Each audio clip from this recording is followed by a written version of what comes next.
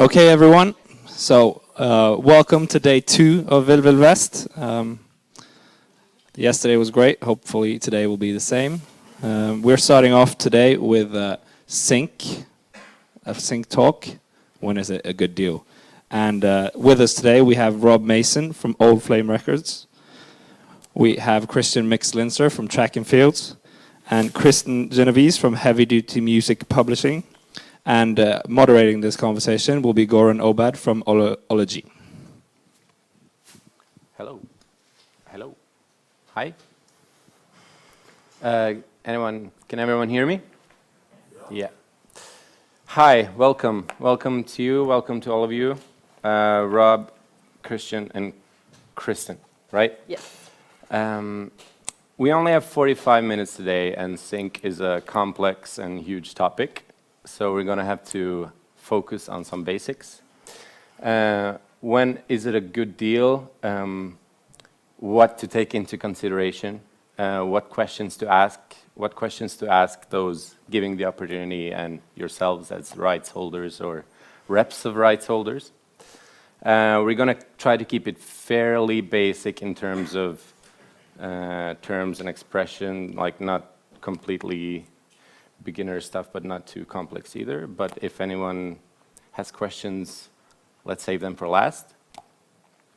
Let's do a quick intro. We're going to do it in this order, if that's okay. Sure. Kristen, do you want to tell us a little about your company and your role? Sure. Hi, happy to be here in Norway. I work at Heavy Duty Music Publishing.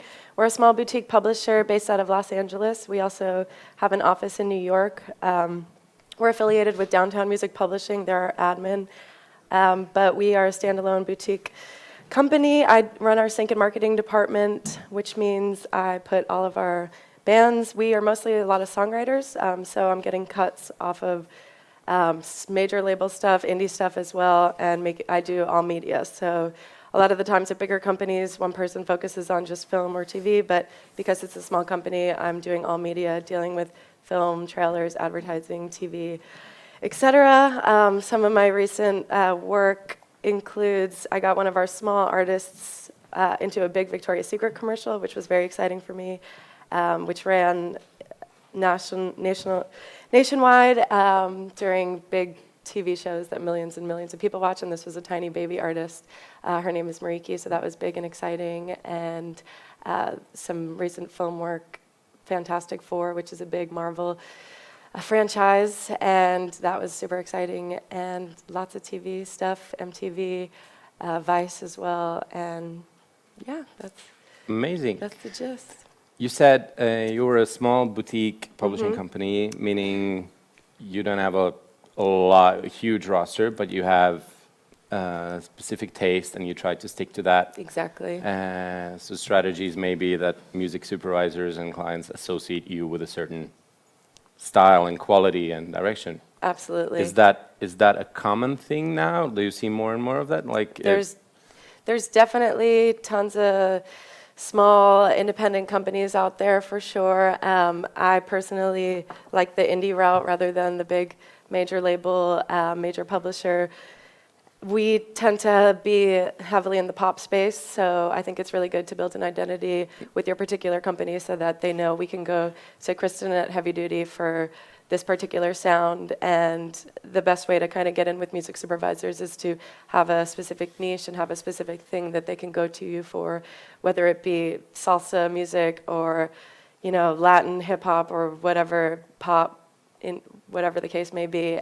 So yeah, we're mostly pop-based, and that kind of spans the spectrum of pop, whether it's EDM or we rep Charlie XCX and Sky Ferreira and Carly Rae Jepsen because of our songwriters. So yeah. Cool. One more thing I just wanted to talk a little bit more about. You said you had an admin deal with Downtown. With Downtown, right? So what does that mean? What's on your table and what's their part of things? So Downtown Music Publishing has a full global infrastructure with collecting royalties, their whole legal department, and their whole admin department as well. So I do all the creative, which is great for me because we have a whole other department which through Downtown Publishing that does all of our administrative work. So all of the papering of the licenses and all of the kind of legal stuff. So I am working with the music supervisors directly, getting our artists at Heavy Duty and our song and our roster into projects across all media, and then we pass it on to Downtown Publishing to paper the deals and get all that done. And making sure that through our sub-publishers in the different territories, they're also getting our music out to the different supervisors in Germany and in Australia. And we're opening up, Downtown opens up an office in Japan. When Downtown opens up an office in these territories, they represent our music as well. Yeah. So they expand your reach because of their offices, and also in your home territory, they'll do the boring adult stuff, and you keep the fun part. Exactly. Cool. And that's very common for a very common, smaller isn't company it? to have an admin.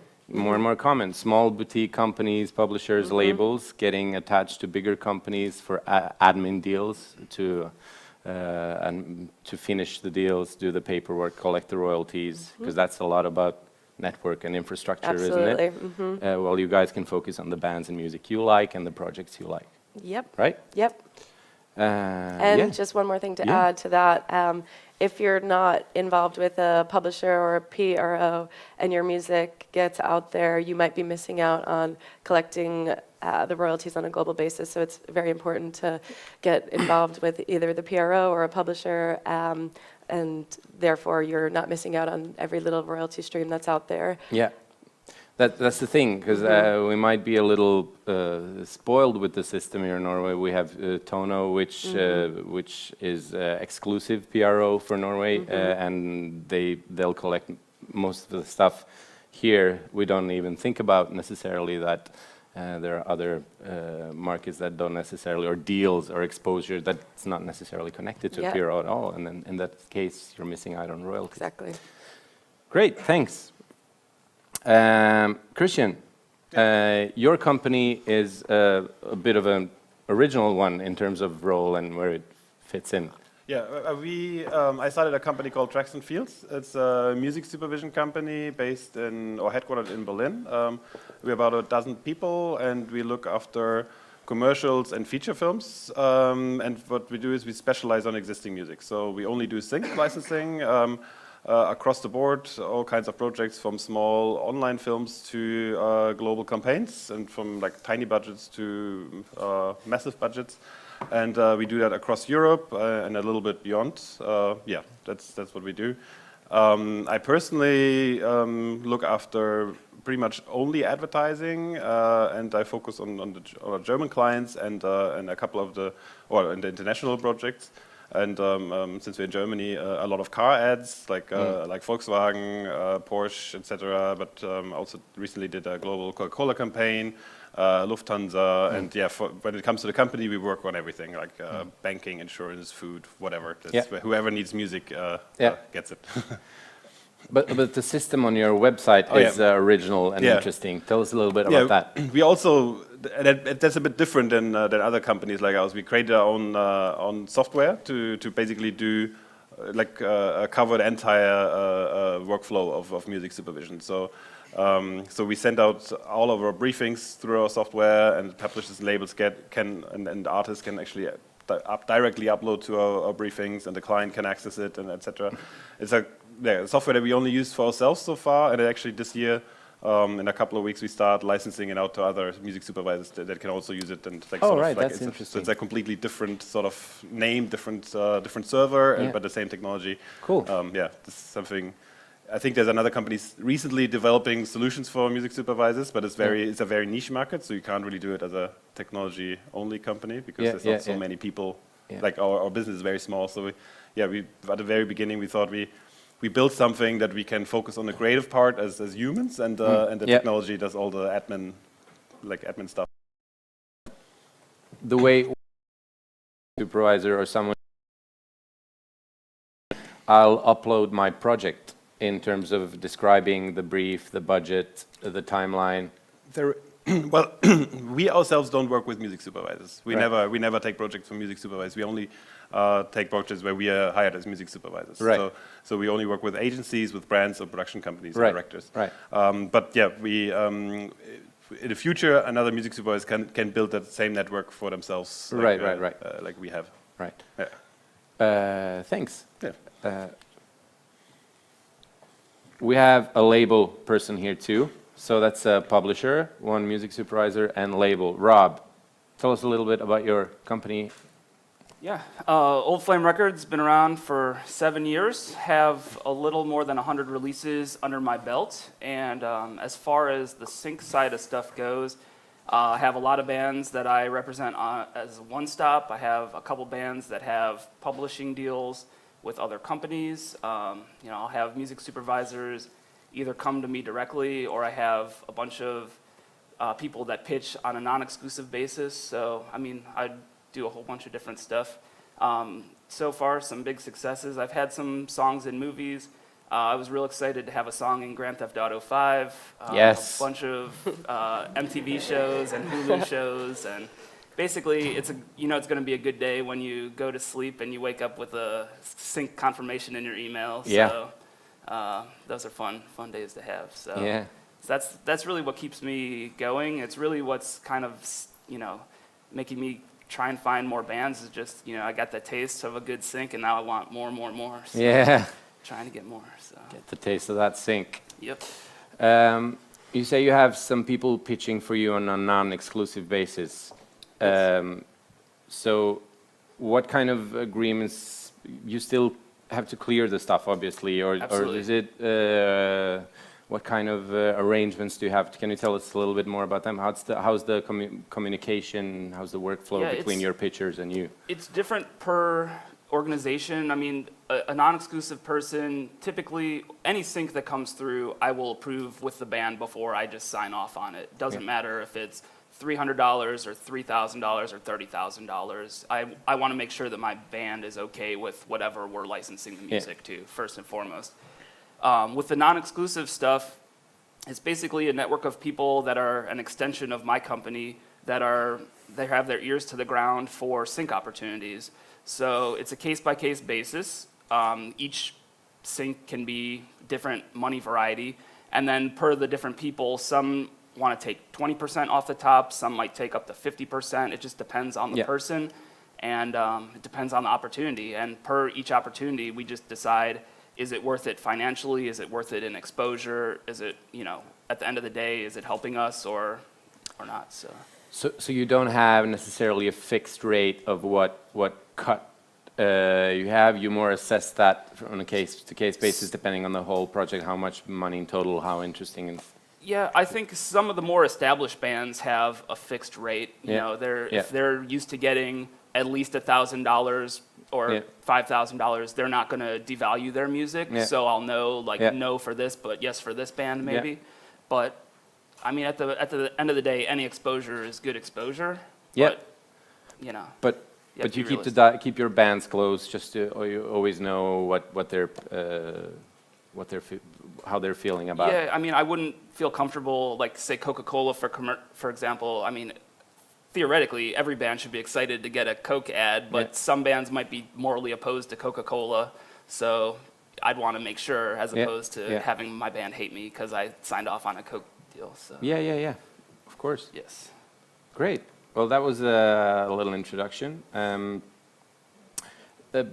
What's a good deal and what's a bad deal? We want to spend a little time talking about that.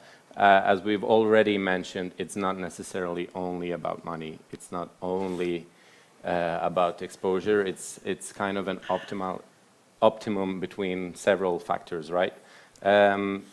Let's do the same round. What information do you need from me as a buyer in order to help your band consider your writers consider a sync opportunity? So first and foremost, we'll try and figure out what the budget is. Right. And budget is then based on all sorts of different factors like term, territory. Is it going to be for 1 month? Is it going to be in perpetuity, forever?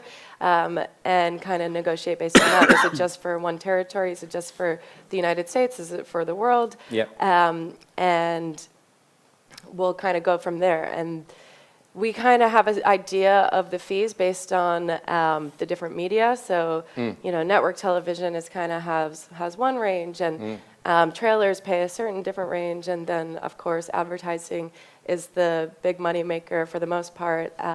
So you kind of just have an idea based on working in sync for a certain amount of years, and I tend to have a far reach as far as wanting our music to be exposed all across the board. So basically, I come from a world of I'd rather get the sync than deny it. I'd rather have the $500 for our company and for our artist rather than passing it up. That is because I work for an independent company rather than a big major. A lot of the times the majors will just flat out deny it if it's below a certain rate. I tend to think that a lot of these smaller deals end up, turning out to be, at the end of the year, you look at all these little tiny syncs and they add up to something bigger. Right. So I'm super open. Of course, we, like Rob said, we check in with our artists to make sure that they're cool with the syncs, but for the most part, I'm trying to get as many syncs across the board, and it's a different conversation for each thing. But yeah, those are the different factors that go into my decision. How about brands and brand values and the associations? Like, is that a discussion that's more perhaps more on the label side as the artist, not so much on the Yeah, writer that's side? a good point, that we kind of let the labels, who are more so on the artist side, we kind of let them have first say, and we'll just go MFN. That means most favored nations. That means what they get paid, we get the exact same fee. So instead of them getting $5,000 and us getting less or more, it's just to make sure that the rates are flat across the board. Yeah. Of course, we do also have a say, and a lot of the times I have a lot of one-stop bands too, and one-stop just means you own the master and the publishing. There's no other parties involved. There's no sample clearances involved. It's just you can come to me to license the music, and I can sign off completely. And for the most part, we do look at the brand association, but for the most part, I'm excited for any brand opportunity. But of course, that conversation is involved. Sometimes it's a tobacco company and our artist doesn't want to be associated with that, or whatever the case may be. We do let the label kind of and the artist himself take the lead.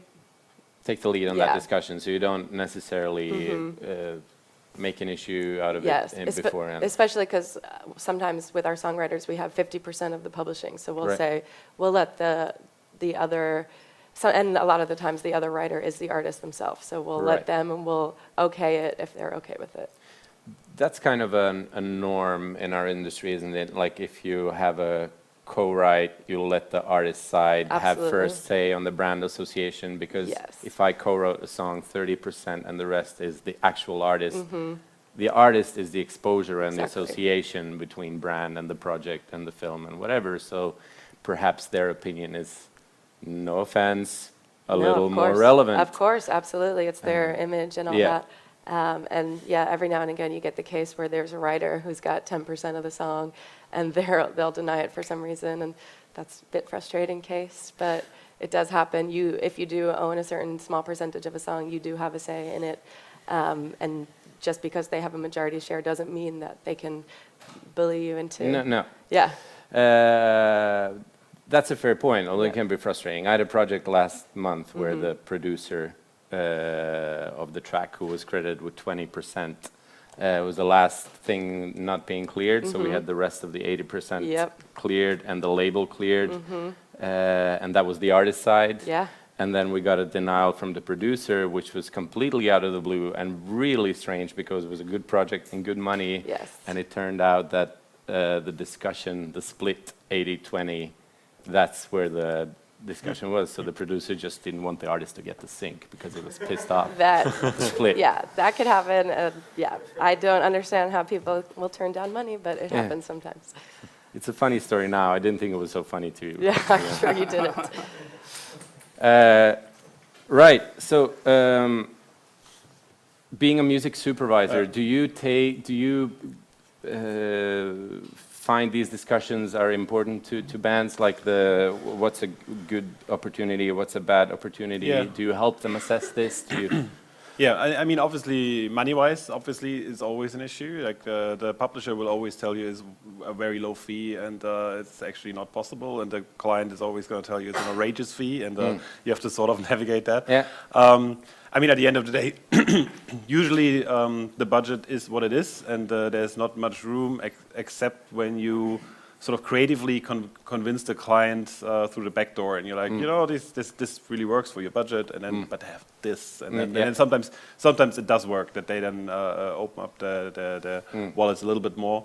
But yeah, typically you basically have to find a different solution for each sort of budget. So for instance, if I had, I don't know, 500 euros, I would not go to a song that's signed with a publisher, because I know the sub-publisher is going to say, damn, I just get 50 out of that, so I'm not going to bring it forward to the publisher and to the original publisher. So I go for bands directly, don't have to share the money with anyone. And then, of course, if I have 50 or 100 or 200,000, then I don't typically go for unsigned bands, because the client says, wait a minute, I'm paying good money. I want someone with a name or with a recording that sounds like there has been a lot of money spent on there. And so it's like a different solution for every sort of project. When it comes to affiliation, I don't think it's such a discussion anymore like it used to be on both sides, actually, because it used to be like artists used to be called sellouts, and the brands were really worried. They were ideally would like to have a drug test of the musicians, you know. And so obviously both sides realized there is no brand in the world that is perfect. With every single brand that you're affiliated with, there's something that you find that you're not going to like, because they're large corporations, that they all have their stuff going on. So you have to accept that fact. And the same, the clients learned, okay, if we're into music, we have to accept the fact that maybe their opinions are not the same as the opinions of our board of directors, and maybe they do drugs or they like alcohol or whatever, or they're going to behave not like we would behave as a corporates, and etc. So I think that was fine, unless it's something really bad, like Gary Glitter, for instance. No one would touch that guy, or it's like some like really like he's a known pedophile that's not going to stop. So when you know your money is going into something really bad, then you shouldn't do it. Same on the other side of the artist. If you know. Political affiliations, like political brands or political parties, of course, are no-go. But if you know, okay, this company has just done something really bad, and I don't want to be part of that now. That's probably the only discussion. Obviously, if you're a vegetarian like myself, then you shouldn't be giving your music to meat commercials, because that feels weird. Same as if you're into protecting the environment, you shouldn't give your money to, I don't know, muscle cars or like big cars or ridiculously big cars, whatever. But it's a personal decision. Typically, when we have projects where we know, okay, this might be a bit touchy. He mentioned a lot of his artists are not liking Coca-Cola, so. There's like fast food is always an issue. Hygiene products are an issue that luckily we don't have so many of those, because they don't tend to care about the music either. But then you know, okay, we have to be careful and have to make sure that we talk to the artist before the client sees it, etc. And then finally, when it comes to the creative part or the band itself, something like audience of the band, I think, is never really important. It could. I mean, there's talk about how this could be something really interesting, like finding the artist that appeals to Audi buyers, and then you sell more Audis because you have the right piece of music. I don't believe in that really. I mean, it maybe works when you do like branded concerts or something, but at the end of the day, music and commercials or films always it serves the purpose of making a great film, which then as a film is gonna work well, and not just the music, unless it's scripted to music. But so typically, it's the creative fit is a lot more important than who the band is appealing to. Then of course you have big hits where clients would like to affiliate themselves with the hits, but that's basically with the hits they reach everybody. So yeah, that's my. Great. You mentioned typical, what should I say, sensitive brands that deserve a little extra attention just to make sure the writers and artists are fine with. You mentioned cigarettes, but that's the one always being mentioned, which is a bit strange to us in Norway, because we don't really have tobacco commercials, do we? Sometimes we just did one. It's very weird because they're really hidden. They're like you can't even put it in your show reel or anything, or you don't even get the film sent. Yeah. But yeah, meat is the big touchy one I find here, and like there's a lot of attention to that recent years. Also, I had a denial once in banking because the band had done a research and they found out that the relevant bank didn't have an ethical code of conduct. That's surprising. And I was just like, well, amazing research, guys. Hats off. Good luck. I mean, they earned their right to that denial. Rob, what's your thoughts on good deals, bad deals, money, affiliation? It's a case-by-case basis. I'm of the mindset as a one-person operation that I like money, so if I can bring income in, and typically I have smaller, unknown bands, so money and exposure are both really good things, really valuable things for me to propel my campaigns forward, for me to get more interest in, you know, the booking agent world, you know, get my bands better shows, like anything that I can add to our proverbial resume and like hang our hats on is good, even if it's an MTV show that doesn't pay me up front, but my band might get paid on the back end, or just the exposure with the Chiron. I mean, it can really help. So, I mean, I've seen it. Particularly, we talked earlier. I had a band called You Won't from Boston, and they got on a bunch of MTV shows. Might not have paid them very well, but they were one of my best-selling bands just because all the exposure. They toured a bunch. You know, it just really helped kickstart their whole career, so to speak. So cool. You said the bands, some bands necessarily don't get paid there and then for the sync rights, but then they'll get paid back end?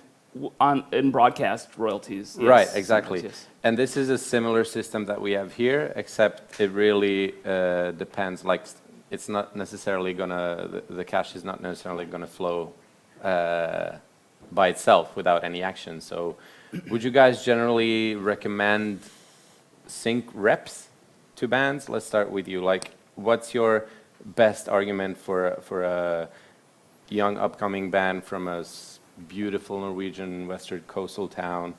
They want to get into sync, work more syncs. Should they get a rep? They have an offer. What's the arguments for? Well, the sync business is, like lots of businesses out there, a relationship-based game. There's so many people pitching music. There's so many companies that represent music, and there's a limited amount of music supervisors out there. For me, in my experience, the relationships that I build, I've been on the supervision before at MTV. Now I'm doing publishing and pitching music. You have go-to people. So you have people in your mind when you need music fast. You go to these companies who are trusted resources for you. They also, when you're a music supervisor, you can trust that these companies know that there's no samples involved, that these people outright own their music, rather than if you just find a band, you're not, sometimes when you record music and you're starting out and you're smaller, you might not understand that you can't pull a sample off the internet. So I think my best argument is that it's a relationship game, and if you have a trusted company that you get involved with who represent your music, you have a better chance of getting in with all these supervisors who are so inundated by music submissions all day, every day, and they're likely to go to someone that they have a relationship with, rather than looking at all the emails in their inbox that are just cold and random. Because 9 out of the 10, and I can speak from experience from when I was at MTV, 9 out of 10 of the bands are not very good. So. I think it's important to get affiliated with someone. I'm not going to say that you have no chance as a solo independent artist. Yes, of course you can. You attend things like this, you meet people, you get your music into the right hands. But for the most part, having someone that's been doing this, that has the relationships, I think is a good route to go. Yeah.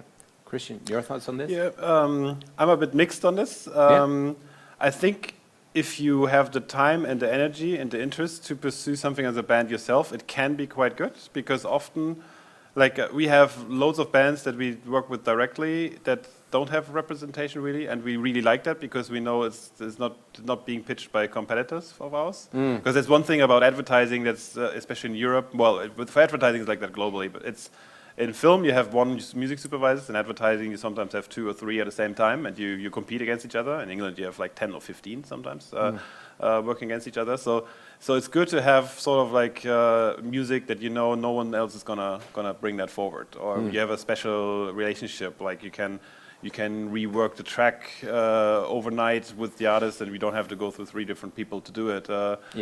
That's quite nice. But I see that for a lot of bands that I watch, they're really excited about it for like 2 or 3 months, and then you realize they might not have a deal in 2 or 3 months, because it might, some are lucky and get one every month, and some are unlucky and have to wait a bit, depending on the music they do. So when you realize, okay, maybe I'm not made for it to network with a lot of music supervisors or music companies, then maybe it's good to have representation. The good thing about some of the licensing companies is that typically when they're good, they really understand briefings. They're often a lot better than publishers, for instance. Over here, for instance, in Europe, you have a lot of publishing houses that have a very small sync department, or a sync department that's overloaded, like one person for a huge market, like Germany, for instance. So they typically can't invest the time like a company that does nothing else but licensing all day. So that's sometimes that's good, and sometimes there's some companies that we get pitched to that we realize, okay, they always get it. But then there's others, especially in the US, where this is that everything is a lot further than here, and the market's a lot bigger here. Not every representation company is really a trusted partner. There's actually some where we're like, oh no, we're not going to touch their stuff, because what they're doing we don't know. This year I had 1 month where I had 3 artist approvals from representation companies where I knew that they didn't have the artist approval, because we do our homework, and they just gave approval, and then later come on, oh sorry, Universal has to sign off on this. Didn't know. That's 3 times in 1 month, and we check up this stuff, so we caught them, or we knew before the client didn't think it's approval. We kind of saw it didn't make it through us, but this happens a lot, and it happens increasingly, because now so many more people are getting into the pitching game that a lot of people just like, they just pitch it out and then realize that maybe they have spoken to the band the last time half a year ago, and they don't know yet they have been signed to Sony ATV now, because things happen fast in the music world. I mean, it's not like this can happen within 2 months or something. So this is something. There's good ones and there's not so good ones. So you have to pick them really well. Yeah, absolutely. Don't be impressed by the reel. Everybody that does this for more than a month has an impressive reel. Everyone has something on the big shows and the big brands. It's sort of like a consistent, long companies that exist a little bit longer, that have been there before the big hype, etc. And you never know on a reel, was this an opportunity that fell from the sky right down on their head, or if it's something they actually worked for and hunted down, which is very relevant, right? There's a lot of companies that just get master representation, and all they do is sit down and wait for the publisher to get the deal, and then they sign off MFN. Exactly, sign off MFN, and then that goes to the show reel too, right? Don't take the show reel too seriously. That's a good point, actually. And do your research on the company. Do your research on the company. That's also a great point.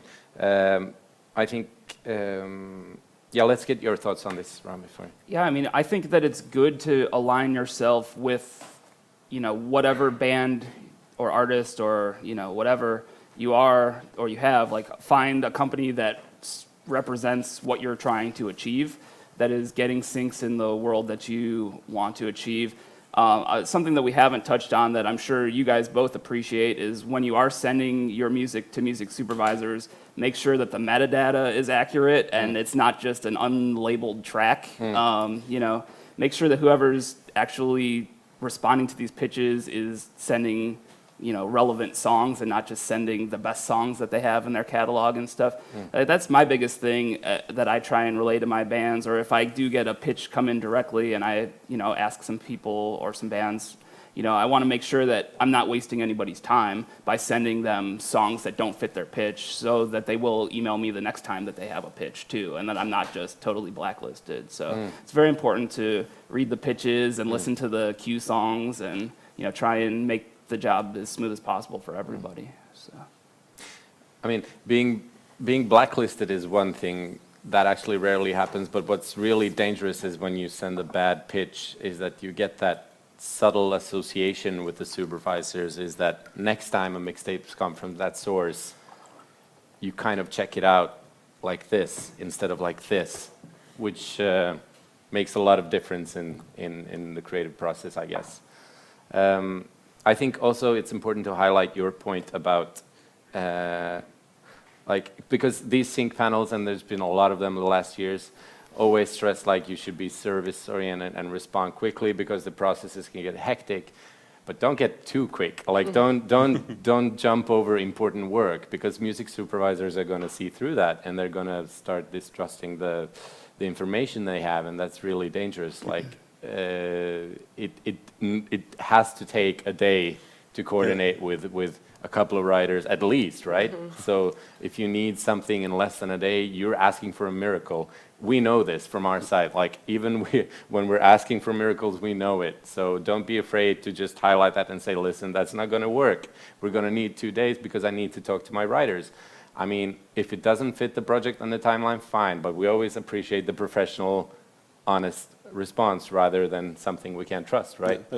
So yeah, be quick, but not too quick, right? There's also a thing we call machine gun pitching in our company. There's some people, you send them a briefing and 20 minutes later you get 20 tracks. And it's like, okay, you thought hard on these ones, right? I mean, often people do only spend their time at least, let it sit for a couple hours, then send it. So at least I have the feeling you spend some time on this. Completely agree. I guess we'll go straight to questions since we're 7 minutes from time. So questions? Yeah, there's so many different. There are so many different music licensing companies out there, and you talked about it's important to do some good research. Could you give some advice on how to do the research? Some important steps. Of course, Do you want to direct that question specifically on someone, or just take a look? To anybody, maybe anybody that feels it's relevant, really. You said the woman. What's your name? Kristen. Okay, thank you. Sure. My company, particularly, we have a website, and you can kind of see the different artists that we work with and see if your music is aligned with that. I think everything is available online. There's also, everything's connected via social media these days, so I tend to, if I'm interested in working with a specific company for whatever the reason is, I'll tend to look who my degree of separation is, and if I don't know someone there, probably know someone who knows someone. So I think with the internet and social media, it's super easy to figure out who you can be connected with. Yeah, just kind of check out the websites, and there are definitely a lot of shadier companies like you were mentioning, and there's a lot of things I've seen in the past where you have to pay someone to get your music placed. I recommend against that. That should never be the case. I think just figuring out a degree of separation and figuring out who you know over there and ask around. Word of mouth is super important as well. And do you guys have anything to add to that? Yeah, maybe, I mean, it starts with just looking at the roster they have. First of all, is it the music that you have? If they only represent Mexican artists and you're from Norway, maybe not the best fit. If you think their music sucks, then maybe people that send them briefs think the same. If they represent super big names, you might be impressed, but maybe that also means their fees are really high, and they will say no to deals that you really would like to have, and people don't come to them for your music, even if they would like to. And then maybe see if there's anyone you might remotely knew that is in the placement list. So you see, okay, they placed this band. Ask them how was their experience. Ask some of the other artists that you don't see in there. I mean, that sounds like a lot, but maybe just a few of those is fine. And then ask some of those who are not placed, because there's some companies that are typically quite good in America in everybody's opinion, and everybody tells them like, oh, these are the good companies, but that means everybody goes to them, and that means their roster is so massive now that they're not even gonna pitch your music, or not even that they can't do, because they can't place everybody, because at the end the clients only need one song for commercials and a couple for films. So all of these things, and I mean, there's no there is no ranking of the best representation. But if you take all these and yeah, speak to a few people at conferences like here, you will eventually find a couple companies that feel right. Thank you. Rob, we're going to save you for the next question because we need to make time for more. Sorry. No? More questions? No? Do you have a question? You're there in the middle, short hair.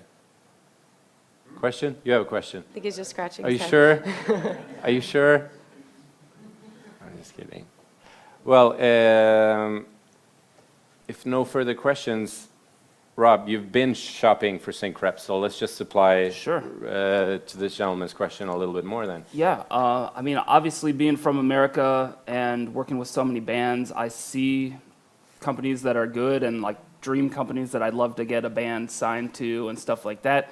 And you know, it's starting to happen here and there. But I mean, my best advice is if you're watching a movie that has music that sounds like your band would fit in it, like find out who was the music supervisor for it. I mean, you can find her on LinkedIn or, you know, Google search that person and maybe try and send a nice personalized email and just go that route. Or if there's a band that is getting a lot of syncs, you know, try and figure out who's repping them and yeah, just a lot of Google searching, you know, that kind of stuff. Yeah. It's cliche, but it works. Oh, yeah, I have one more. That's a good point, actually. In those films, you can also look at the credits, and it says, what is it in America? By arrangement with, I think? Yeah. So there's a Yeah, line the on credits. in the credits, by arrangement with, and that's the licensing company that did it. And there's some that you see in every single movie, and some that you never see, and that's also something. If you watch a couple movies where you think, cool music, look at that, look at the by arrangement with, and you see, okay, if there's 3 times the same name, maybe this is a good one, for instance. And I think it just comes down to the quality of music. You want to make sure that your music is on par with the stuff that you're hearing getting placed, and you know, go from there.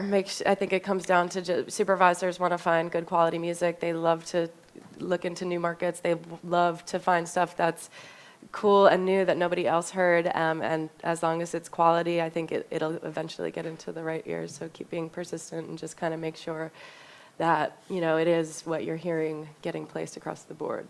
Not saying the exact same sound, everyone wants what's new and unique, but there's a level of production quality. Make sure it's mastered and all that. Yeah. And yeah, I think that's a good place to start. And have instrumentals handy too. Instrumentals Can be are very helpful. important, Yes. extremely important. A lot of Yeah. people forget that when they're recording, but there's a good sync tip. Record your instrumentals also, and high res. Yeah. And I be patient, I guess. Like you mentioned, like how many labels are sending music to Nora Felder, the music supervisor of Stranger Things? Her mailbox must be a complete chaos these days. Like, and she's a great person. She's going to want to listen to a lot of the good stuff, but it's going to take her time. I bet Yes. she gets 10 times more submissions after Stranger Things than before. Oh yeah, So- I work closely with her, so Yeah. it's like getting in with someone. That was my main point is getting in with someone who has that direct relationship is a good thing. So yeah. One more question right here. It's the last one. That's me? Yeah. I was wondering, is there like any industry that's pretty great to get a deal with? Like the video game industry, movie, ad, or YouTube? So like, where should you get the sync deal?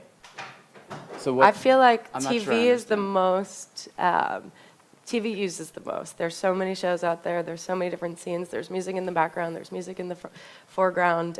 That's a kind of a good place to start as far as volume, I think. But like I was saying before, advertising is the most money. Some video game, there's decent money in there. Trailers, promos, film budgets are getting smaller and smaller. But yeah, I think TV has the most volume, but I think wherever you can, get syncs and kind of build from there and build the sync story is important. And there is all new media. I got a request recently for an Instagram 15-second video. My boss and I looked at each other like, what do we quote for that? That was the first time we've ever heard that. And that's just going to continue to happen. So even though it's advertising and big money, it also depends on the size of their project, because they could be making a worldwide campaign which is going to go all media, every country, which makes a different set of rules for what the value of your music is. Or they're going to be making one 15-second Instagram spot that's going to be programmatic into a certain part of Oslo at a certain time of day. That creates a different set of rules for the value of that sync. Yeah. That's time. +2. Sorry. Well, thanks. Thanks a lot for coming over, guys. I hope you find Bergen wonderful. Yes. Amazing. If anyone wants to ask further questions or maybe share their music with you, Sure. they can hit you up right here, right now. No problem. Sure. Yeah, cool. Absolutely. Well, Thanks. thank you.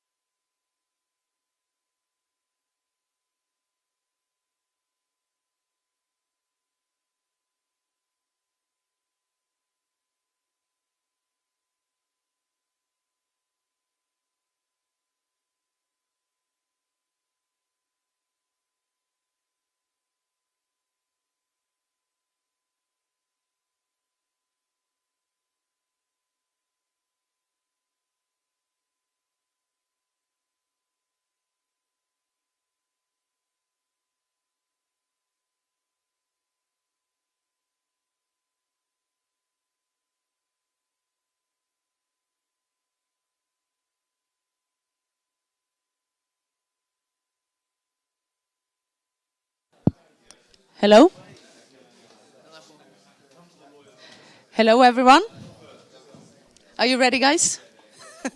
We're ready. 1, 2, Hello 2, 2. and welcome to this talk with AURORA's global team. We are really proud to have you all in Bergen for the Vill Vill West Festival. And so is the city of Bergen. And we have invited the Commissioner of Culture to just say a few words before we leave you to the stage to you. So Julie Andersland. Thank you. Thank you. Dear Vill Vill West and dear all conference delegates, I have to say I'm also very proud that Bergen now is to host this new exciting music festival. In this first year of the festival, it has already attracted a great number of participants from the international music industry, and many of you have come here today to hear more about the story behind the international phenomenon. My tongue wasn't that good there. But you know, well, you understand what I mean. But the phenomenon. I'll continue. AURORA is who we are here to talk about. And in recent decades, Bergen has produced a steady stream of artists and international careers, especially within the metal, pop, and electronic genres. Artists like Enslaved and Røyksopp paved the way for other artists from Bergen. As you all know, we are currently witnessing a wave of EDM artists from Bergen, conquering the hit lists and music venues worldwide. The other day, we could read in the newspaper that Alan Walker from Bergen just passed 500 million of streams on Spotify for his song Faded. That's quite impressive. And I think there are many stumbling blocks on the road from national and local recognition to international success.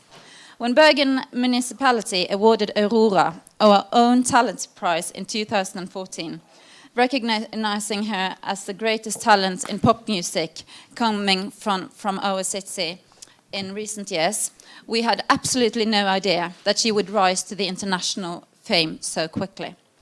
We have followed her development steadily, closely, and we have also supported her with various grants along the way. AURORA's exceptional talent has been cared for by dedicated and good helpers. Made management, fronted by Geir Luedi, who's here in the panel, and Per Mygland, who I think I saw in the audience somewhere. And they both play a very important part in Bergen's music scene. My impression is that they have wisely let AURORA take one step at a time, preserving her artistic uniqueness from being streamlined by the international music industry. Made management have also made a well-thought-of choice of partners among record company executives, lawyers, and booking agents, all on a high international level, some of whom we will meet here today. So Bergen Municipality, we aim to be at the forefront when it comes to culture. And artists like AURORA and the team around her really help us to reach such goals. So I'm very happy to be here today and to have the opportunity to hear what you all can tell us about, and I look forward to learn more about how we have worked together. Thank you. 1, 2, 1, 1, 1. 1, 2. Good afternoon, everybody. Can you hear me okay? Wonderful. Before we kick off, let's just do a quick introduction of everybody sitting here, starting at the far end. I know, sorry. Starting at the far end. Well, I'm Geir. I work at Made Management. Hi, I'm Paul. I'm a lawyer in London. I'm Daniel Glass, founder of Glassnote, based in New York City. And I'm Markus Berg. I work as an A&R for Universal in Germany. Hello, I'm Tom Lewis. I look after marketing and A&R at Decca Records in London. I'm Steve Goodgold. I'm from the Windish Agency, an American booking agency, and I'm based out of New York City. I'm Rich Schaefer, a partner at Mick Management, based in New York. And my name's Danny Roberts, and I work in the A&R team at Decca Records in London. So, I'm going to go back to the very beginning, before all of us were involved. It was just the artist Aurora, Gare and Per, and you had a song called Awakening. Talk to us about that song. What was the initial reaction to the track Awakening?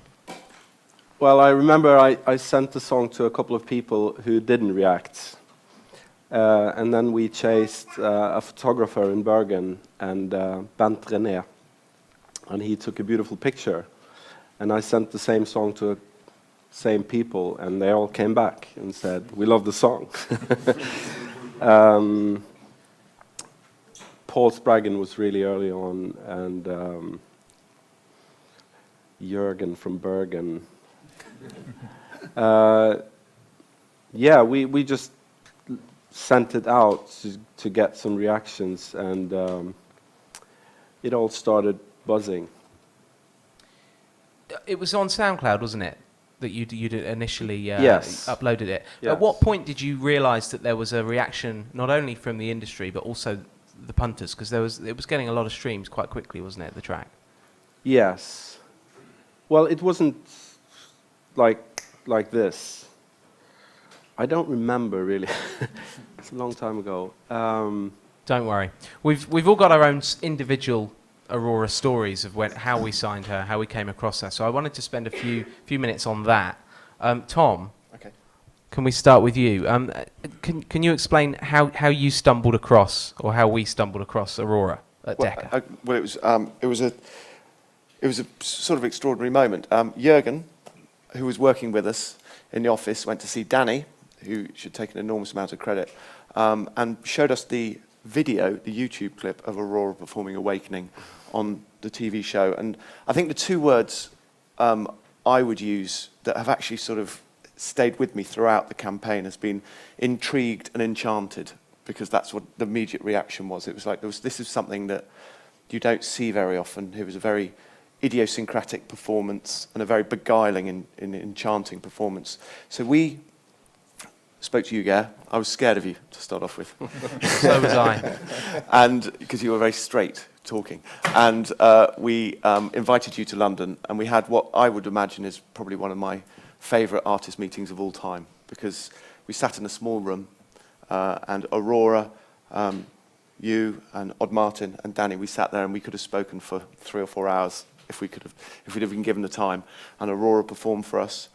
And we spoke about music, and we spoke about life, and she made us laugh, and she utterly, utterly enchanted me and you, and then very quickly everyone else at Decca who we were able to engage her with. And then I flew over here with my president, a man called Dickon Stainer, and had a very famous day where I completely understood the Bergen weather, because I arrived thinking it was going to be warm and sunny for some reason, and it was raining. And we met Aurora again with her father, and we very quickly knew we had to find a way to work with her. So it was a very quick process, but it was because something radiates from her. There's magic, I think, that radiates from Aurora.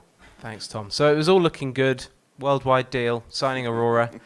And then I get a phone call one afternoon from Mr. Ludi saying that he's just got off the phone to Daniel Glass in America. Daniel, talk us through, how did you come across Aurora, and what was the process from your side? So I was at a conference in Canada, and I had breakfast. I had set aside a breakfast with Tom Windisch, the owner of the Windisch agency, Steve Goodgold's partner. And we're having breakfast, and excuse me.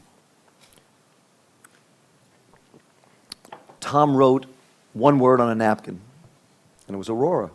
So I said, what is it? I don't know if it's a book, it's a movie he's turning me on to. He says, Aurora. I said, what is it? He said, a new artist. And I said to him, is it a he or she? He said, it's a she. What does she look like? He said, I don't know. So I said, have you seen her live? He said, no. And I said, you represent her? He said, yes. He said, all I know is somebody with a lot of taste said, you must hear this, and you must see her, because you'll get this better than anybody. I said, wow, that's a very nice compliment, but I'd like to know what the vibe is. He says, well, check it out. He said, but the source is very reliable, and you'll know what to do, and I trust you. And we have a great relationship with Windisch. We do Churches and the Strumbellas. We do many artists together. So I got on the phone with Gare immediately after I actually went to the room and listened to the music. Got on the phone with Gare and we just clicked. I mean, that was an amazing phone call we had. And Gare said, come to Norway. And I said, when? He said, come to the Oya Festival in Oslo. And my youngest son was in a course at Imperial College. And I said, how would you like to have a father-son weekend, London to Oslo? He said, I'd love that, Dad. And the two of us went off to Norway and had a magical weekend. And I actually thought I was going to go see this pop artist, this pop girl. And then we saw this artist play Aurora, and we were transformed. I mean, it was really a profound, visceral reaction that we had, my son and I, and one of the greatest performances I'd ever seen in my life. And it was, I actually used the word, this could be genius, not to put pressure on her, but it was really something else. And then to meet the Maid family of Mikael and Per and the team around it. And all I thought about is we formed our company as a family. And I felt a family here. And then when Gare insisted, you must meet the family tomorrow, and I met the mother, the father, the sisters, and then the next few weeks it was family, family, family. And no matter where we went, it was Victoria, it was Miranda, it was Dad. It was just great, and that's my philosophy. It should be a family. And I was very happy that Decca was involved, to be honest, because I love the work, the detailed work that Decca did. So it was a very complimentary relationship, I felt, and and Tom and I have developed a relationship of telling each other little tidbits of guess what we got, guess what you got, and I think it's only to boost the team. So that's how I came across Aurora, and I guess the point is I got on a plane and I went to see it. It wasn't just the song, it was the other dimensions of it. So that's what got me. Thank you. And meanwhile, in Germany, Marcus, what was happening there? I think it was January when I was preparing for Bylarm Festival in Oslo, and I always try to check out all the artists playing there up front, so I have like a really detailed plan what to see, what not to see. And one of the ones who really stood out, even if it was just that one song we just all mentioned, was Aurora. And she was scheduled for 2 shows. And the first slot was, there was another show, another artist playing at the same time, so I just figured, I'll just go see the second one. So I missed the first one, and then for the second show, the queue was so long I couldn't get in. So I got on the plane back to Germany, but the one artist I really wanted to see, I couldn't see.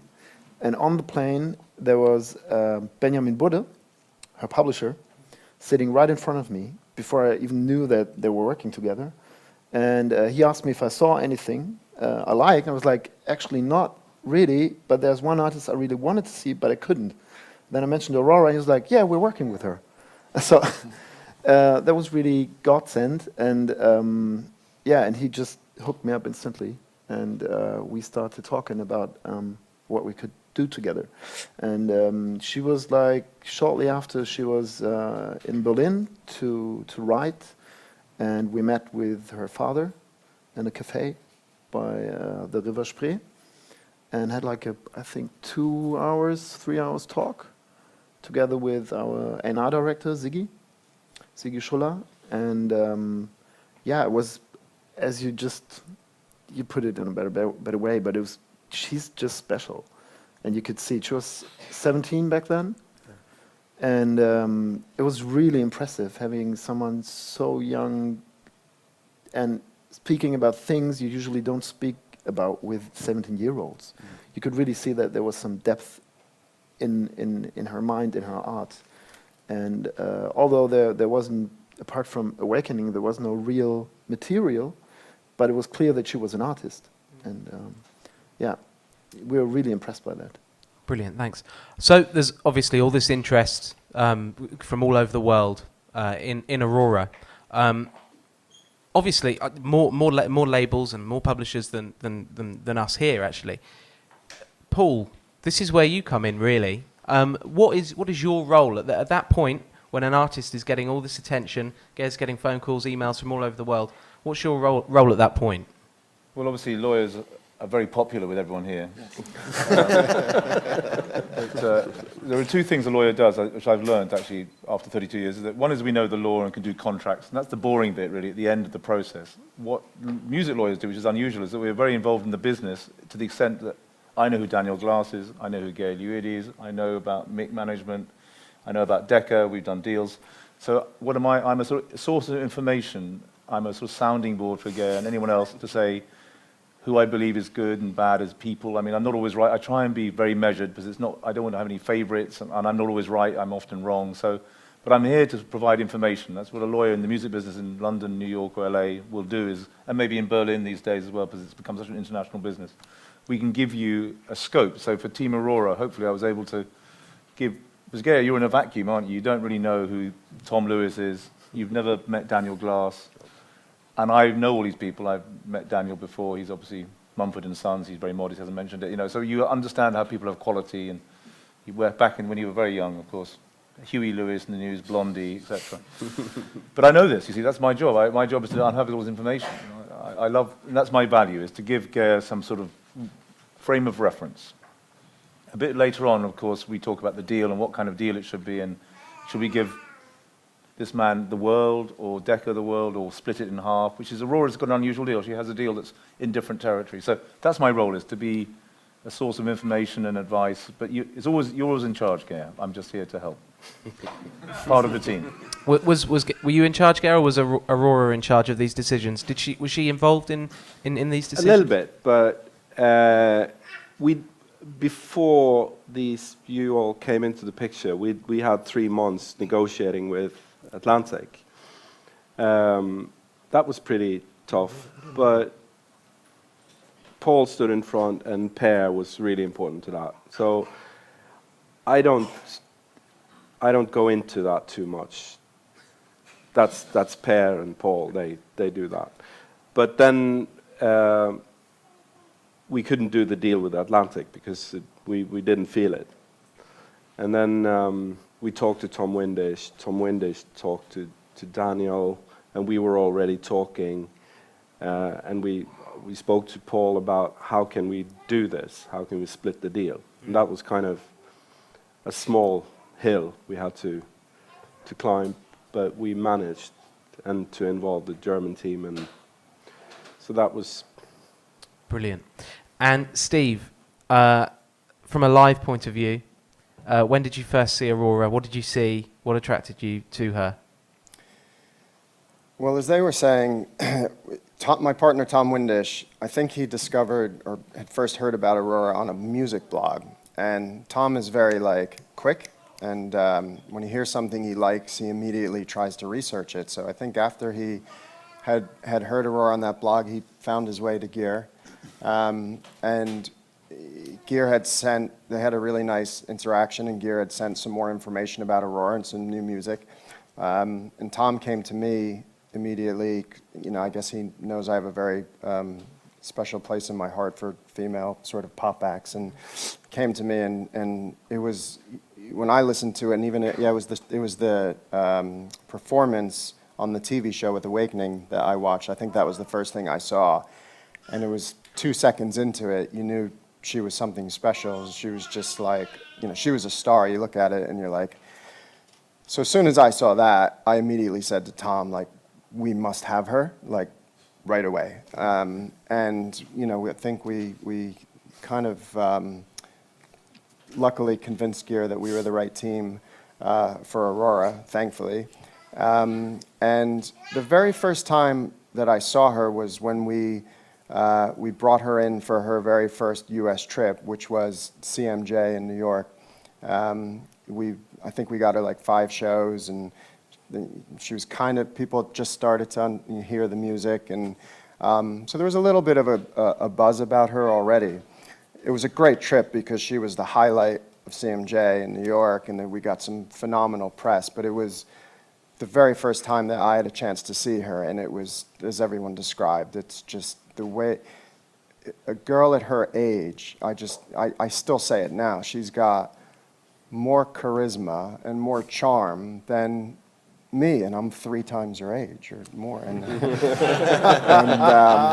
and it's just mind-numbing to think about the mentality. You think about when people are her age, what they're doing, and she's just up there with this presence, and she has the crowd in the palm of her hands between every song. You just cannot take your eyes off her, and it was kind of great because up until that point, it was mostly just I had listened, I'd heard the demos and the singles, and I couldn't wait. I was so excited to actually be there at the venue and watch her, and I was in awe. I was just completely blown away and so thankful that we were working on the project, because up until that point, it was just like excitement, anticipation about the whole team. And as I talked about, Tom brought it to Daniel. Thankfully, we do a lot of business with Glassnote.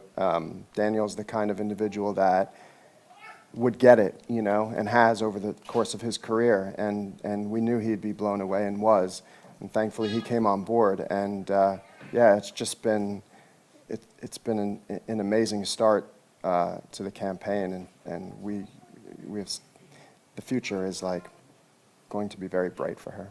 I just want to quickly touch on CMJ, actually, Daniel. When is CMJ? Was it the end of the year or the start of? Interesting topic today, because CMJ looks like it's going away, and this new conference, Mondo, is sort of taking over. It's the original owners. It lost its way, what it meant.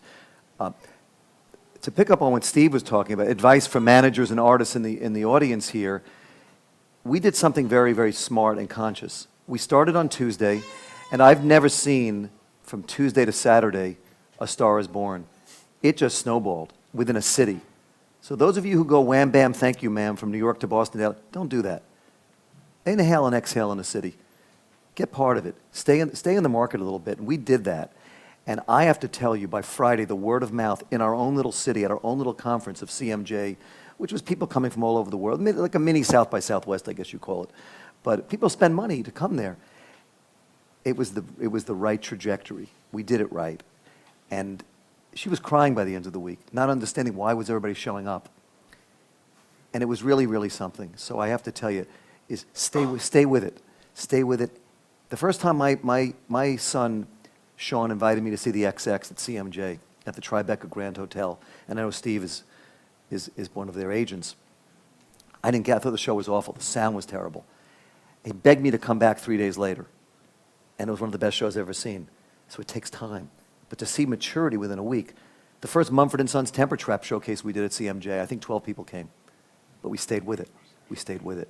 So it's a lesson of immersing yourself in a market, not going for 40 things. Go for one and establish a base. I'm not sure if I'm answering your question about CMJ, but it was an amazing 4.5 days of working together.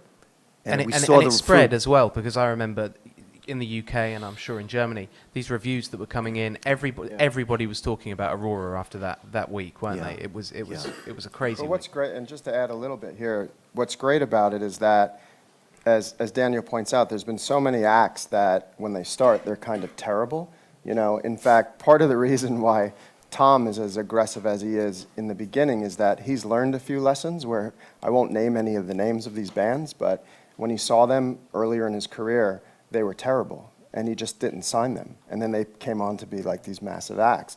So we understand, we actually expect acts that are early on to be terrible. And if they're not terrible, you're pleasantly surprised in some capacity. If they blow you away, it's like heaven. And with Aurora, it was like, every time I see her, the one phrase that reoccurs in my brain is just, "A star is born." And that's every time she plays. It was like, and Daniel and I have been lucky enough to be in a lot of the same rooms that she's played. Every single time we just look at each other and we're like, "Star is born." Like that performance was better than the last performance. And that's exactly what happened over the course of that week. It was like she did the one show, people talked about it. Then they came to the second. By the time we were at the 5th show, the anticipation on that last show, just from that one little week, was like insane. I want to move on to the first stage of when you sign a record deal, the A&R process. Tom, can you sum up the Aurora A&R process in 30 seconds, please? Thanks, Danny. I think actually the A&R process was relative. It could have been a disaster because there were 4 champion territories: Norway, Germany, the US, and us. It could have been a disaster, but actually, I think credit actually to Geir and to Per and to Odd Martin and to Magnus, because the team that you had built, who were protectors and amplifiers of Aurora's vision, meant that actually the stuff was coming out that we were commenting on and hopefully trying to make, hopefully trying to polish. We weren't actually having to go in and say, now this is what you should do, this is who you should work with. The vision was coming from the artist and the team that you'd built very close to her. And I think that's actually my tip, if I was to offer one, was find people to protect the artist's vision, amplify it. You've obviously got to have the market in mind. You've got to think about how you're going to get heard.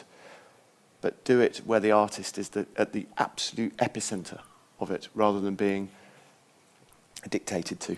So that's, I think, but actually I felt it was very collaborative, and we all sort of... Very unusual. You know, Danny's going to ask me a question, which I'll answer now, which is a hard question.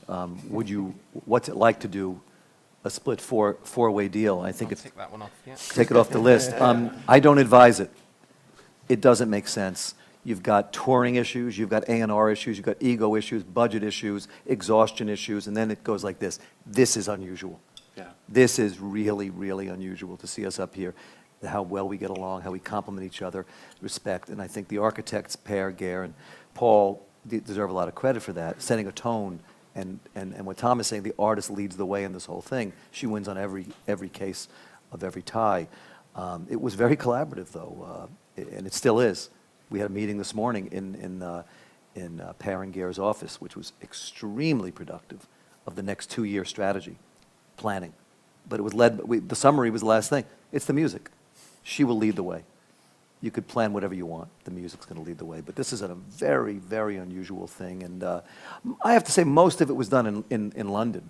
I think most of the recording, writing, I mean, there's Berlin sessions, there's New York, there's LA.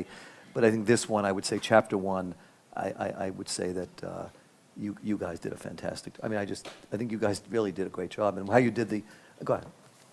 I was going to say, what you guys may not know, yeah, you're well aware of this, but the first sort of 3 weeks, 4 weeks of the A&R process, you know, when I'd never done anything like this before. I'd not worked with another label, collaborated with another label on the A&R side of things. It was chaos, like absolute chaos. I was going away doing things. I wasn't speaking to Glassnote. Glassnote were going away doing things, organising writing sessions. They weren't telling me. Neither of us were telling Geir. Geir wasn't telling me. It was terrible. And I remember having a phone call with the Glassnote guys. I think it was just before Christmas, and we sort of had a bit of a disagreement because we both wanted to own the project and we both wanted to put our stamp on it, but at the same time, it just wasn't working for whatever reason. We had a phone call, we talked it out, we hugged it out, and then it was brilliant. But there was a few weeks, wasn't there, Geir, where you didn't know what was going on, and neither did I, and neither did the Glassnote guys. But we got around that very quickly, and Aurora as a creative is we're very lucky to have worked with her, and just maybe talk a little bit about her in the studio. Tom, you had experience of working with her. She was pretty impressive, right? She's very impressive. She very clearly knows her own mind. She very clearly knows her aesthetic, her artistic aesthetic, and I think that in Magnus and Odd she found collaborators who helped her amplify that. We had moments where we were fighting over what songs should be on the... I remember we had a meeting actually in the studio, and we had a board, and we were trying to decide what the record should be, and it was a thorough discussion, I think is the best way of describing it. It was thorough, and there were disagreements. But I think Aurora always had the last word. I mean, and you protected that, Gay, very much so. We can advise, we can give an opinion passionately, give an opinion very passionately. But in the end, Aurora was the one who made the final call. And I think that's hopefully why she feels proud of the record, because actually she needs to feel that pride in the record, because she's the one who has to go and tell the world about it. You know, another part of this gestation period is having people like Odd Martin, Magnus, Alf on the team. When you show up to a radio show or Jimmy Fallon show with that team, and people dropped it. Whoa! We had a producer call us from the Jimmy Fallon and say, "Who's this band? They're incredible." So when you have that, and they're helping with arrangements and songwriting. I remember the first time Ed Poston, who worked on this album with us, called me. He said, "Daniel, you got to meet these guys. They're unbelievable," and like they're better than anybody. I mean, it's like we always say, "Well, what do they do here?" You know, and it's a tribute to Norway, really, and maybe Bergen of what you do with music education and the infusion so early in a career. I don't underrate that of what came around this team, surrounding people with the musicianship. It's a pleasure as a recording executive to have that type of the caliber of talent around you when you show up somewhere, because it's like a plug-in thing that we take for granted. But in the beginning of careers, the artists that come over, the bands are either yawning, they're terrible. They also don't know how to record. And producers really get upset because these drummers and these guitarists and keyboard, they don't know how to record. They all think they do, though, don't they? Yeah, because if you know, my favorite records of all time were musicians in studios, great musicians, California musicians, you know, UK musicians, Swedish musicians, but these people can record. These are top people who will all branch off one day, I'm sure, and have huge careers. I want to talk about the rollout, the first track. There's a song called Under Stars. Ger, can you talk through the process and what we decided to do with that song? So we released that song under our label Coco & Co. to make it look indie. I was supposed to tell the truth now. Yeah. So, and that we actually went into the web house that we have and created an email for you. So you had a Coco & Co. email that we just sent the song and the SoundCloud link and the picture to about 200 bloggers. Yeah, and the reaction was phenomenal. I was kind of like, well, if the A&R thing doesn't work out, I've got this PR thing down, because I was bringing in more blog activity than any PR stuff. Yes, that's true. The reaction was amazing, but again, it was sort of a reinforcement of the quality that Aurora was creating, and I think that we'd carefully chosen a song that we thought would be good for tastemakers, would be good for blogs, would be good to kind of just get the ball rolling, not come out with an absolute radio hit. It's quite a dark song, wasn't it? But the reaction was phenomenal, and it was released all over the world, wasn't it? So we'd already started off with all these different labels working together, releasing product at the same time. Daniel, you released that song in the States and also in Germany, yeah. So it got an amazing reaction, and people were talking about it. You know, Twitter was going crazy, hype machine, and it was just all the right signs there. And we had lots of great press and lots of online reviews that we could then move forward with and send out to, you know, the likes of The Great Escape, etc., etc. So it was a really positive start, wasn't it? Okay, moving on. We have now released, as companies, 6 singles, 1 EP, and an album across the world, all at the same time. How easy was that, guys? That's opened up to whoever wants to answer that one. I mean, the first thing I would say is that I agree with you, Daniel, that a split territory deal is it's virtually a sackable offence at Universal now to agree to one. We caused that, by the way. Mumford & Sons changed the rules. Yeah. That was not supposed to happen, but we get along very well. Yeah, I mean, you've got an amazing relationship with Lucian, haven't you? And with Andrew Kronfeld, and that actually helped in terms of the perception of Aurora within Universal. Yeah. And I think the interesting thing was the one key advantage was that Aurora had label owners, a sense of ownership in Norway, in America, in Germany, and in the UK to start off with. And that, I think, was incredibly important. So if something, as you know, we said, something was going off in London, I'd send it to you, and if something was going off in New York, you'd send it to me, and the stuff was coming in from Germany, and this collective sense of momentum started. So, I mean, and I think, you know, coordinating things like radio delivery at the US, your timelines are 6 months, and ours are 2 weeks. And it's trying to get those all coordinated has been complicated, but it has somehow worked. If Radio 1 went on a record, we'd celebrate. Yeah. If we, the John Lewis had, we celebrated. If it went on, German television, we celebrated. When she did the Nobel Peace Prize, we celebrated. So we felt it was ours, and I think that's part of a good team. Yeah. Your wings are really attached, and you have to remember that. And if they're not, you're just not going to be successful in life. So this is an unusual thing. Guys, on the live side of things in the States, can you talk a little bit about the sort of strategy? How did you get the ball rolling? Because obviously Aurora she's been in the States. She's done 3 or 4 big trips to the States, but she's not been there a huge amount, has she? How do you kind of work around that as the agent on the live side of things? Well, when we first started, it was, we had, I think, Understars was like the first thing, one of my favorites that she's done. And it's really all about timing and what's happening, and you have to kind of decide at the moment, like, what is the smartest thing at the time. And for us, it was we needed to introduce her to the market, and we felt that CMJ was a good opportunity for us to do that. There was already, like I said, a little bit of a buzz about her.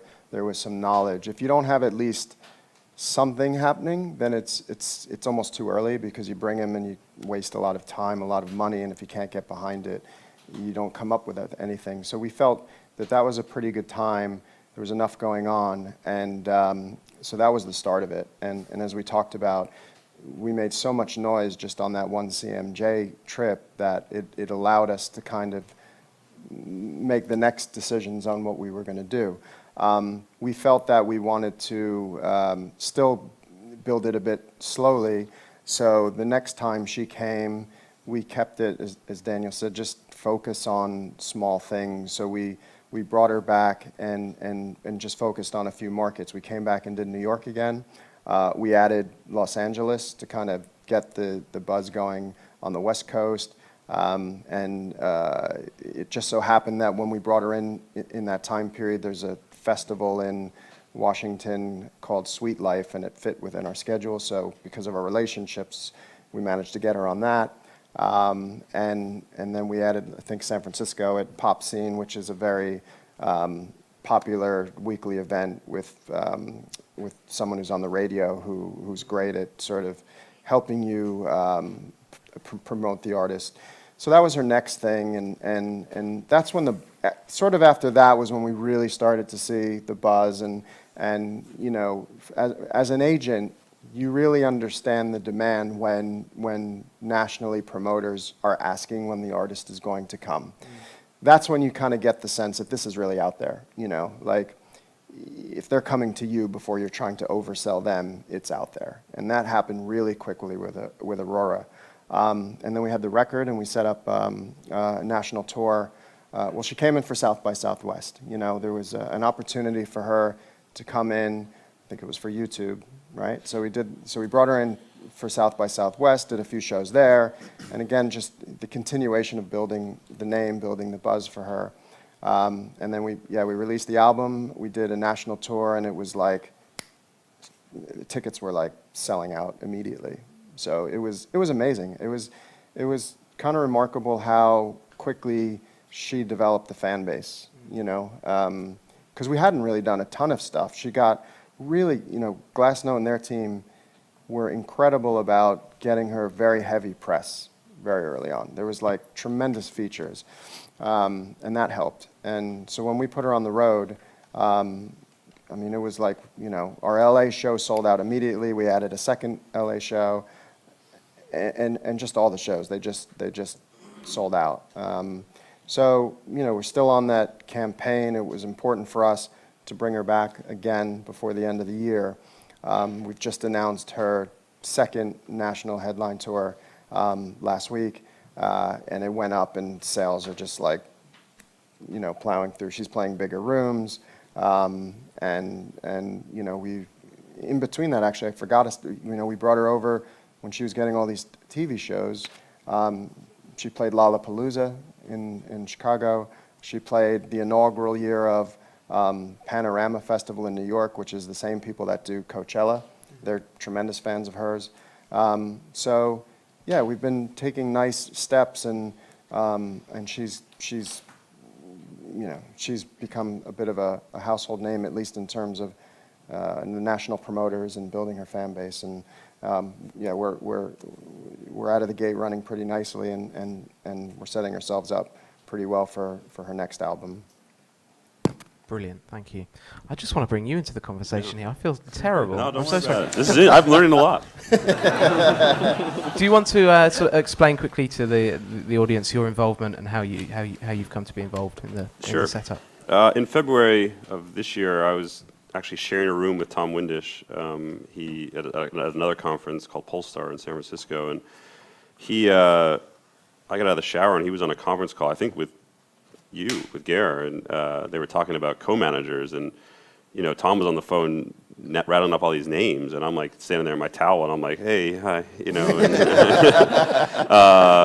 and we got the phone, and he's like, yo, you gotta listen to this Aurora thing, and we played in the room, and I was like, oh, this is amazing, like, what's the story? He's like, they're starting to think about, you know, whether or not they want to bring on, you know, a co-manager in North America, and I was like, well, please keep me posted on this. It sounds incredible. And you know, the more I dug into it and talked to Daniel and talked to Tom and Steve, and you know, I just got more and more excited. And then finally, we were at Coachella, I think, and Tom said, you know, I'm gonna introduce you to Gary. He's coming to New York for, you know, Aurora at the Bowery Ballroom, and you guys should meet. And so we set up a lunch, and I think, you know, similar to Tom's conversation with Aurora, like Gary and I sat at lunch for like a couple hours and just talked. Like, we didn't really talk. We talked about Aurora a little bit, maybe, you know, and we just had a really good connection, I thought, and I think you too. We did. And so I went and saw the show the next night, and I go to the Bowery Ballroom a lot. My best friend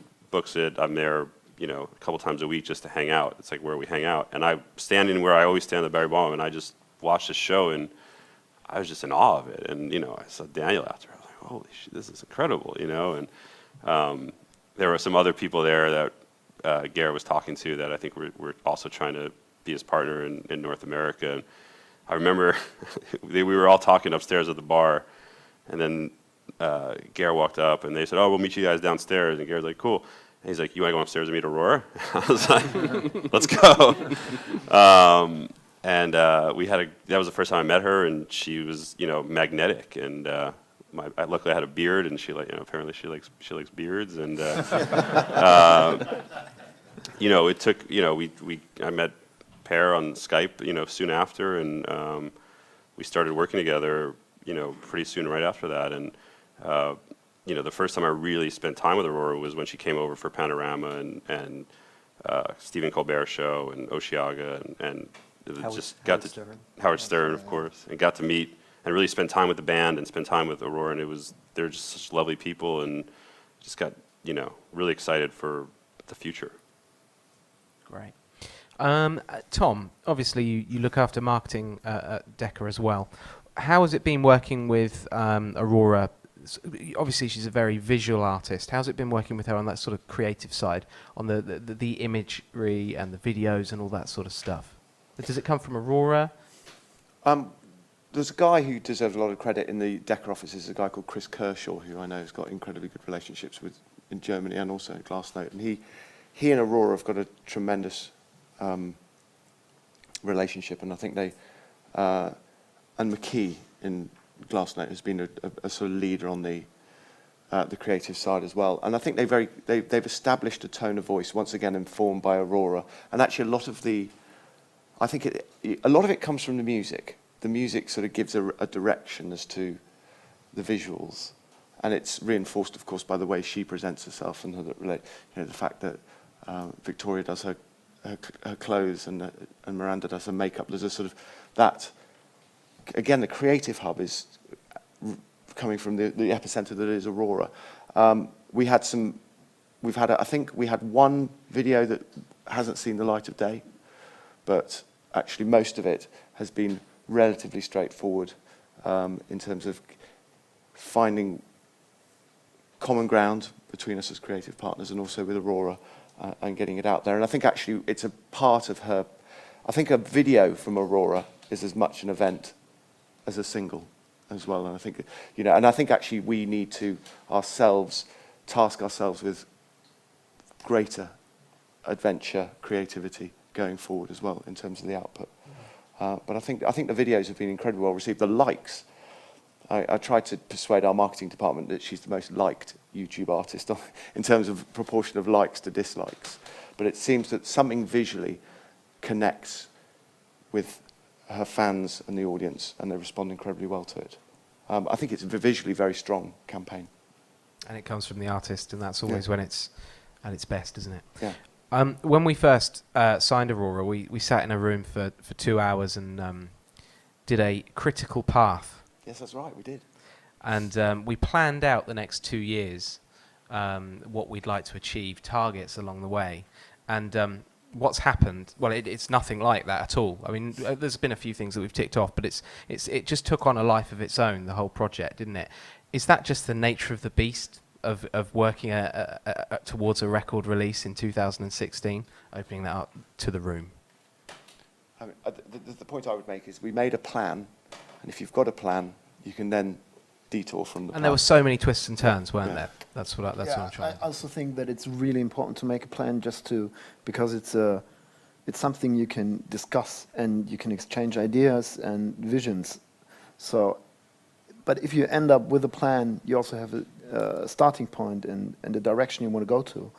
But at the end of the day, a plan is there to be changed and to be adjusted to what actually happens, because you never know. You can't predict it. I remember a boss I once had at EMI used to say, if you don't know where you're going, any road will take you there. And I've never quite understood that, but I think I understand it, which is that if you have a sense of where you want to get to, the chances are you'll end up miles away from it, but at least you've set your objectives and you've set out with a mission, and that mission can be very infectious as well. You take people with you. Ger, as Aurora's manager, what has been the biggest challenge since you signed the deals and you started working with this amazing artist? What's been the most difficult aspect for you? Oh my God.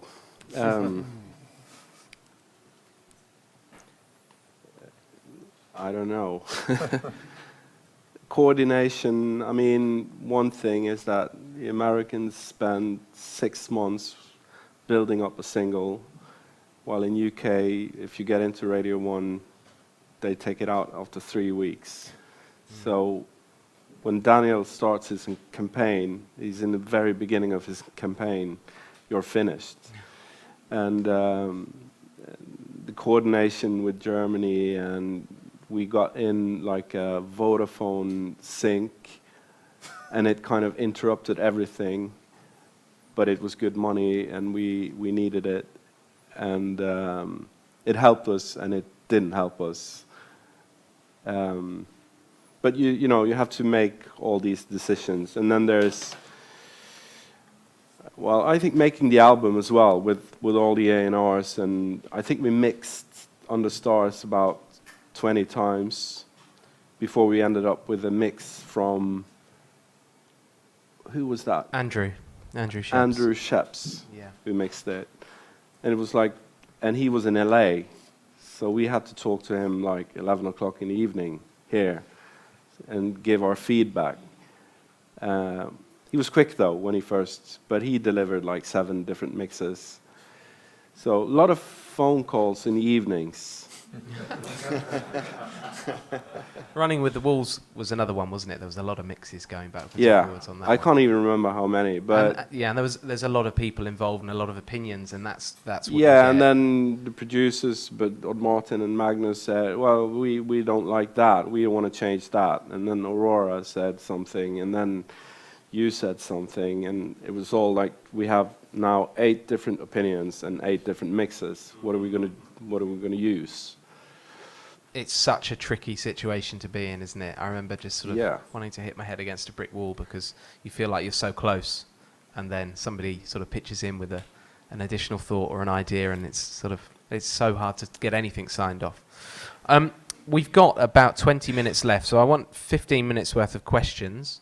But I just want to talk about the future for Aurora, like what's next, what are we planning, without giving too much away, of course, what is next for Aurora on the live side of things, and yeah. Well, she's going on this UK trip. How many gigs? Quite a few, yeah. 15? Yeah, I think so. Yeah. That's in October, and then there's US in November, then it's Norway in December, and then it's Australia, and that's when the cyclist ends. Then hopefully she can get a few months off, make some music, and do other stuff. She's been on the road for like forever. Fantastic. Okay, let's open it up to the room now for some questions. Any questions at all about the Aurora campaign? I can't see a thing. I can't say anything. No question. Danny, I was just going to say one thing. Yeah. When we were talking about the album, the one thing we actually, and I hope it's okay to say this, we actually nearly released 4 months earlier or 6 months earlier than we eventually did. And we stopped, and then a bit more creativity happened. And actually, I'm incredibly grateful it did, because for me, one of the best songs on the record, which is Through the Eyes of a Child, emerged out of that stop. And I think as a sort of artistic statement, I think it's a masterpiece, that track. So having the ability to say, oh, we're just about to go, hold on, stop, was quite an important moment, and must have been a nightmare for you, Gare, again, to try and coordinate. It was. Have we got any questions out there at all? Wow. I think it's Pam. I have a question regarding the North American market, because I remember, I don't know if you remember, Geir, but there was a very famous radio promoter from America who was working with Ida Maria in America some 6 or 7 years ago at Bilarm. Do you remember his name? No. No. But he said, and he's been doing that for 40 years, and he broke a lot of major artists. And he said that breaking female artists, especially in America, was one of the biggest challenges. Do you have any opinion on that in the American market? Steve or me? Rich? You want to? I mean, we've done great with female-fronted artists. I mean, Churches is one of them that. I never look at it like that. It's interesting. No one's ever asked that question, because to me, it's either great or not. You're moved or you're not. It comes from the heart or not. The live show is captivating or not. I never saw female, male. I never look for a demographic mix of our company. Should they be more of this? I don't think there's enough greatness ever. So I'm probably not qualified to answer that, because I've been with rule breakers. Being involved with the end of one of the greatest periods of Pat Benatar's career, Sinead O'Connor's career, Blondie's career. Erykah Badu. I was there from the beginning of Erykah Badu, and I never had a problem with that being accepted or whatever it is. There is a contingency of male prejudice against women at rock programming. It's a very tough membrane to crack, but streaming has made it better, and we have satellite radio in America. Sirius XM is just phenomenal, so it's really helped. But I've never had any barrier with Aurora. The female factor has never come up. It does exist in upper echelons of rock radio, and you have to crack in there. That's why you have to make these great records. I think there is some prejudice there that's deep down, and that's some male issues that people have, but we are people. But I don't know. Yeah, I would say I also book a lot of electronic music and sort of DJ producers, and I would say it's probably more prevalent there, or has been for the past 2 decades, where it's kind of been written about a lot that it's a bit of a boys' club, and only recently have more female sort of producer DJs sort of broken that, which I'm very happy about. I married a DJ, so I'm very.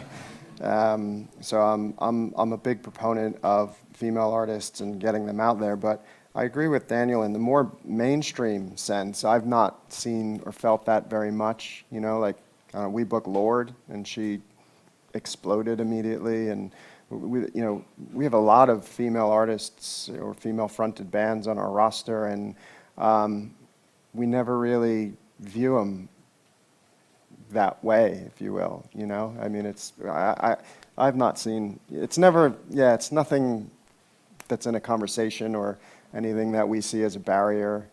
People are just drawn to an artist. They're either drawn to them or not.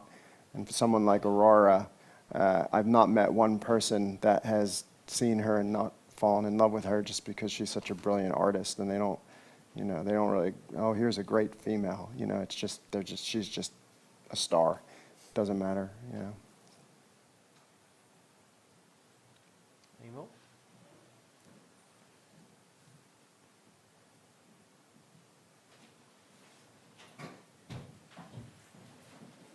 Question for Geir. No. Can you explain why you brought on a US co-management?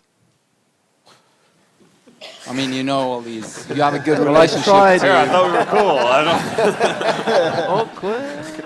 You have a good relationship to Daniel. You have a good relationship to Steve. Absolutely, but yeah. So why? I remember I tried in the beginning to say to the whole team that between 5 and 7 during the week, I want to have family time and don't be on the phone, because that's when I come home from work and then I have 2 hours before they go to sleep. But I was constantly on the phone all the time, and going back and forward to New York. And LA is terrible. I mean, I love LA, but the time zone thing. It's terrible. And now we can just do everything on Skype.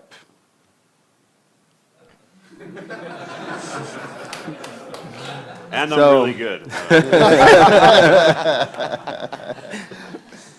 And Rich is fantastic. Okay. Right. Any more?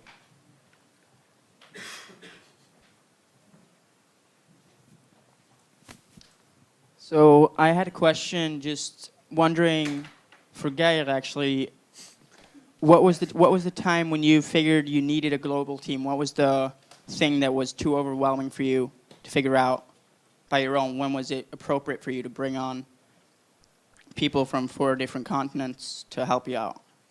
I didn't get that. What? When did you think what you wanted? What was the moment when you thought of needing a global team? Oh.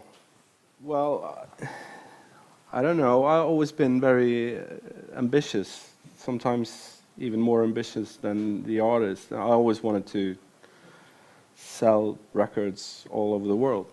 And then I met Paul Spraggan 15 years ago, and we have tried to make that happen all the time. Was that an answer? Yeah. To that? And when there's heat on an artist, from the industry, then the calls come in, don't they? when the calls come in, it's a good idea to jump on it and take advantage of those. If that's what you're looking to do, if you're looking to form a career, make a career for an artist, then answer those phone calls and answer those emails and get the ball rolling. Finished a bit early then.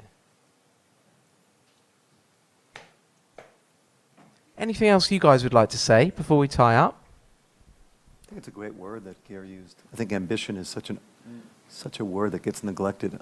I think it's great. We're an independent company, and I think I'm the most miserable human being if we're not on the radio and we don't have gold and platinum records. I think it's, competitive is one thing, but ambition, and I think an artist has to have ambition.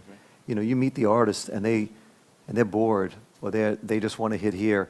I certainly don't want to be involved with that artist. I'll go see their show, I'll buy their record, but ambition is key. When you have the team of people that are hungry, and you've got to really, really want it, because the top of that pyramid is so competitive and so strong. This is one of the most fertile, exciting periods in the history of the business. And the ones that are up there, they are insanely ambitious. Every one of them. Paul represents, some of the biggest artists in the world, and they are very, very ambitious. Ambition is different. Some people have to do more promotion. Some people work hard on the song. Some people perfect the art. But ambition is an element that I don't think we can live without. You're just not going to get there. I think it's a very important thing, and One of my summary comments is, this is an incredible conference. I think being here in Bergen to bring us all together, I think we're all going to remember in a year and 2 years from now, this thing is just going to double. You're on the map.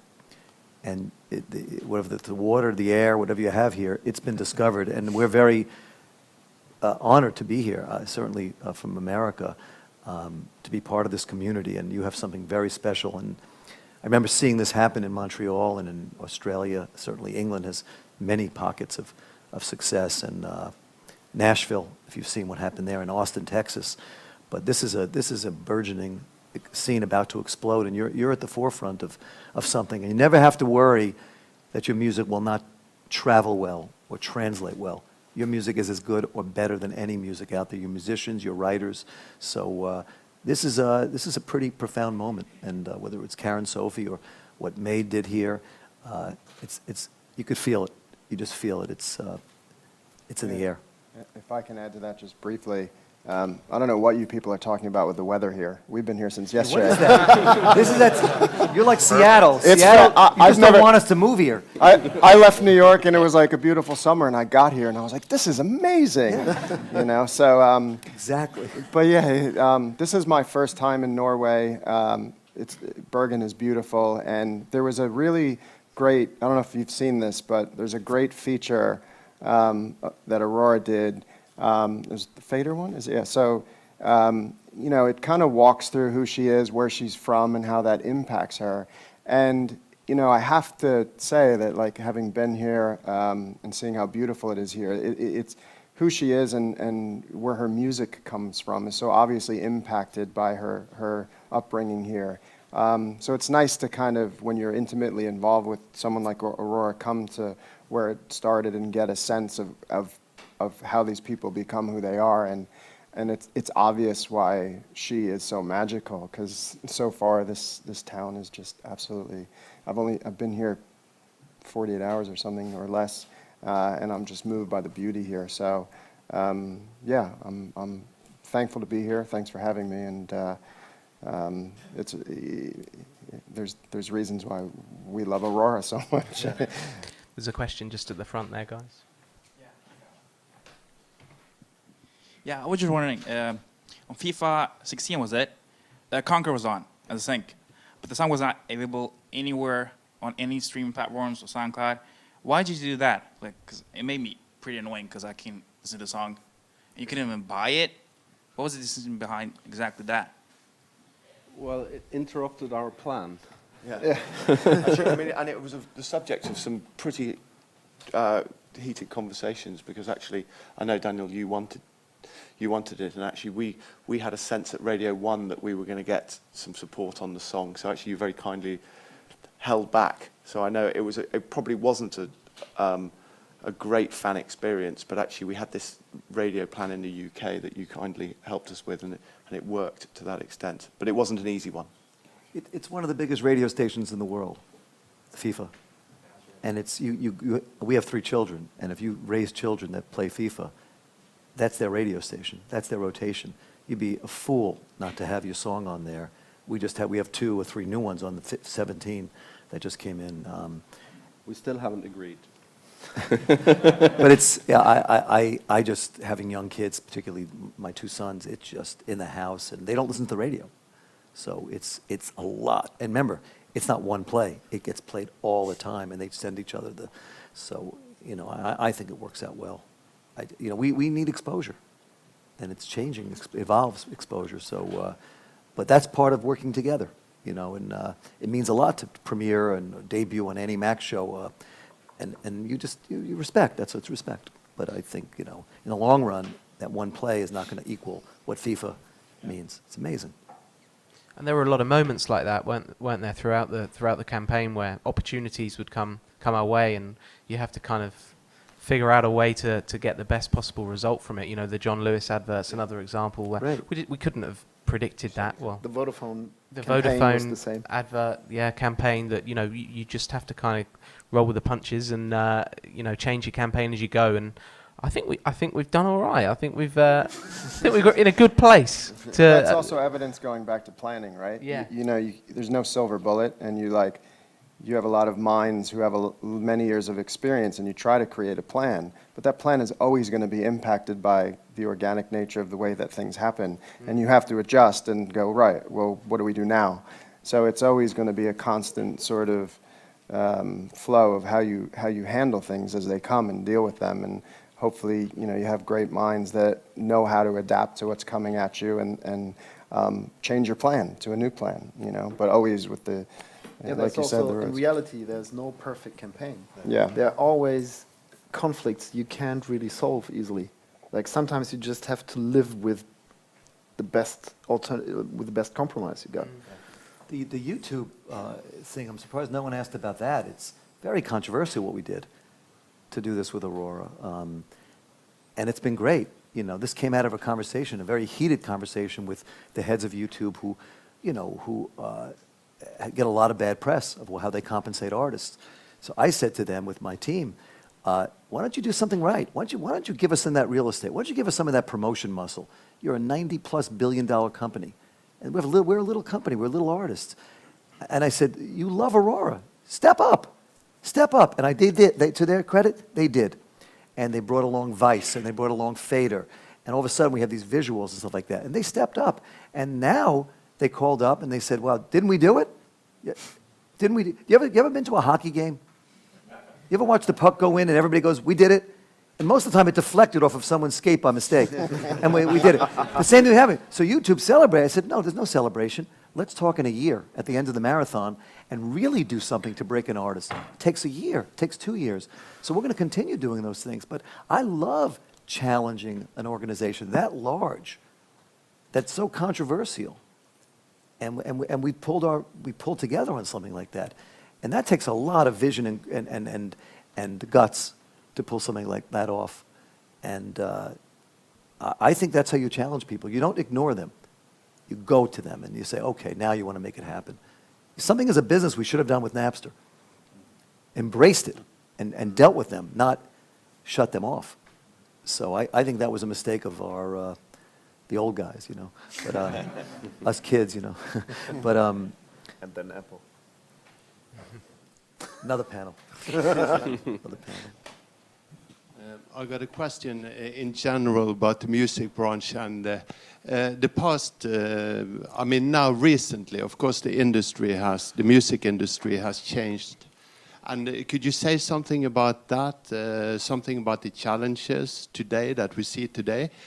You with all that experience in the music industry compared to 20 years ago, and why is it so important to sign a fantastic artist like Aurora for all of you, and what does it mean to your company? What does it mean?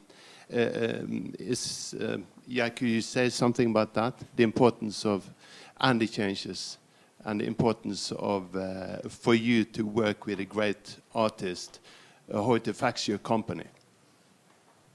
That was difficult. I'm not sure if I was very clear.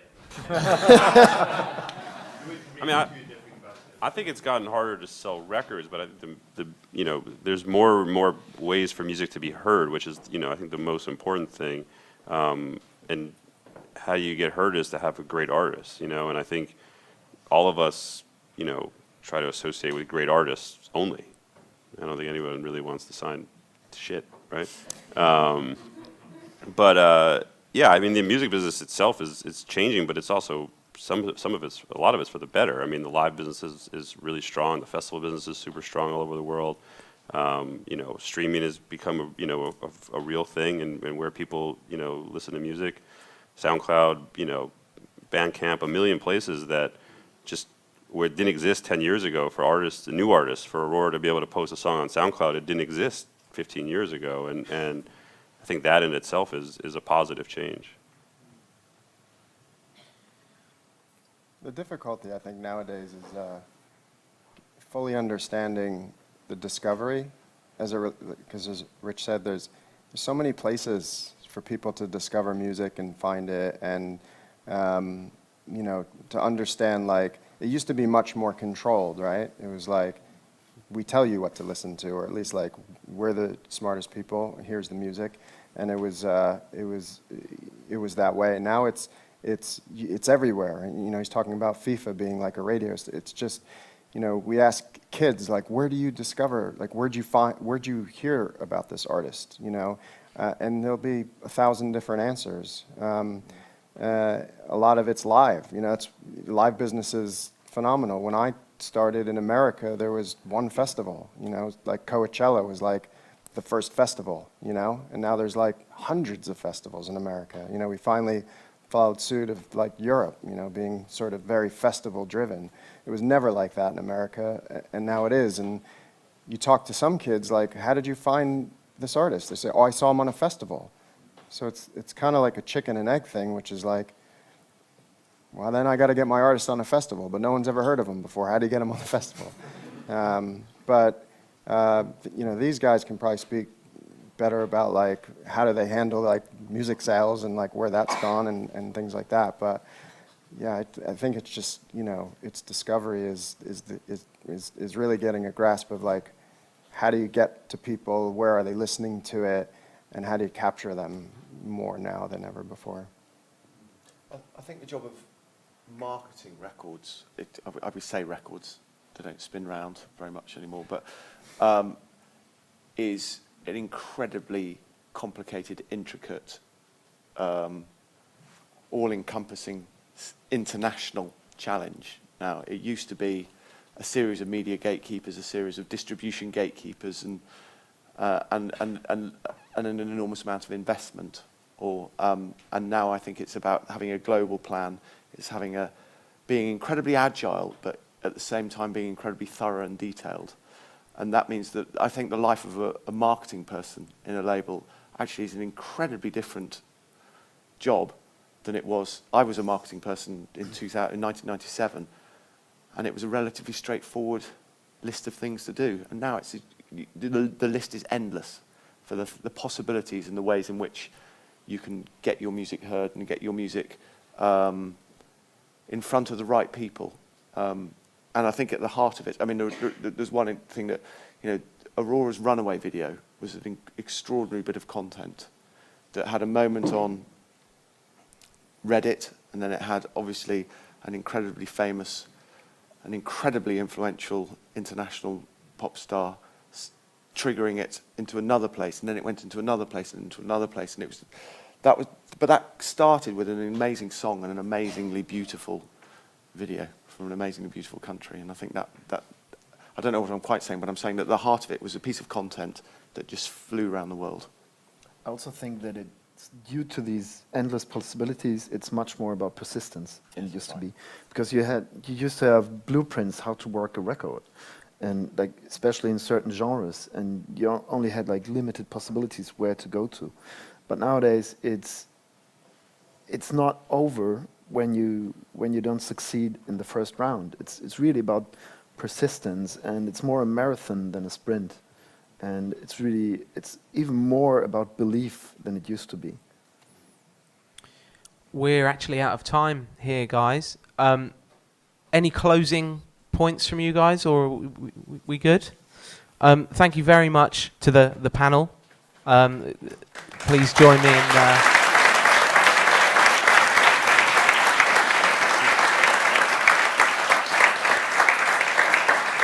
And I think we'll be hanging around for a little while. So if you've got any questions and you didn't want to ask over a microphone, come and have a chat. Thanks a lot.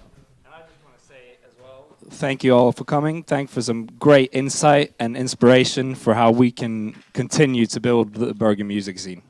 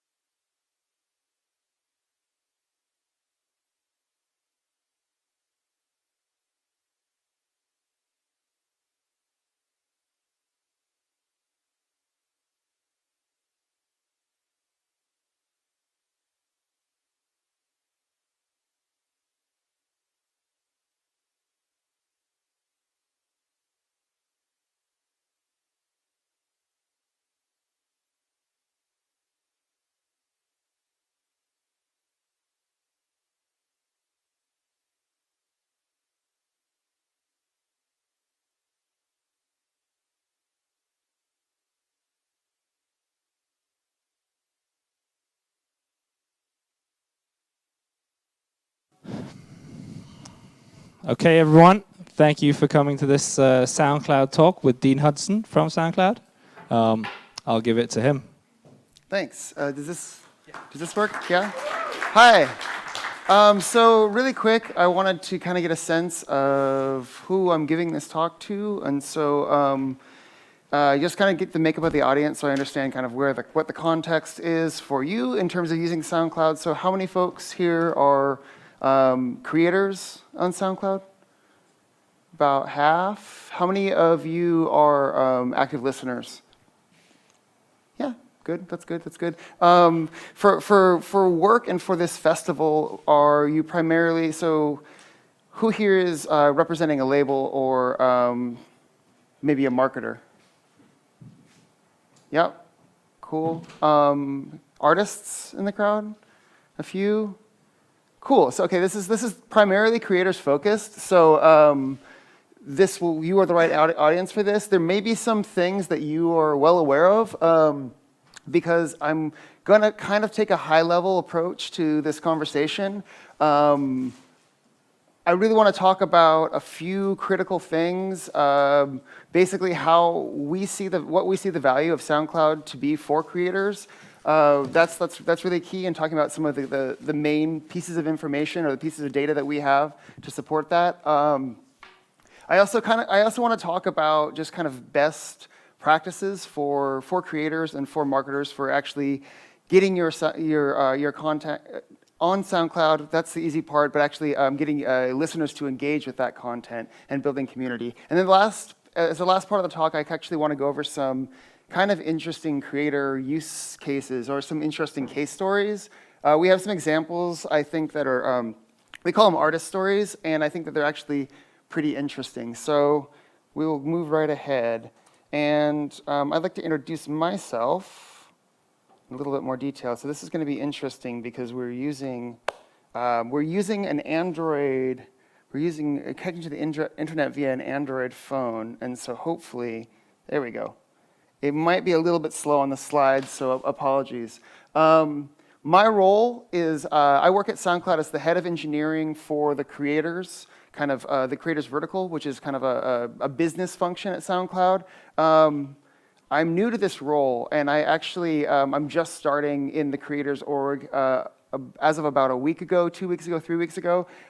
It's very near and dear to my heart. I worked in the listener growth teams prior and the platform team. So listener growth is really focused on kind of the marketing side for listeners, like growing our user base, getting user retention, acquisition, those sorts of things. And the platform teams are really about the kind of the external facing integration of SoundCloud. So SoundCloud on Twitter, SoundCloud on Facebook, some of our partnerships. And so I have a kind of purview of this overall kind of marketing perspective. My background prior to this, so I'm primarily a technologist. I'm an engineer by kind of trade or practice. That's what I've done, like software engineering for most of my career. But I also worked, I've also been a musician for a low-level musician, let's say that. But I've been a musician for a long time, and I also have worked in the record industry a bit. So I saw kind of the label side of how you approach this digital media stuff. So about SoundCloud. Who are we? So I think that most people probably are familiar with SoundCloud. Is there anyone in the room who's not familiar with SoundCloud as a platform?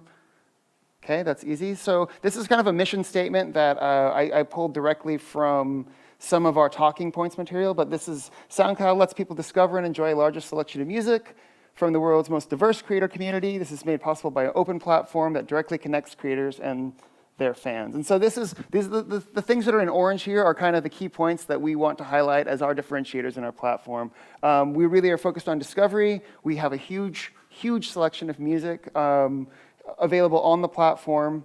We also have audio, and this is something that we actually don't emphasize as much. We have a huge amount of audio. We have a huge amount of DJ mixes and other things. Diverse creator community, we have worldwide creator engagement, so we have lots of content from Egypt, lots of content from Brazil, Indonesia, as well as the more traditional markets that you'd associate with SoundCloud being the EU, electronica, and hip hop in the US primarily.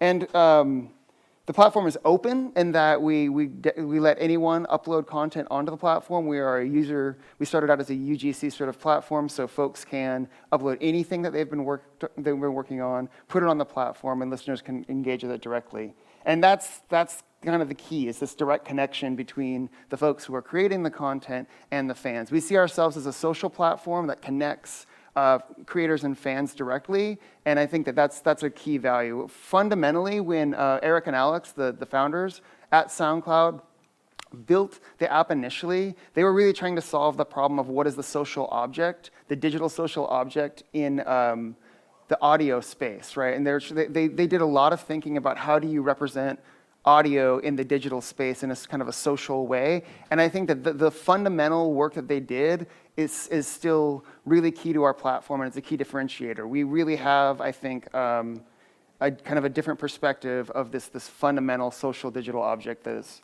and the representation of audio in that way. So this is really, really key, I think, to understanding the value of SoundCloud to creators. We have huge global reach. So there are more than 175 million active users, unique users, accessing the platform every month. And this is across all of our different integrations, our different platforms, so Android, iOS, web, and third-party integrations. It's nearly every country in the world, so there's a few where we're actually banned. I think that we don't actually have access to the Chinese market due to the Great Firewall of China, but we are available in just about every country in the world, and we see activity from users in almost every country in the world every hour.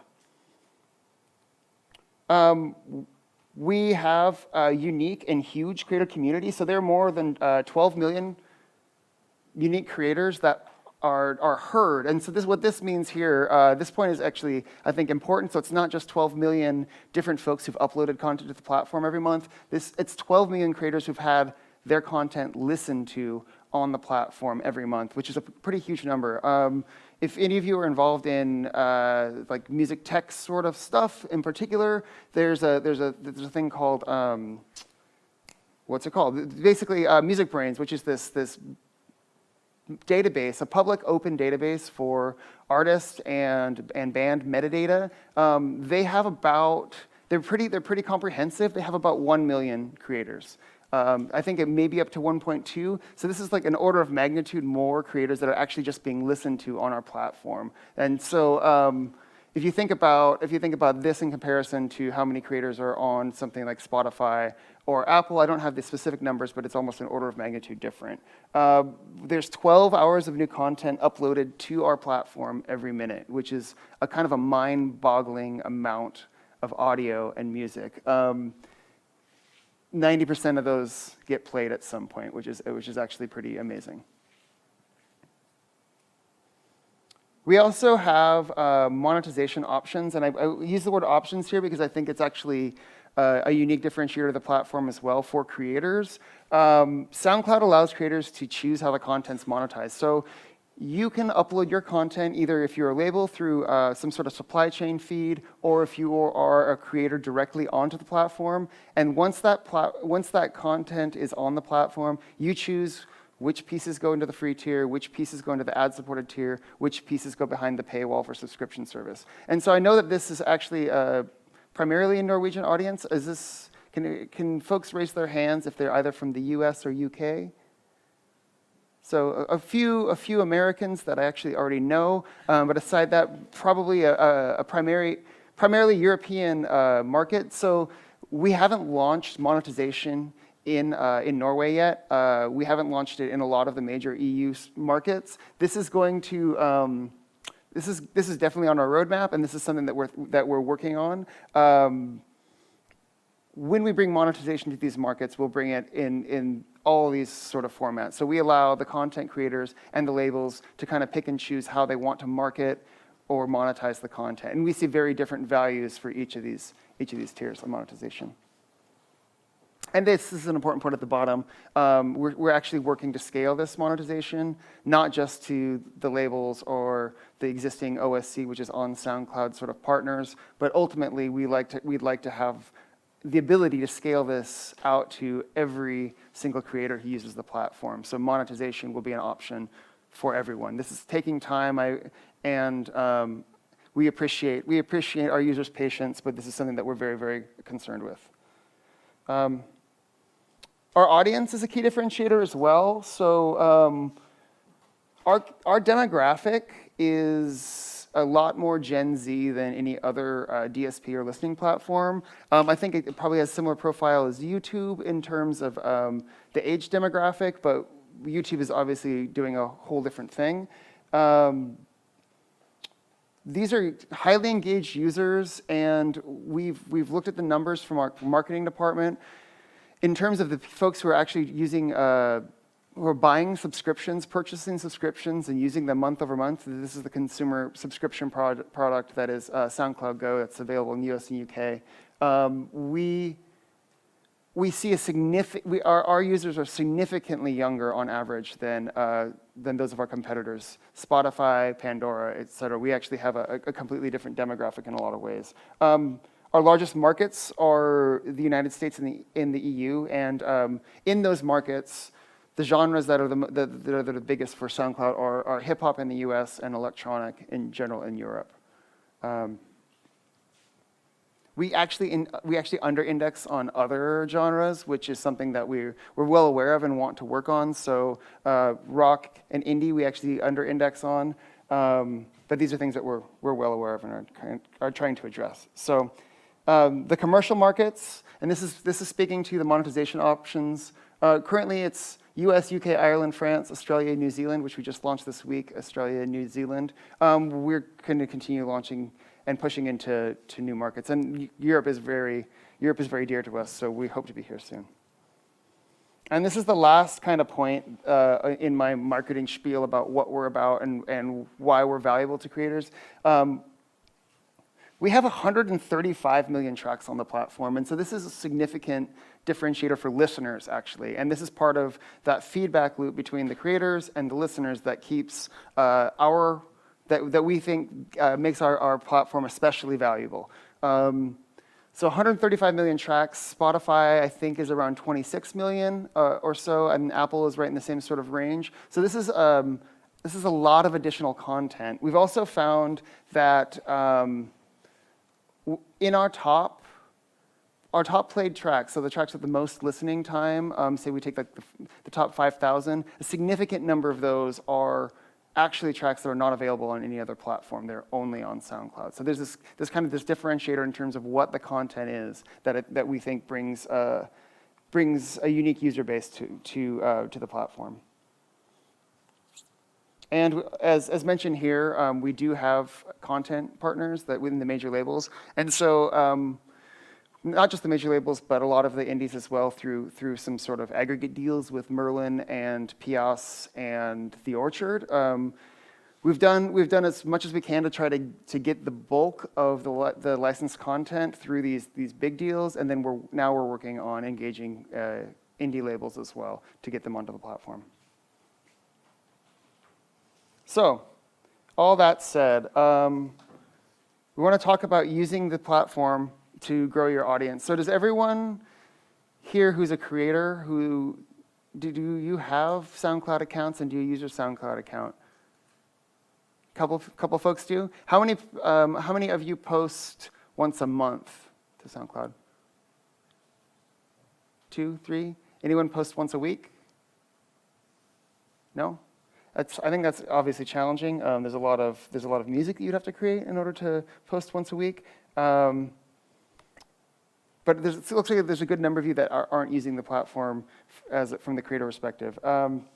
So one of the things we like to tell creators is to prep your content and profile for discovery. And so this really has to do with just kind of basic maintenance of how you represent yourself on the platform and how you maintain metadata. And it seems like it's a very simple thing to do, but it's actually really, really critical. So we're deeply, deeply focused on discovery on the platform. And so This is due, of course, to the fact that we have this 135 million track corpus that's available to listeners. And so what we want to do is we want to surface the unique content that's available on our platform to these listeners whenever we can. And so we want to make this stuff discoverable. In order to do that, we need the help of the creators to actually engage in their profile and set metadata appropriately and actually use nice images and these sorts of things. So the key things with the profile are making sure that it's up to date and making sure that you have relevant images. When your main profile image changes, go ahead and change it on the platform. That's definitely a key signal to us. And maintaining the social links, I think, is also very valuable because this allows us to do some crawling and some deeper understanding of what you are and what your profile is. So in terms of the content, we have albums now, which we didn't have for a long time, and I think this is like a huge yay feature because it wasn't, for the longest time, we actually didn't have the ability for artists to organize their work into albums. We do now. We use that as a signal. So if you actually have a series of tracks you've uploaded and you want to, they represent an album, please organize them as an album, and then we can actually use that as a signal to help surface your content. It's also super valuable to share your tracks and profile where your fans are, and this is like subtle. So I mean, we have several integrations. You can share your stuff everywhere, and that is of some value. But it's actually, from what we've seen, not as valuable as being very targeted and focused about how you share your content. So there are lots of online communities that have significant engagement, and particularly in subgenres of electronic and subgenres of hip hop, it's really critical that you, more than anywhere else, you share your content and your profile in those forums and that you engage with those other like-minded creators. And this is kind of what we found. We found that like there are lots of people who do there are companies that sell promotion on SoundCloud. There are companies that sell follows, they sell plays, and what they're providing are actually really low-value plays and low-value follows. When you engage with the actual community of other creators, of like-minded creators, you're getting a lot more value out of a repost from someone in that community. So it's really critical that you think about and focus your content in that area. So this can be user forums related to whichever genre you're interested in. I think there's a lot of interesting kind of DJ and producer communities that bubble up on SoundCloud, and there's a few other places they live. Really focus on this. I think this is critical to your success. This is also one of the easiest things to do that we see people not doing. And so we use a lot of signals from user behavior and from creator behavior in order to understand how that content relates to other content on the platform and how we want to surface that content in the context of other plays. And so engaged creators end up with a lot stronger signals from engaged creators than we do from unengaged creators. So this has particularly been a problem for us somewhat recently because of the deals and the content partnerships that we've engaged in the last year. We've uploaded a whole lot of content that's actually been somewhat separated from the creators that made it. And so this is the case where you've got someone like Jimi Hendrix coming in through our supply chain feed. We've loaded all the Jimi Hendrix tracks onto the platform. Unfortunately, Jimi Hendrix is no longer with us, and he's not highly engaged in the platform. So it's really hard for us to get those signals around. We can clearly do, there are clearly different approaches in terms of how we associate likes with a popular artist. And there are different signals in terms of just what the music is actually like, because we do kind of this deep machine learning on each individual track that gets uploaded. And so we do there are a lot of phases through which your content will provide signals to SoundCloud, but this is a really, really important one. So likes and reposts are pretty critical, and I think that there's a study that's been done that the optimal amount of likes or reposts is about 4 per day, and it's kind of interesting because what you do is you hit this point where your audience engagement will fall off after about 4 reposts or likes per day. But getting up to that point provides a significant amount of value for creators, and it provides if you think about it, it provides a significant amount of value for your audience. Folks who are following you, they value what you value. They value what your interests are. They value what inspires you as a creator. And making that visible and engaging those folks will keep your audience engaged. Follows are similar, and I think follows are interesting because we've found, again, that if you engage and follow like-minded artists that maybe are at a similar level as you, or maybe a little bit higher level than you in terms of their career, we've seen a lot of value from that for creators. And so it will be the case that in many circumstances, you'll have an artist following you back, and that's pretty awesome when that's someone that you look up to or someone that you that inspires you. And it also happens quite often that you'll get reposts from those folks, and then you can actually start engaging in a real interaction with other folks who are like-minded and in your community. The last and one of the best ways to do this is to curate playlists. We have a lot of folks who are engaged in the curation kind of side of SoundCloud, and because there's a lot of interesting content, because it currently is relatively difficult to discover, providing playlists of the interesting stuff that you surface. I mean, this is very similar to likes and reposts, but this is a bit more focused and specialized. Providing those playlists will engage your fans, and it will bring interest into your content.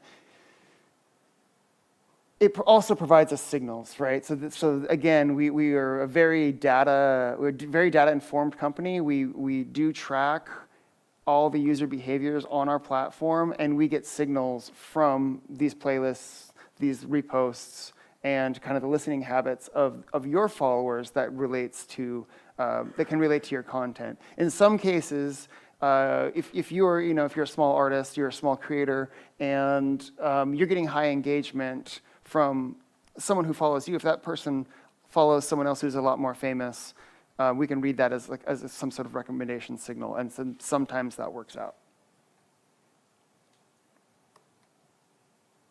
I think, and this all kind of boils down to this last point, and I think that over and over again we see this happening on our platform, and it really is about personal relationships and community, and it's about engaging your audience directly, and it's about engaging the folks who are in your music community directly. And we've seen that this is just much more valuable than the sort of the broad repost sort of stuff, and it's really, really critical. I think that if you can take away one point from this talk, or one kind of thing to think about when you're leaving this room and you're thinking about how to re-engage your fans on your SoundCloud profile, this is really critical.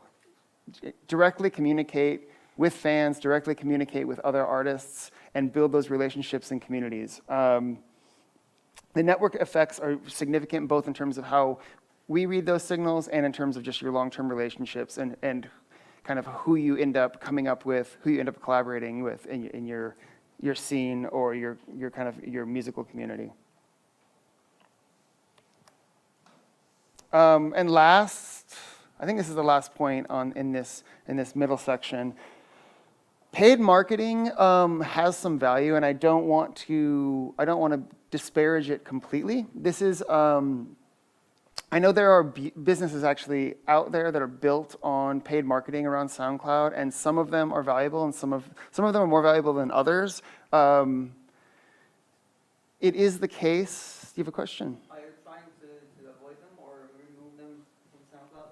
We're not trying to avoid them and remove them. So this is actually a bit maybe more strongly worded than it ought to be. What we find, and so from my perspective as someone who is an engineering leader, what I see are the worst cases, right? So we see the really spammy pay for play sort of integrations, the folks who really take advantage of a user who signs up and then clicks a button, gives the application some sort of rights on the platform, and then that application will take them and start doing massive refollows of stuff they may or may not be interested in. We see really abusive cases, and we look for that behavior, and we use it as a negative indicator. We use it as a negative signal because there are this kind of massive spammy behavior affects our communities, it affects our users. We have tons of comm ops folks who just have their inboxes littered with users' complaints about this sort of behavior. So I know that there are more curatorially oriented sort of marketing folks that engage in this and really actually do provide value to both the creators and the listeners. And so we're not trying to eliminate them completely, and we understand that those cases do exist. But I think that if you build your marketing plan and completely rely on paid marketing and do not engage in the community, you're going to see a lot worse results. One of the things that we've seen, and there's actually a study that's online, someone did a white paper on this. If you look at the value per follow or play that happens in these networks, it's significantly less valuable than one of the follow, like a repost, basically, a repost or like in from a genuine creator that is engaging your community. It's like, it's worth, like, if you apply this like kind of normalized metric to it, and it's worth about a third as much or even less. If you think about it, there are there's a lot of these like gated follow. You follow someone and then you get a free download sort of services, and then you're following this basically this curator or this network, this marketing network. The value of those follows is just necessarily significantly lower, because what you've done is you've introduced a pay barrier in front of the user. You've given the user some sort of reward for the follow, but they haven't followed out of interest, right? So sooner or later, they're going to unfollow the network. We found that they engage significantly less in each of the things that network reposts on their stream, and so we just see a lot less value in this. Does that answer your question? Yep. Again, I don't want to say that we're actively killing these things, but we see them a lot of them engage in really spammy behavior that impacts our platform in a very negative way, and we don't see a ton of value for our users.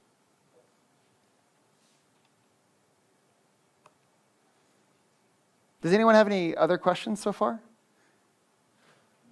I've got time for questions at the end, but I'm happy to engage some conversation along the way. Yeah.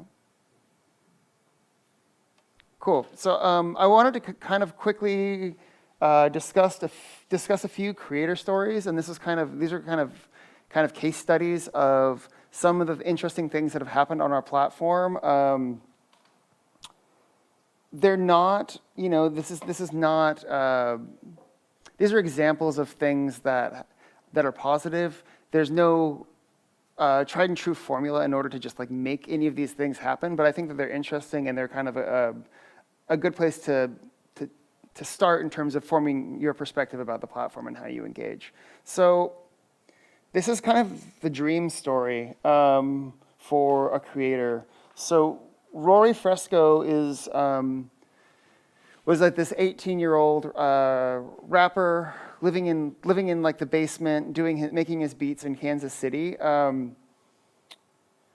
In January of this year, he had a track on the platform for about a week, and Kanye West uploaded a new track that was like he was doing this series of SoundCloud only release. Something about this Rory Fresco track and the patterns of the listener behavior around it, and the patterns of listener behavior around the Kanye West track made a match with our recommendation system. And so we've got like fairly deep algorithms that both look at, again, user behavior, but also the specific features of the audio. So what the sound sounds like, where the bass fits into the spectrum, and those sorts of things that are kind of deep machine learning, deep audio analysis types of studies. But for some reason, the Rory Fresco track got placed immediately after this Kanye West track on the platform. And so the recommendation system basically took this kid in a basement,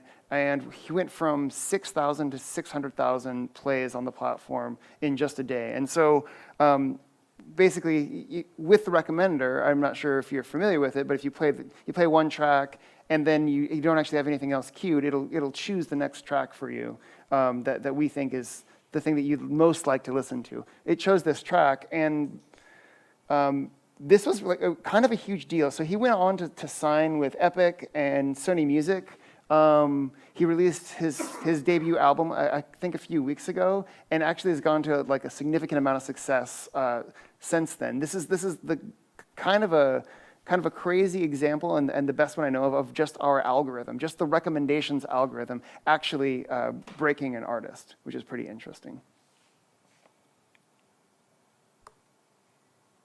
This is also another interesting case. So Ariana Grande has supply chain, so she's actually, I think, on Universal. She has an official account, and then she has her own account. So she's one of these artists that's kind of in this strange state where they actually have multiple accounts. And this is something, of course, we're working to resolve. We would like artists to have a single point of entry to the platform. But I think this particular case is interesting because it actually speaks to the network effects that free content can have on user profiles on the platform. So in this case, she posted a remix of a track on her personal account, and because of that remix, we actually saw significant increases in plays in both accounts. So you can see that graph at the bottom.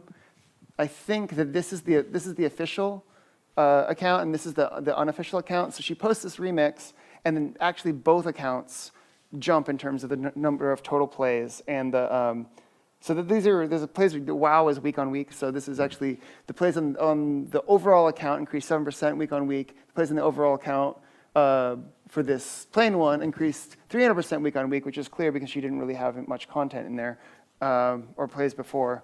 She gained 18,000 followers on the unofficial account and 16,000 followers on the official account. So in aggregate, 34,000 followers across both accounts for just posting on a single one. Yep.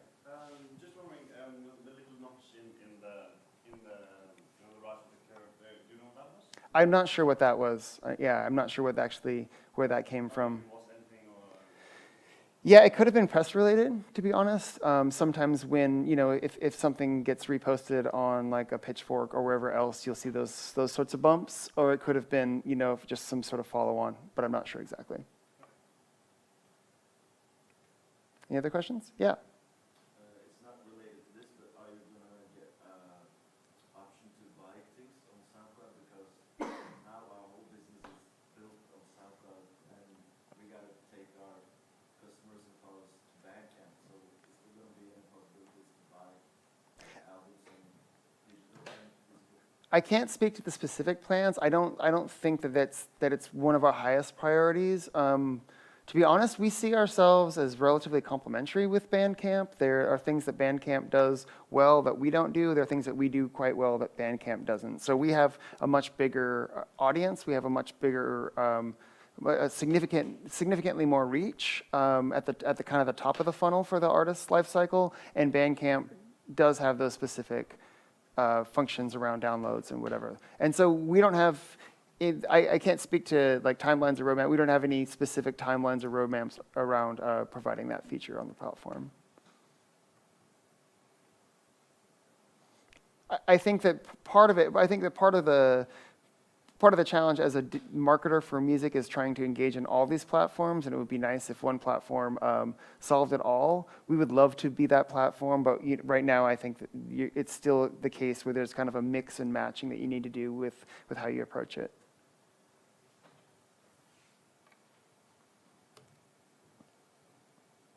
And so this is interesting also, and this I kind of put in here. I think that these tweets potentially indicate that maybe she was not supposed to repost or post this track on her SoundCloud. Like maybe she went against her label wishes or something. I can't speak to that. I can't speak to the specific issues. But this is kind of an interesting challenge and just an interesting point I'd like to just kind of bring up because we have a lot of questions about copyright and how we approach it. it's not always the case that the creator and the rights holder are completely aligned, and I think that we're making strong cases to rights holders and to creators that they need to properly communicate, and there's ways to engage with the platform that actually are beneficial for everyone. When done, so like you can see that this immediately got a 1.2, or within a week got 1.4 million plays. Obviously, it's Nicki Minaj, and it was just kind of a one-off freestyle that she threw up on SoundCloud. But it's actually interesting case study and interesting to think about in terms of digital marketing. Like, how do you balance the things that you allow for free versus the things that you want to control? And so one of the key features of the platform is, of course, is that you can take things down, you can move them behind the paywall, you can move them into different sort of zones of monetization, be it via ad or behind the paywall for subscription.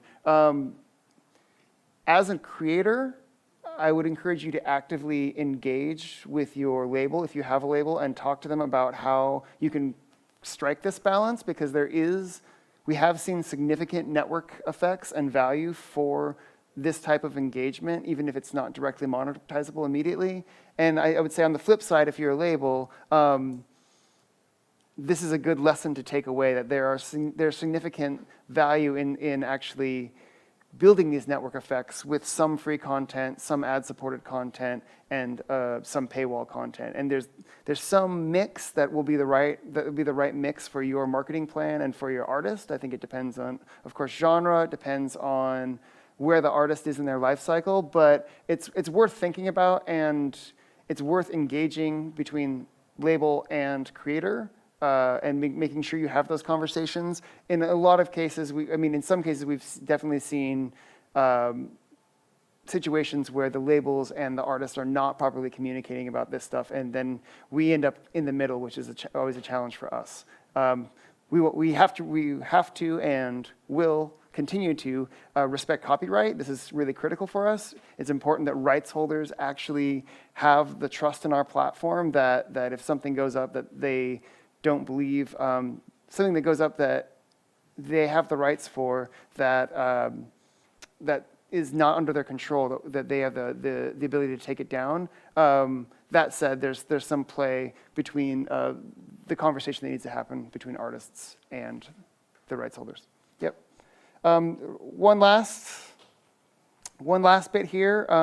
This is another, I think, great use case. So Vic Mensa and VOB, these went up right around the Orlando shooting and the Alton Sterling and Philando Castile tragedies. SoundCloud is a great platform for this instant engagement, and instantly, like, if you record something in your basement, even if you're on UMG or on like a major label or on some other label, this is a great way to actually engage in the conversation around what's happening in the world. And so this is another interesting use case. You know, you have the opportunity as a rights holder to pull things down and then sell them again later, but this is actually a way to get out to a huge audience in a relatively short amount of time. Questions? Concerns, comments, crises. That's kind of the bulk of the talk as I present it. If you want to go deeper on anything, or you have specific feedback for me, you can email me. I'm dean@soundcloud.com. Yeah. Yes, please. Could you say something more about the monetization or something like that? What's that about? Is something about the advertisement and stuff like that? Yep. Like on YouTube? Yeah. So we've only launched in 6 markets for our monetization, and this has to do with a lot of the licensing complexities for us. But we are available in the U.S., the UK, France, Australia, New Zealand, and Ireland. And in those markets, we actually have an ad-supported product. So creators get paid when there's ads served against their content. We also have a subscription-based content, which is a full paywall. And then when that content's behind the paywall, it works in kind of a Spotify-ish sort of way with a pay distribution, which I don't have the details of. Yeah, and you mentioned it yourself. Sometimes it's a problem according to music licensing. There's quite a few music licensing companies don't want you to have your music monetized. Is that right? Is that what you? Is there conflict between monetization and music libraries? I don't think sync licensing. Yeah, I don't know if I think in most cases the rights holders are happy to have the content be monetized so long as you have to make a deal. You have to make the appropriate deal for the appropriate market based on pay rates and being able to split the money up in an appropriate way. And I think that the challenges are securing all those deals. And what ends up happening is that because every territory has different approaches and different legalities around how those deals need to be made, it becomes very, very complex very quickly.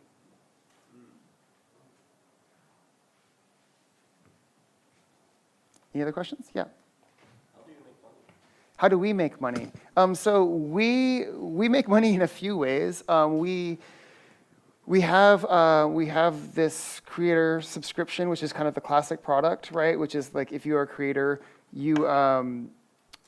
you pay for additional features, additional stats, additional unlimited uploads, and a few other niceties. We have these subscription service. So this is a $10.99 a month service, just like Spotify, and that actually is probably the most profitable product in the staple of products. And then we sell ads as well. So all the monetization schemes that we've got going, I guess they're schemes. They're not schemes. They're all the monetization methods that we have in these markets that they're actually live on. There's a split between the creator and SoundCloud for those. Yeah. All right, so we're out of time now, but I'd like to thank Dean for coming out. It's good talk. Thanks.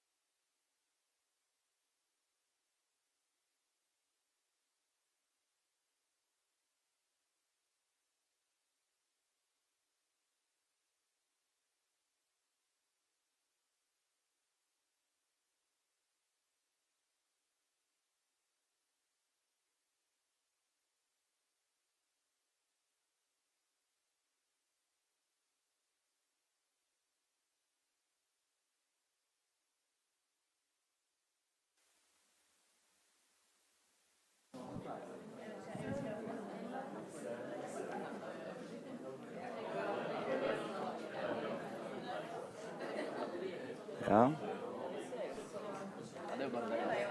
Har vi lyd? Ja.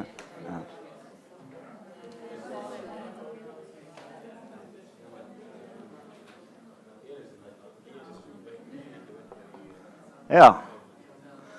Velkommen til panelet I Have a Stream. Beklager at vi litt forsinket ute. Det var veldig interessant med SoundCloud, så det varte litt lengre. I dag så vi så heldige å ha med oss Michael Jones fra HES. Velkommen til Bergen. Takk. Føles det godt? Det fint å være tilbake. Det alltid sol der når det ja, sant. Fint det.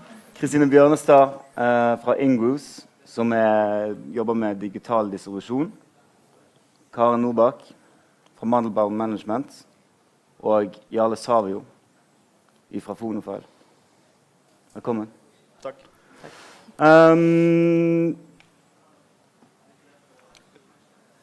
Vi i en tid der streaming har egentlig tatt over for alt som har med platesalg å gjøre. Det utrolig viktig å være til stede og synlig der. Og veldig mange lurer på hvordan kan man komme inn på spillelister, hvor mye har det å si for promoteringen av artister.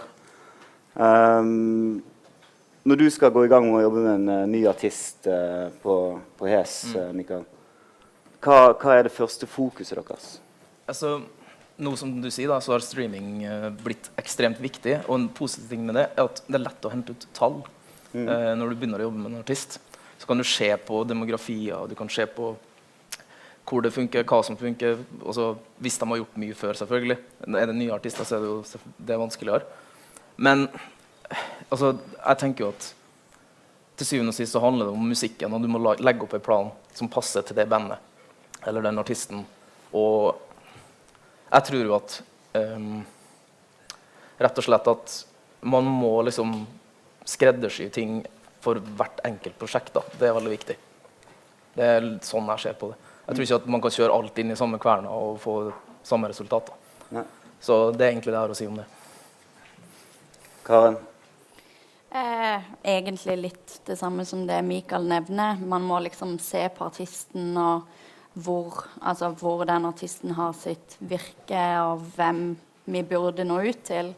Og sånn som oss, så jobber vi hovedsakelig bare med elektroniske produsenter. Og de kommer på en måte fra en SoundCloud-bakgrunn og en gratis bakgrunn. Og det blir liksom... For oss det veldig viktig at de så tilgjengelige som mulig. Og derfor spillelisting veldig viktig for oss. Men Jarle, du får inn en ny artist. Du får inn en velkjent artist. Hva det du på en måte på utkikk etter fra for eksempel plateselskapene når du skal launche artisten og pushe den opp mot Spotify? Hva pitchen din? Hva det du ser etter? Jeg ser etter en god og langsiktig plan. Det det første jeg ser etter. Og at folk ute i god tid. Jeg jobber ikke med ting som kommer hvis folk kommer med en måned før release. Så nei, da kan ikke jeg hjelpe til. Da du fucked. Så du må komme i god tid, da kan vi hjelpe til. Og så ser jeg etter at de har en plan som innebærer masse PR, naturligvis, men også at de gjør marketing, altså annonsering. For hvis ikke du gjør den jobben der først, så har det ikke noe å si om du havner på en spilleliste. Da har du kastet vekk den sjansen den spillelista gir deg. Så du må gjøre den gode, gammeldagse, grunnleggende jobben først, og så kan det andre funke. Og det er også større sjanse å havne på spillelister hvis du har gjort markedsføringsjobben din. Folk som jobber i Spotify ser også annonser. Kristine, hvor lenge vil du si at det viktig å på en måte pushe en release etter at den kommet ut? Det jo... Før så var det jo gjerne sånn at man hadde de viktigste tiden for en release var første 2 ukene omtrent. Nå ser vi jo at det varer veldig mye lenger. Så vi vil fortsette å jobbe en låt over lengre tid hvis vi ser at det litt pick-up på den.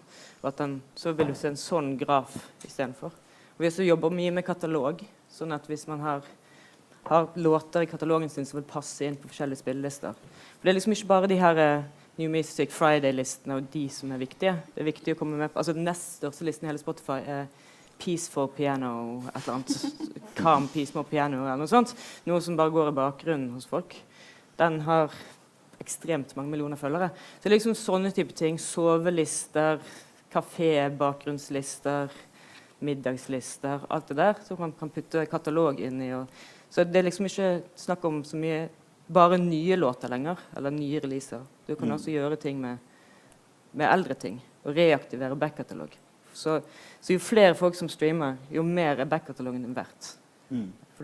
Så for oss så er det liksom ikke noe stopp- og startpunkt, sånn sett. Altså, det stopper aldri, egentlig. Hvor viktig er det, vil du si, å på en måte pushe en back-katalog nå? Altså, går den prosessen litt av seg selv når du gir ut noe nytt materiale? Ja, det er jo på en måte 3 grunner til at du får den der greien. Det er liksom new release, en synk eller død, da liksom. Da kan du få opp veldig dramatisk økning, men ja. Hvor viktig er det skandinaviske markedet kontra på en måte det totale markedet? Altså, Karen, dere jobber jo med en del internasjonale artister. Hvor fokuserer dere først? Er det på Skandinavia, eller er det rett på USA? Det varierer egentlig veldig i forhold til på en måte hvilken brukertjeneste det er da. Sånn som med Spotify så ser vi jo at 80% av det som streames kommer på en måte herfra. Men det blir på en måte for oss å lage et slags leverage som vi kan ta inn i USA og si det her går jævlig bra.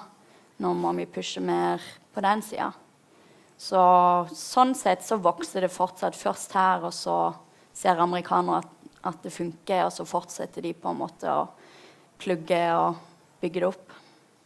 Det der er jo et godt poeng, fordi at du er nødt til å skape en suksess lokalt før du går ut og skal prøve å eksportere det. Hvis du prøver å eksportere i et land som ikke er en hit lokalt, så vil de spørre, hvorfor er det ikke en hit lokalt? Men jeg har et motsatt eksempel. Ja, men når jeg jobbet i Kosmos før, som et plateselskap, så jobbet vi med Kid Astray, og så skulle vi hadde online PR i USA, og vi hadde god respons på blogger og sånne type ting. Men vi hadde ikke penger til å betale for masse annonser, eller for mye, for liksom et fullt apparat når vi skulle lansere denne platen i USA. Så det vi gjorde da var å snakke med Spotify et år før nesten, i hvert fall 7-8 måneder før, og så avtale med de at vi skulle bruke Spotify vi skulle fokusere alt på Spotify. Så vi avtalte med de at vi skulle slippe en single i måneden, og den skulle alltid komme på New Music Tuesday, som det heter, i USA. De hadde ikke noe, altså de har ingen connection til USA egentlig, dette bandet, bortsett fra at det er masse bra på bloggene. Og da var målet at vi skulle ha minst 3 låter som hadde over 1 million streams når vi slapp platen. Og det klarte vi. For da kjørte de den opp for oss i USA, og det førte til flere 100 000 streams de første ukene. Og det kunne vi bruke hjemme for å få Spotify i Norge, Sverige, til å bruke det. Og P3 ble påvirket av å se den store suksessen vi hadde i USA. Så det er liksom et helt annerledes kretsløp da, som man kan gjøre nå i en global musikkmarked, egentlig. Det gjelder også End of the North, som jeg jobber med. De ble plukket opp ut lenge før noen i Norge i hele tatt tok notice, og ikke minst radio. De kom veldig sent på banen. Nå er de veldig supportive av dem, men det tok tid altså. Og der var SoundCloud og blogger utenlandske. Det er jo ofte der det begynner, og det er ofte sånn vi jobber i forhold til akkurat promoen, og lage blest ute sånn at folk hjemme på en måte ser at det skjer noe, og kanskje ikke helt forstår hvor liten skala det egentlig er i USA, og så tar man liksom Spotify og får litt mer vekt under det. Det er jo et veldig sterkt fokus på singler, men albumet er jo fortsatt et godt format.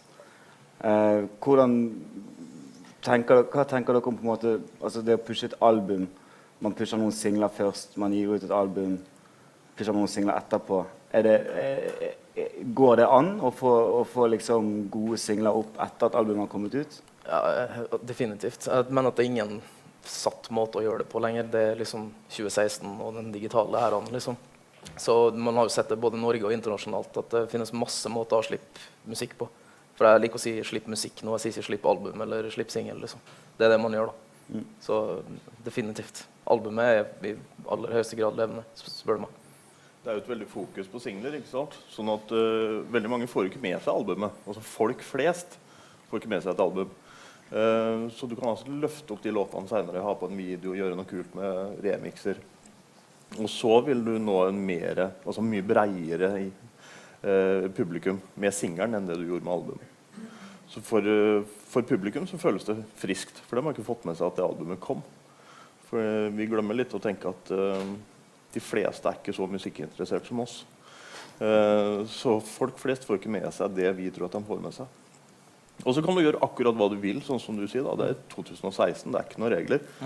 Prater med en artist I dag, han skriver ut masse singler, og ingen av de singlene skal på albumet. For han tenker at nei, albumet det kan være sin helt egen ting. Så kan det leve sitt liv, og så har han singler, og det lever sitt liv. Så det også en måte å gjøre det på. Kristine, hva tenker du om det? Det liksom album versus singler, det på en måte bare innpakningen.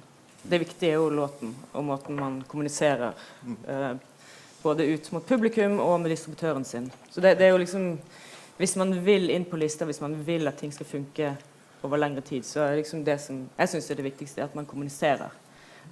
Og da det liksom, du sier, viktig å kommunisere med distributøren sin, så vi trenger å vite alt som skjer. Vi trenger å vite hva du har planlagt skal skje. Hvis ikke vi vet det, så kan ikke vi gjøre noen ting heller. Og samtidig ut mot publikum, så må de også få en kommunikasjon. Og bare liksom la det komme frem, altså, kastet inn I et sånt svart lite hull, liksom. Det som Spotify altså, jeg vet ikke om dere har sett den her Forgetify, en egen side, der man kan gå inn og høre på en låt som aldri har blitt spilt på Spotify før. Så det liksom, det bare refresher, du får nye låter som ingen har hørt før. Så det ganske så streamingtjenesten I seg selv kan ikke hjelpe deg så veldig mye hvis ikke du kommuniserer riktig. Og legger strategi sammen med de som skal hjelpe deg. Så vi jo der som distributører for å hjelpe labeler I å få musikken sin ut. For å få label sin business til å funke. For da funker vår business. Så liksom, kom til oss, prat med oss, fortell oss tingene. For det ofte liksom, hvorfor funker ikke den her på Spotify? Fordi du har ikke snakket med noen om det. Rett og slett. Og man plager ikke folk heller ved å snakke om ting. Bare sende mailer med bra informasjon om hva du gjør. Det et trist faktum at mesteparten av all musikk blir aldri lyttet på.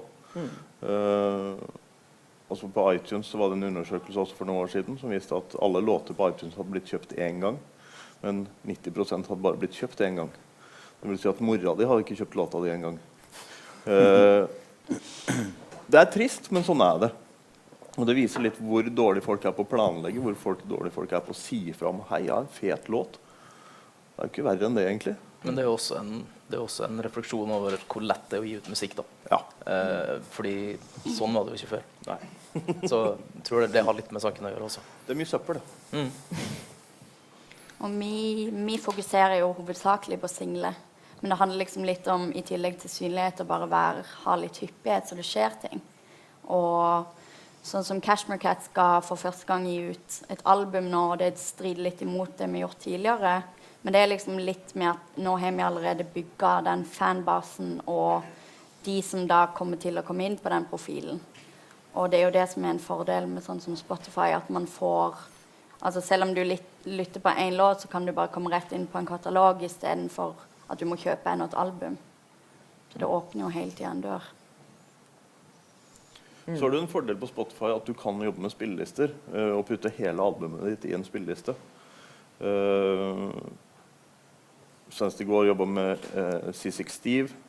Han har en spilleliste med alle gamle albumer. Og nå bare skifter navn på den, navnet på det nye albumet, og så legger han de singlene sine på toppen av dem. Jeg har 2500 følgere I den lista. Så da det 2500 følgere som potensielt får med seg nye singler som ellers ikke ville ha fått med seg. Og neste gang gir ut album, så skifter bare navn på den spillelista. Ja. Har du en link å dele hele tiden, I stedet for å dele link til bare et produkt. Og du får added streams, fordi at det forrige albumet ligger jo lenger ned I lista. Så hvis du får nye folk, så får du noen streams som du ikke ville ha fått ellers. Hvordan bygger man et publikum på Spotify? Altså, hvordan bygger man liksom... Altså, dette fokuset her med å få følgere til artisten. Godt spørsmål. Jeg tror det er mange måter å gjøre det på. Altså, selvfølgelig, radio har fortsatt noe å si I forhold til streamingtall også. Jeg merker jo det spesielt faktisk med litt smalere musikk som jeg har jobbet med, som har blitt lista på, ganske tungt lista på P3 og så videre I Norge. Som for eksempel Pau Pau. De hadde en A-listelåt som lå der I 3 måneder. Og jeg tror ikke de måtte streame I nærheten av det samme som de gjorde uten P3 sin backing der. Og det jo en annen diskusjon, men det liksom, selvfølgelig, sånne ting spiller fortsatt inn det også da.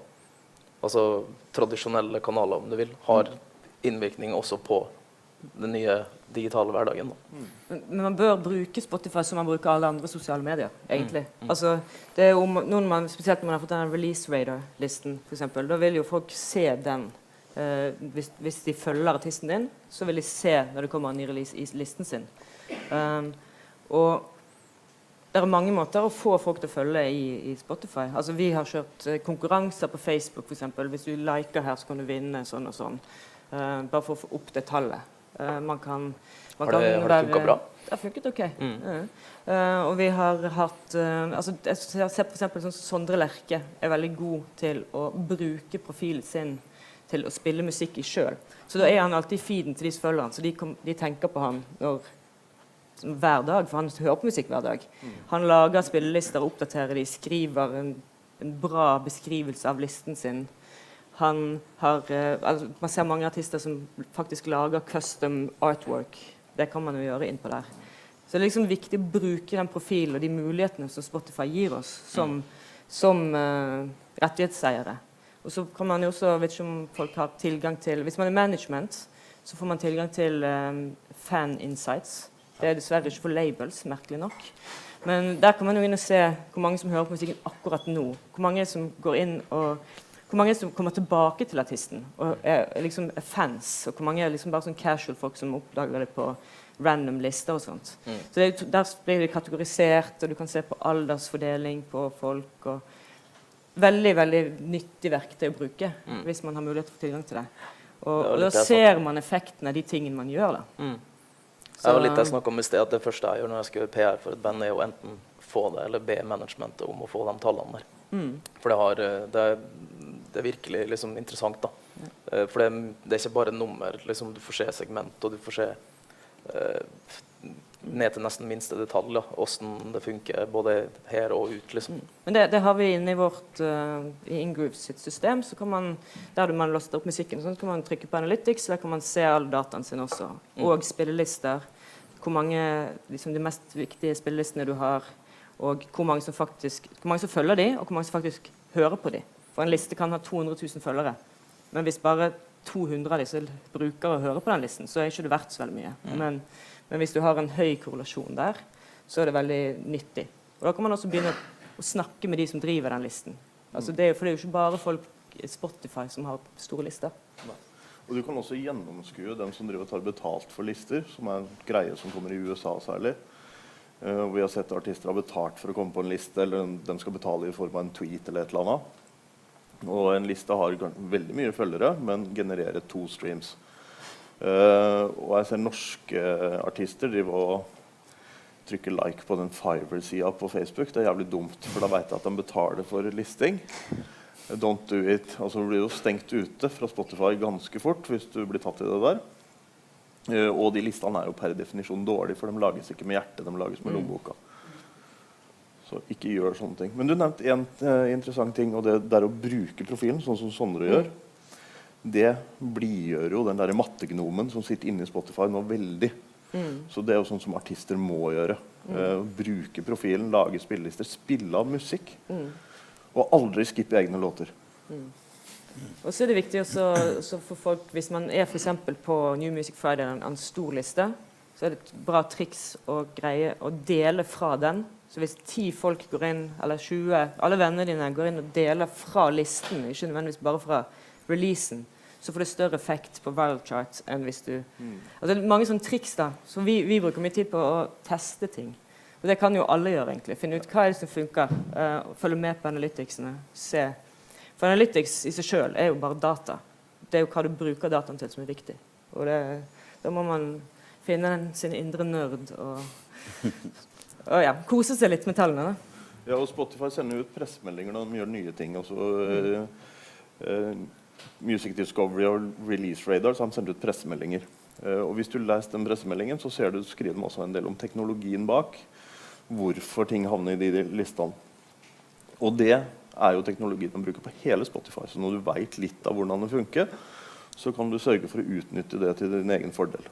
Ved å legge til musikk, dele musikk, aldri skippe og sånne ting. Ja, og så oppdatere profilen med sånn heading-bilder og sånne ting. Det ble veldig mye enklere enn det var før. Det var lettere sagt enn gjort før. Så, ja. Det gjelder jo også på iTunes. Der kan man jo få lagt inn, eller på Apple, få lagt inn profilbilder og sånn. For det tiltrekker litt flere kliks enn hvis det det her hodet som alle har. Hopp som det går. Nå når Spotify, altså, de jo blitt svære. Hvor tilgjengelig de for eksempel et plateselskap, et management eller et promoselskap? Ser dere en forandring der? Altså, vi behandler dem egentlig som en slags radiokanal. Vi sender dem egne mailer med relevant musikk, ny musikk som vi har i god tid i forveien. Der vi har skrivet kort tekst om artisten og låta, og kanskje også foreslår et par lister den kan passe inn i tillegg til sånn New Music Friday og den type ting. Og vi har bare fått liksom god respons på at vi gjør det. Men til syvende og sist så virker jo som de på en måte også vil ha litt å si i forhold til hva som ligger på de listene. Men det skader jo ikke selvfølgelig å foreslå ting da, sånn som vi gjør. Og vi har god uttelling på det også. At det kommer med på New Music Friday-lista og så videre, når man litt proaktiv. Så det vil jeg anbefale alle å gjøre. De har jo på en måte like mye lyst til å være med i gamet som det vi har, så for oss det egentlig bare å være personlige og gjerne sende folk litt ting som ikke kommer til å komme ut, og gi litt treats når vi vet at det en playlister eller en redaktør som liker noe spesielt, så kan vi heller fortelle litt mer og ha de litt med på planene, for da får de liksom litt eierskap til det samtidig som de får all info. Men når man kommer dit at Spotify litt som en radiokanal som har lyst til å være med og velge neste single? Ja, ikke akkurat beste single, men Spotify har veldig lyst til å være en del av en suksesshistorie. Ja. Så hvis du har en ny artist som man har gode grunner til at man tror at skal slå igjennom, så har Spotify lyst til å være tidlig på. De har lyst til å være en del av grunnen til at det funket. Den heter det danske bandet med den kjempestore hitten. Lucas Graham for eksempel, jo det typiske eksempelet de alltid snakker om, at det startet i Danmark, og så hadde Spotify lyst til å breake det i Norge, og så puttet de det på masse lister i Norge, så funket det i Norge, så gjorde det i Sverige. Så tok de ett og et land, og det var Spotify som drev det. De fortalte plateselskapet hva de burde gjøre for å få det gjennom overalt, og nå de gigantiske i USA. Så og de var nummer 1 i England, så Spotify vil helt klart være med når det skjer noe. De veldig mye investert i AURORA for eksempel også. De Mø, Lord, men man kan selvfølgelig ikke komme til dem med alle artister.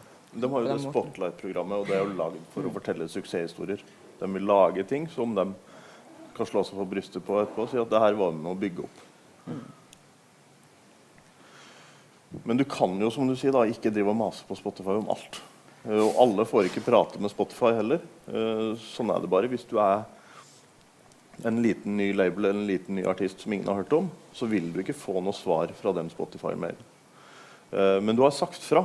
og det litt viktig. Altså at du prater om musikken og sender en informasjonsmail. Så skal du ikke drive og mase etterpå, for da havner du i spamfilteret deres. Altså, de får jo... Vi synes vi får mye mail, men de folka der, de får mye mail, altså.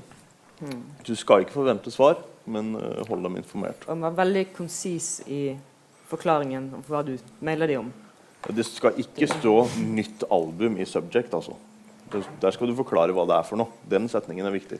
Ja, og ha opp titel, artist, strekkode gjerne, link til å høre, altså kjøre hele greien veldig tydelig på toppen. Og så kan du ikke ha vedlegg, ikke sende med MP3-filer eller noe sånt. Gjør det så enkelt som mulig. Det der skal leses på 10 sekunder. Og du skal forstå det, og du skal ha lyst til å høre på låta. Men dere ber jo altså brukerne av distribusjonskanalen deres om pitcher. Som dere kan... Vi vil gjerne pitche dette til Spotify, for eksempel. Gi oss noen gode linjer her om hva dette for noe. Ja, men altså... Og dere gjør den jobben der, og altså, hvor ofte føler dere at de på en måte lytter til dette her, synes vi fett? Har dere den, Spotify? Ja, har dere den type dialog? Ja, det skjer ofte. Altså, det hver eneste uke. Men det jo basert på langsiktig jobbing. Det ikke noe som har kommet ut av ingen steder. Det fordi at vi har en god relasjon til Spotify. Vi vet hva de ute etter. Vi pitcher ikke feil låter. Det viktig å ikke pitche feil låter, for da slutter folk å høre på det. Og så vi avhengig av at labelen eller artisten har gode sales points, altså en god beskrivelse av hva det her for noe, og ikke en nytt album fra halvkjent artist. Det funker ikke. Det må være noe ordentlig. Men vi har et veldig nylig eksempel. Vi begynte å jobbe med Brilliance i forrige uke omtrent. Så den første låten vi slapp var den nye single til Mystic Coast, som jo et ganske så ukjent band.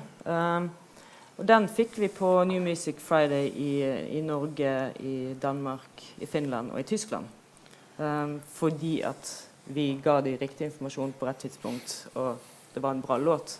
Det viktige bare å få de til å klikke på play. Så det liksom, de 3 setningene du skriver må være spot on da. Så bør jo også låta være bra da. Ikke minst. Jeg heier på det. Det kan ikke sies for ofte det der. Men fra du kom inn i listen, så da det bare opp til låten. Og dataen som Spotify får inn.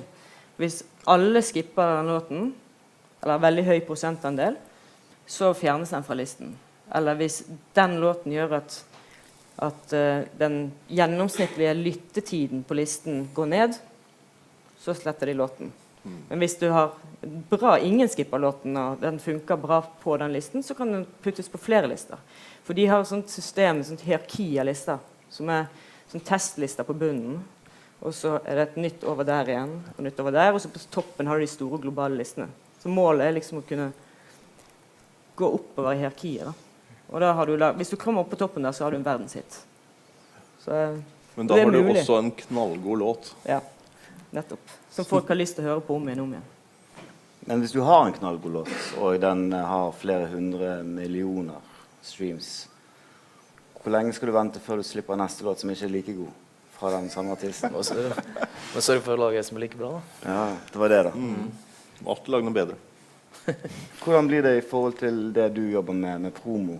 Altså tar du også kontakt med Spotify, og blir det i så fall masete hvis både Ingo og Fonefra allerede har pitchet, og så skal du pitche på toppen av det igjen, eller hvordan fungerer det? Nei, så jeg tenker jo at den pitchen min såpass kort og to the point at hvis de blir fornærmet for det, så får de bare bli fornærmet, liksom. For det jo bare et ønske om å spre god musikk, god norsk musikk i mitt tilfelle. Jeg jobber for det meste med norske artister i Norge. Men jeg har fått bare positiv feedback på, som jeg sa i sted, på å sende ting til dem. Og det har også god uttelling på at det kommer med på lista. Så knipetangmanøver vil jo funke, ikke sant? Så hvis jeg sender en pitch som har med et eller annet musikk veldig konkret å gjøre, du sender en pitch på samme låta, men med en annen innfallsvinkel, så klart det funker. Hva skjer fremover?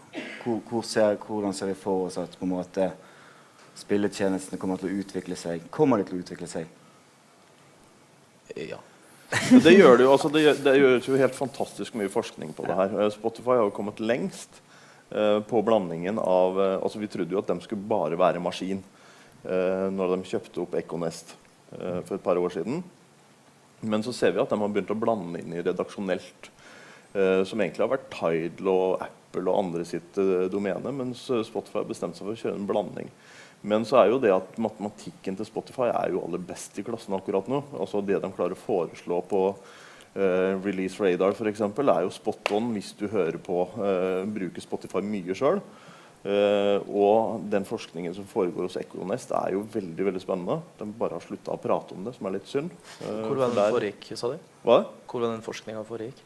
Et firma som heter Econes. Jeg tror det var Econes. Ja, det har vært spesielt. Nei, så vi vil jo få mye mer av den der datagenererte forslaget på nye låter, men det vil ikke ta utgangspunkt i at den som likte her, likte også det her, sånn som Amazon gjør det. Altså, du vil få forslag basert på musikken i seg selv, altså hvor du analyserer hele låta, så finner du ut at det noe i musikken som gjør at du liker det. Og at du får foreslått mer musikk som ligner på det, og hvor det da ikke tas hensyn til at det kult, eller at andre har hørt på det. For den Amazon-modellen gjør jo at du alltid får foreslått Beatles, uansett hva du på jakt etter, for det så mange som hører på det.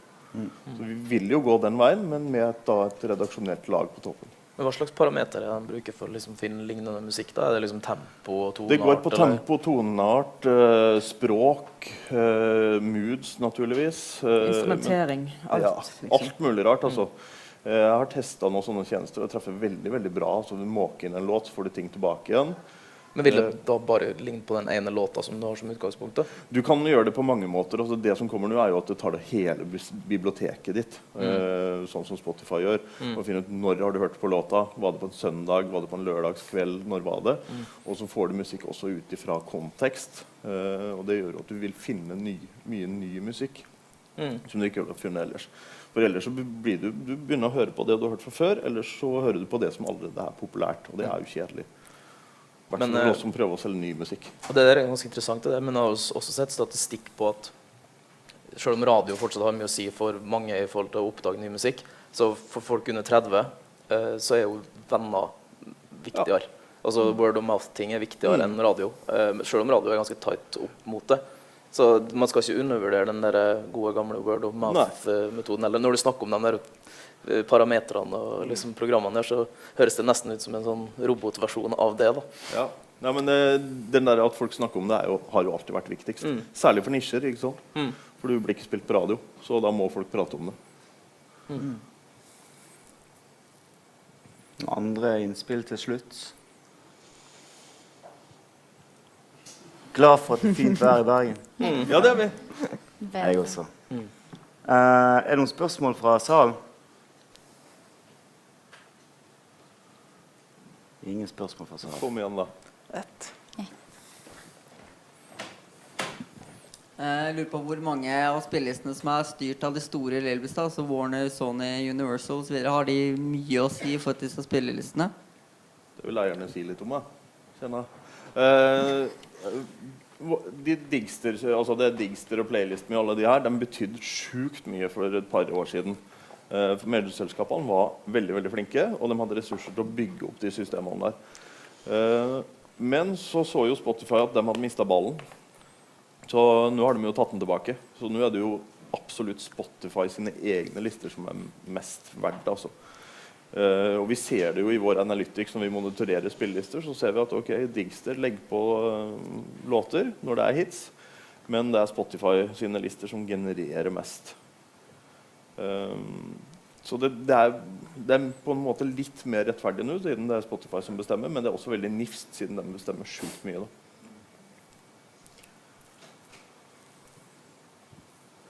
Men det finnes privatpersoner som har store lister som viktigere enn de major-selskapene. Og dem kan du finne ved å bruke din venn Google. Og så kan du prate med dem og pitche låter direkte til folk som lager spillelister fordi at de liker musikk. Og det gjøres alt for lite.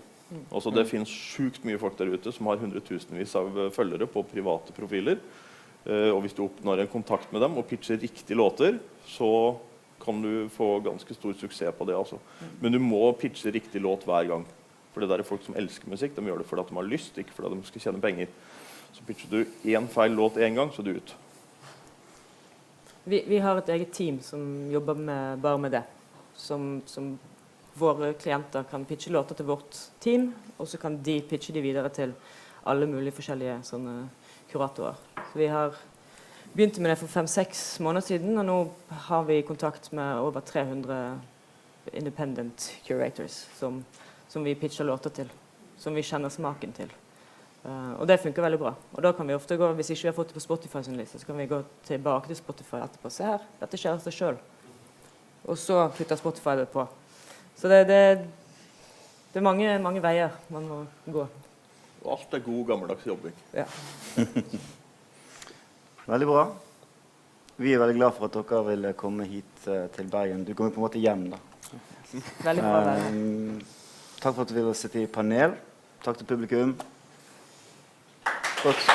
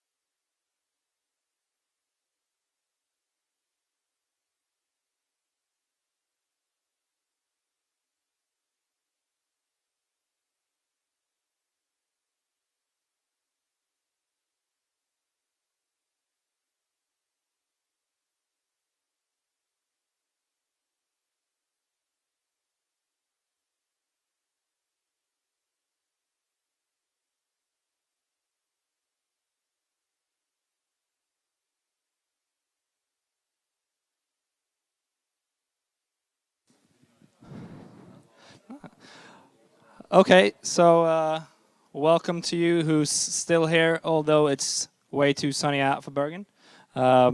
Welcome to Artist Development. We're going to talk today with Ina Jedlička from Sony, Ed Posten, and Jason Sharp from Talliard, and Pip Newby from PS. All right. And the word is yours, Ed. Thank you very much. Thank you all for coming. I hope you've had a great festival so far. So basically today we're talking about the artist development process, mainly combined within the publishing and label systems, and how A&Rs kind of work with artists to develop them. Now, a lot of people kind of tend to think as the A&R process of signing an act and then suddenly they're global superstars or not. But it's mainly kind of explaining a little bit more about the process and things of how you can personally work with artists or with A&Rs and give you a little bit to kind of take away from the session. So, I mean, first of all, do you maybe each want to introduce yourselves? I know we've had a wonderful introduction from Jürgen, but just explain a little bit about yourselves. Sure, I'm Pip Newby. I'm head of A&R at Play It Again Sam. Play It Again Sam is the frontline label of the PS group, which incorporates an incredibly large distribution company, label management and marketing company called The Cooperative, and our label division, which I do A&R for. Artists on Play It Again Sam are as broad as Agnes Obel, going to Enter Shikari, editors, Pixies, Rashid Murphy, Ghost Poet. We work across a very broad church of, I guess, what could broadly be called alternative. Yeah, we've also spent a lot of time developing new acts prior to joining PS 5 years ago. Spent a long time as an A&R scout at Atlantic Records, and I also had my own record label that I started at university called Friends vs. Records. We put out early singles and a couple of albums by bands like Fun, Dinosaur Pile-Up, and The Joy Formidable. Cool.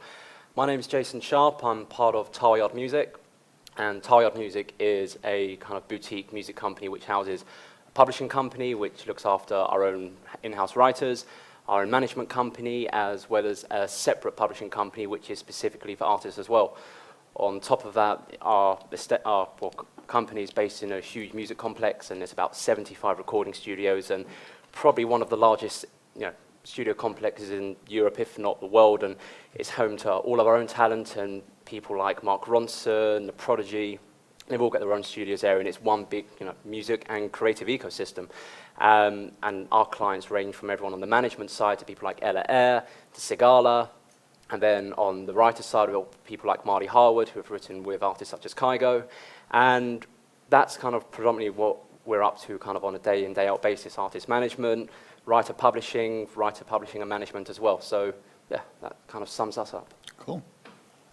And I'm an A&R manager for Columbia in Germany. It's one of 4 domestic labels. There's also 4 Music, AOR, and Classical. And I work with artists such as De Presner, who's from Bergen, that's why I'm here today, and also James Arthur or Alanis Morissette, where we have worldwide rights. But as you might know, Germany is also quite domestic market, so lots of German artists with German lyrics. Awesome. We've got a breadth of experience here, both on the records, publishing and management side, and international as well. So yeah, basically, I mean, let's go through the process, and obviously we can start with before an artist gets signed. We'll briefly talk about the scouting process. Obviously, that's changed a lot over the years. How do you find new artists at the moment? What's the kind of predominant source? We do have scouts who just take care of scouting, so an A&R manager is not necessarily a scout. There are scouts within genres, so we have an electronic EDM scout who hangs probably in October at AD, and we have different scouts for indie, alternative, mainstream. But I think for the normal A&R manager, it's just networking, networking with managers, producers, lawyers, your own scouts, publishers, so you just get the hype or a new act very early. Great, okay, cool. And Pip, as an independent label, obviously you don't have like as many kind of scouts across the board. How do you usually find your artists? It really, really varies. I'd say again, a lot of it is relationship based. I'd say a lot of stuff comes from recommendations, referrals. If it's someone whose taste I trust, we're all actively looking for new music, but somebody's obviously, there's some things that I'll come across first, some things a publisher, a lawyer, whoever will come across first. It kind of tends to get more attention when it comes from, you know, a trusted source. That said, there have been times where I do still spend a bit of time like flicking through SoundCloud, reading blogs, listening to the radio, and there will just be times where I'm just like, shit, this is really, really good. And it goes from there, you know. All it takes is a phone call or an email, and that can be first contact. I'd say, yeah, there's no sort of, not really any kind of received wisdom about how you discover acts. It can be literally from anywhere. Great. And so, okay, we're talking a little bit about acts there, of having scouts and blogs. How do you find a songwriter? Well, for us, it's very much in the same position, you know, we find artists. I mean, we get emailed a lot of the time, and sometimes through writers directly, finding out who we are, what we're doing, and they'll say, this is kind of what I'm about, I'm looking for management, I'm looking for publishing. They'll send demos, and we listen to absolutely everything, because, you know, having new talent is the lifeblood of any company, whether you're a major or an independent. And it's all about which ones to choose and which ones to pick. So it's writers directly. A lot of the time it's maybe kind of other managers, and they approach us saying, oh, we've got a writer looking for publishing, or vice versa, because, you know, we do both sides of the coin. But touching on what both Pip and Ina said, it comes down to your networks and who you know. I mean, sometimes you can, you know, find a song you love, realize that one of the writers may be unrepresented, and you can just reach out, and it's a lot of digging around, and a lot of things come to you as well. But on the subject of artists as well, we've had a lot of people that we've taken on purely as writers, only to have them become artists down the process. So, and sometimes a lot of artists we've had have ended up becoming writers. So there's no hard and fast rule of how it happens. Okay, great. So when you find this act, either through a scouting system or a recommendation from a lawyer, what happens next? You're like, okay, I have to work with this person. God, I mean, again, everything in these situations kind of depends on what's going on, you know. First and foremost, I think A&R is a very personality-based part of the business, you know. You're going to have to be the cheerleader for this act through your system, you know. The first thing I'd want to do is go and meet the artist. Generally, yeah, send an email to their manager if they're unmanaged, directly to the act. Try and set up some time to hang out, go and see a show if they're a live performing act. Yeah, that tends to be the first thing, and then we work out if we get on, we work out if our visions are the same. That's really important, is the fact that you can actually go in and, you know, represent what the artist wants to do best. You know, ultimately, we're not the talent, we're the facilitators for that talent, and your vision for the project has to kind of align. All being well, and that nothing disappoints, and that we're on the same page, we'll create a deal memo and go from there. Okay, cool. So you found this act, you got your deal memo. Who then kind of does what? So, like, you obviously in the relationship you've got the artist, the manager, yourself as A&R, and then where do kind of lawyers and business affairs come in? I think that depends on the A&R manager as well, because I studied law, so I can do lots of stuff on my own. Very talented person. But normally with my colleagues and also with me, it's just that you speak to the manager and the artist and just get to nail down the main points, like license, length of the contract. Yeah, what else is there? Roy, I'm German, so I royalty rates and, royalty rates and stuff. Yeah. And then you just talk to your lawyer, give the points to them, and then basically it's just the lawyers talking until it's finished. But you can't like leave it with the lawyers, because then you might lose the artist, because you have to keep in contact all the time and just go out, hang out, because the contracts take some time, and most of the time there's also other labels talking to the artist, so you really have to be there, although you're not like the one who's in charge of the contract, but you have to make sure that it gets signed in a quick time, and yeah. Yeah, that's great. So it's very, from the A&R side, it's very kind of relationship driven and just keeping in there. Yeah. Okay, cool. So we've found this amazing artist. We've kept in touch with them, everything's great, everyone's happy, we've signed a contract.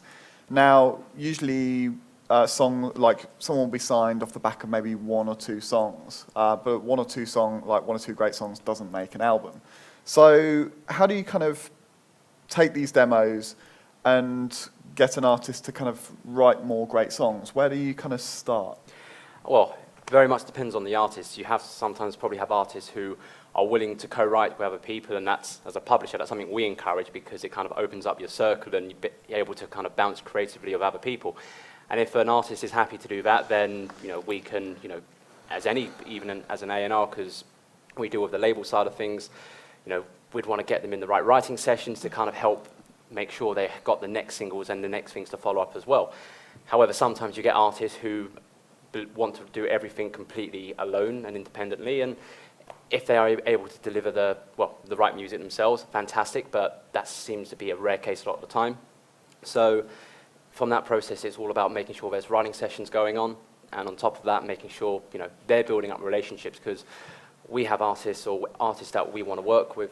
A lot of them will start to work with a lot of writers to find who gets them, and as Pip said, who kind of gets the vision, because it has to be the artist's vision, and everyone else kind of needs to get that, because if it comes from the artist, that's going to make the most sense, and that's what's going to translate over to a successful artist. So for us as well, we want to make sure that when an artist decides who they like working with, we need to make sure that our writers are working with them because they have the right relationships and they get it. So, yeah. I think that's a really good point on the co-writing. I think, whenever you hear a song and it's come from a place where an artist isn't really kind of translating what they're actually feeling, you can hear it immediately. Yeah. And I think that's always the aim of, even if it's an outside song, if the artist understands it and is projecting it, that's always going to make the best song and therefore make the best recording, which has a chance of being a hit. Now, Pip, what happens if you've got these great songs and the songs that are kind of coming out aren't really up to the same standard, and you've suggested maybe a co-write and the artist doesn't want to co-write? How do you maybe encourage them to kind of step up to the next level without co-writes? Oh, we have a massive fucking argument. Deal's over. No, you know what, like I said earlier, it's all about facilitation of the artist's ideals, I think in personal experience, I'm just entering my 10th year of being an A&R person, and I've a lot of my biggest successes have been in rock. And 10 years ago, co-writing in rock was a really dirty word. It was kind of pretty much unheard of. Now, people are more open to it. There's certainly a air of, I don't know, there's some big rock records which have secret ghostwriters on that nobody really mentions, but they're there. But there's not kind of the same stigma. That being said, I think it's all about just encouragement and making sure the artist feels validated and has the ability to make the best music possible, to make the best product possible. That's basically what A&R is being the person who makes shit happen. And that can be largely down to, just saying this isn't good enough, this is what we're going to do. There's an act I'm developing at the moment called Twin Wild, who are a new UK rock act. And literally the first thing we spent money on, we signed the deal, and then 2 days later we put them up in a rehearsal studio outside of London. And just got them to write for 3 weeks, do nothing else, eat, sleep and breathe music for 3 weeks. And honestly, that's the best thing we could have done. We're now just about to start releasing music a year later, because writing those songs is the most important thing. Yeah, I think it's, having a solid foundation of great songs. You can't go backwards. And I think getting that right at the beginning is extremely important, because I think it's also one of those things whereby when you go into the recording process, or people start touring, or you put something out and they're suddenly in press mode, it uses a completely different side of the brain. And I think, where you get someone to write solidly and they're in that mindset and you're giving them books to read and you're passing music back and forward, it gets them in the right mindset. And then once they move on from that, it's very hard to, you're missing a hit off the album. The album sounds great, but you need one more song. Going back to the writing stage is really tough. Yeah, so I think the muse is a fragile beast, and it's quite tough. I do work with artists who are perfectly able to write on the road, and they'll have a recording set up in the van, and they'll do that, but that's kind of a rarity, you know. I think everything's got to be handled very sensibly and very sensitively, you know, and yeah, that's our role. So, I mean, like, you know, many years ago, a lot of people would kind of get put on the road to tighten themselves up to try out the songs. Would you guys ever put a band on the road as part of their kind of development in songwriting? Not really, just send them to different destinations, but a whole tour I haven't made already. But like, the magic was always LA. Send someone to LA for 2 weeks and they'll come back with major hits. Not always working. And a kale salad addiction. But yeah, I think you've got nothing to lose as an artist to just go into a session, because if it's bad, nobody will use it, and you will just learn what you don't want as an artist. It's just, there's really nothing to lose, because if you don't like it, nobody will talk about it, and nobody will ever know that you've been in a room with someone you don't like or someone you find awful. So it's a lot of learning as well, and different sides and ideas, so really nothing to lose, just lots to gain. Yeah, I'd agree with that. I think it's one of those things as well where I think you hit on this a little bit of like every artist is different, and some really thrive from going and seeing lots of different songwriters to gain something different from them. Yeah. But the majority of people, you know, if they get passed around between loads of songwriters and they're having to explain what's going on with them each and every time, it can be very tiring. So if you're getting like 2 or 3 songwriters and it's really working, it's a chemistry. Stick to them. Yeah. But you need to be really sensitive to your artists or your writers' needs, because they are kind of, they go in there into a room, sometimes with complete strangers, sometimes as many as 3 different people, and they have to kind of like talk about kind of, you know, songs that come from, you know, a place deep within them, and, you know, it's hard and it commands a lot. So, you know, if they ever come to you and say, oh, I've had a really hard session, it's like, okay, why? And you need to be really sensitive to their needs. And, you know, as A&R guys, we always want to think about, okay, on paper, why would this particular session work? You know, we always put sessions together for the point, we're going to put this together because it feels like it makes sense, or these people can get on. There's always like a reason for it. It's never like, let's put random people together. So the whole process is really, you know, has to be really kind of strict and kind of, you know, thought about the whole way through. Yep, I think that's great. So now we've signed the artist, they've gone through the writing process, and suddenly you get sent a song from the writer or artist where it kind of clicks. So should we play maybe a song that kind of clicked for you when you heard the demo? Yes.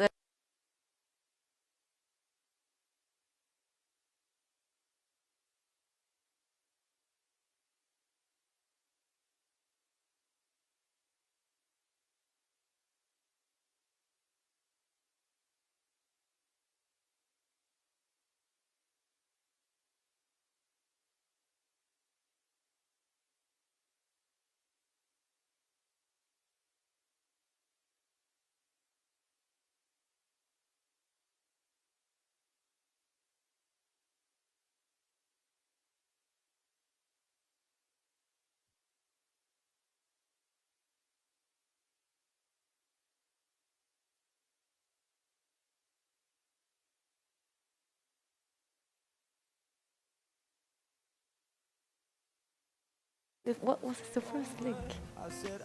Okay. Don't mind. Is that the wrong song? Yeah, I think no, right song, but I've sent a few links, but yeah. Cool. Might not happen. So what immediately, when you heard that demo, thought, okay, this is something that we should work with to kind of further the song? It's just like, basically we were just talking about like which song James is supposed to write, because we had about 120 songs for the album, and we were still missing the first single. And then we were talking about what that could be. And so I sent him different music, like Justin Bieber, Love Yourself, or Lucas Graham, 7 Years, because I really liked how Lucas Graham describes a story from the beginning to the end. And that's obviously something that connects with people, like what you feel when you're young, and what you feel like straight before you die. And so that was something that I really liked. And also I talked about him about new songwritings, that like a few years ago you were always building up a song to the maximum, like you were waiting for that big moment to happen, and now it's more like relaxed and like all about a small feeling, but that can be even more intense because it's a bit of just subtlety and yeah. And and that's when he came out with the song, and was just very, very happy because to me he nailed it, because I absolutely loved the story. I could concentrate on what he was saying and on the feeling that he wanted to like tell. So it was all about that moment that when I felt that this will connect with lots and lots of people, because it was like something really easy to relate to, because you fall in love with someone when you're young, and like when you first meet them, you just want it to last forever. So and that's what he's basically telling in that song, and I really love the very conversational lyrics. So it was not cheese; it was like you would tell your friends. So that's what I really liked. Were there any points that you kind of said, like, this is all great, but maybe we need to work on this lyric, or like, was it you absolutely nailed it first time? I think he absolutely nailed it first Wow. time. We very rare. had a discussion about like, I held your hair back when you were throwing up, because that's not very like, charming.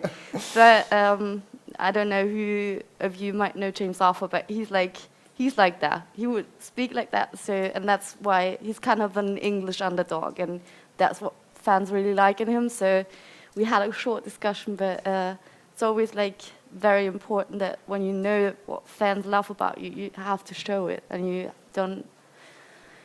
you don't dare to be afraid of that. Yeah.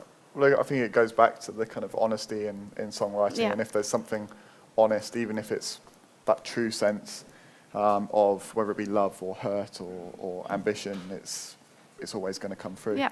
So if, say, he'd sent the song and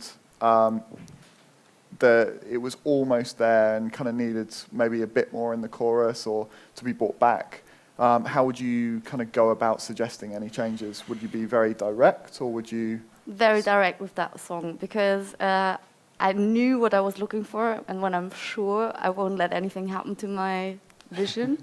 And I'm a girl and he's not, so I knew what needs to be done. Yeah. And well, it was difficult with that song because we were then looking for producers who can do the album, because we were first songwriting and then starting to produce, and we wanted a main team to do it and not like several different production teams. And yeah, we were looking for the guys, found them, and then the difficult thing was to like keep the magic of the song but produce it. So we had lots of mixes and production done that lost the story, and there were too many things happening that would...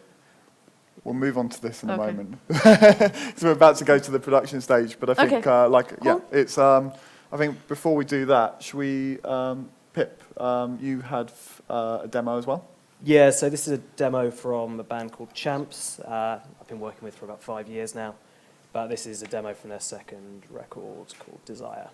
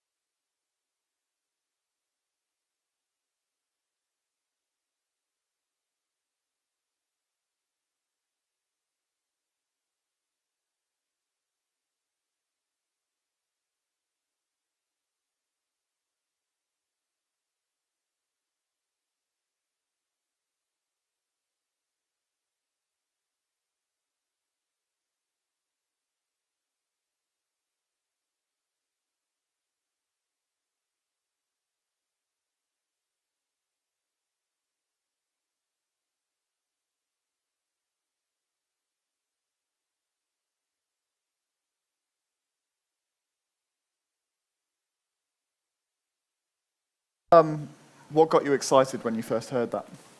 I don't know. I love this band. Like, they're one of the first things I signed when I joined PS, and they're just Michael. The band consists of two brothers, and they live on the Isle of Wight, which, for those of you who don't know, is one of the most weird places in the UK. It's basically perpetually stuck in the 1950s. It's the kind of place where your grandma goes on holiday on a coach trip, and they just literally live to surf and write songs. And Michael, the singer, is just a phenomenal songwriter. Every time we go in to make a record, they'll deliver me upwards of 60 demos. I went down to the Isle of Wight. We were sat in their flat, in a place called Ventnor, which is just a sort of beautiful seaside town. We just put that song on. It was like, shit, this is something really, really special. They write all their songs entirely independently, but there was just a few moments sitting down and listening to these 60 tracks over the course of a weekend where it's kind of, these are the tent poles that are going to indicate what the full album's going to be. I mean, when we get on to playing the finished version later, we made some quite big stylistic adjustments in terms of the production style we were going for on the record. I'm sure we'll sort of cross that later on, but it's just a great song, and huge chorus, very much honest to what the band is. It's just a really, really good song. I've not got much more to say about that. We did a lot of work on the arrangement, but God, the ideas are all theirs. Great. So was it immediate you went back and said, okay, this needs to go in a different direction, or is it something that kind of came later on? We probably spent about 3 or 4 months going through songs. They are the sort of songwriters who are writing constantly.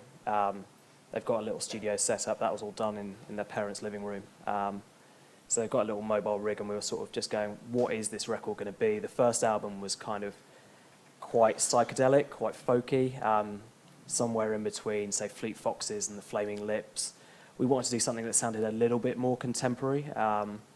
Their big influences are sort of the Bob Dylans, Roy Orbisons, Simon and Garfunkel, and they tended to go a little bit into that kind of Americana, sort of quite pastoral themes lyrically, and we wanted to do something that was a little bit more fresh. That record came out at the start of 2015. We made it during the summer of 2014, and we just wanted to do something that felt a little bit more. They were only 22 at the time, just something that felt a little bit more now, and I think in the end we got it. Awesome. So I mean, obviously with both of these demos, they have you've got the song there, and you've got the kind of expression, but not much else. When you hear something like that, do you immediately have a vision for how it will end up, or is it something that you kind of work through and maybe get the right make the right choice on the right producer and let them kind of see it through? Where does the vision start for production? I don't know. I mean, it really depends. It depends on the project. Again, everything is sort of dependent on the artist and depends on the project. From my perspective, I'm not the talent. You are very talented. Well, I know, but not musically. Nobody wants to hear me sing. I came to A&R. I literally can't play a note, and my voice is god awful. But I came to it because I was a massive record collector and was just into the entire geeky side of things. I was genuinely one of those kids who sort of like just sat down and read sleeve notes and that sort of thing. I think a lot of it is finding a shared vision between a producer and an artist that we think we can turn into a successful product at the end of the day. So we sort of knew we wanted something more modern. We worked a little bit on the lyrics, but aside from that, it was just sort of like the vision they came up with the producer. It's someone that I've worked a little bit with before, but he totally got it, and the ideas he was coming to the table with were just like, fuck yeah, that's exactly what I was thinking but couldn't express. So, that's how it generally works with our stuff. Cool. And with this song, obviously you had a vision how the song should be written. Was it the same when you heard it that, okay, I know exactly how this should sound, or was it more of an exploration? No, more like I always try to find the right person to produce it, Yep. and then like have some conversations before it, but I'm not a producer, and I don't want to look like a producer or get on someone's nerves because I think I know better. My job is A&R and not producing, so Yep. I really trust the people who are professionals in what they're doing. Cool. I think, yeah, that's everyone takes a slightly different approach on this, but I think you're right, like finding the right person who can see it through, even if you're dipping in at some points, is always very important. I mean, you talked a little bit earlier about how you didn't want, you wanted one producer rather than different producers, or perhaps buying production from the demo. Yeah. Can you explain the difference in working that way and why you didn't want to buy production? I think it's got two sides. It's very exhausting to like communicate with 17 different people, because you have to like, there's so many people involved if you have different writing sessions, and then maybe you end up buying some vocal stems or like something you can't recreate. But I think it's really necessary that you like find a sound for one album, and it's possible with more than one producer, but it takes you ages, and like you need to connect the producer with the other producer and like play them different stuff, and if they don't communicate well, you end up with all the chaos, and that's what I don't want to, or yeah. So it's the artist side needs to be like one sound, but it's also like crazy to talk to everyone all the time. So continuity is important, but it's also maybe not losing the message by different people's vision, kind of guiding it in different directions. Okay, that's cool. Put it into the right words.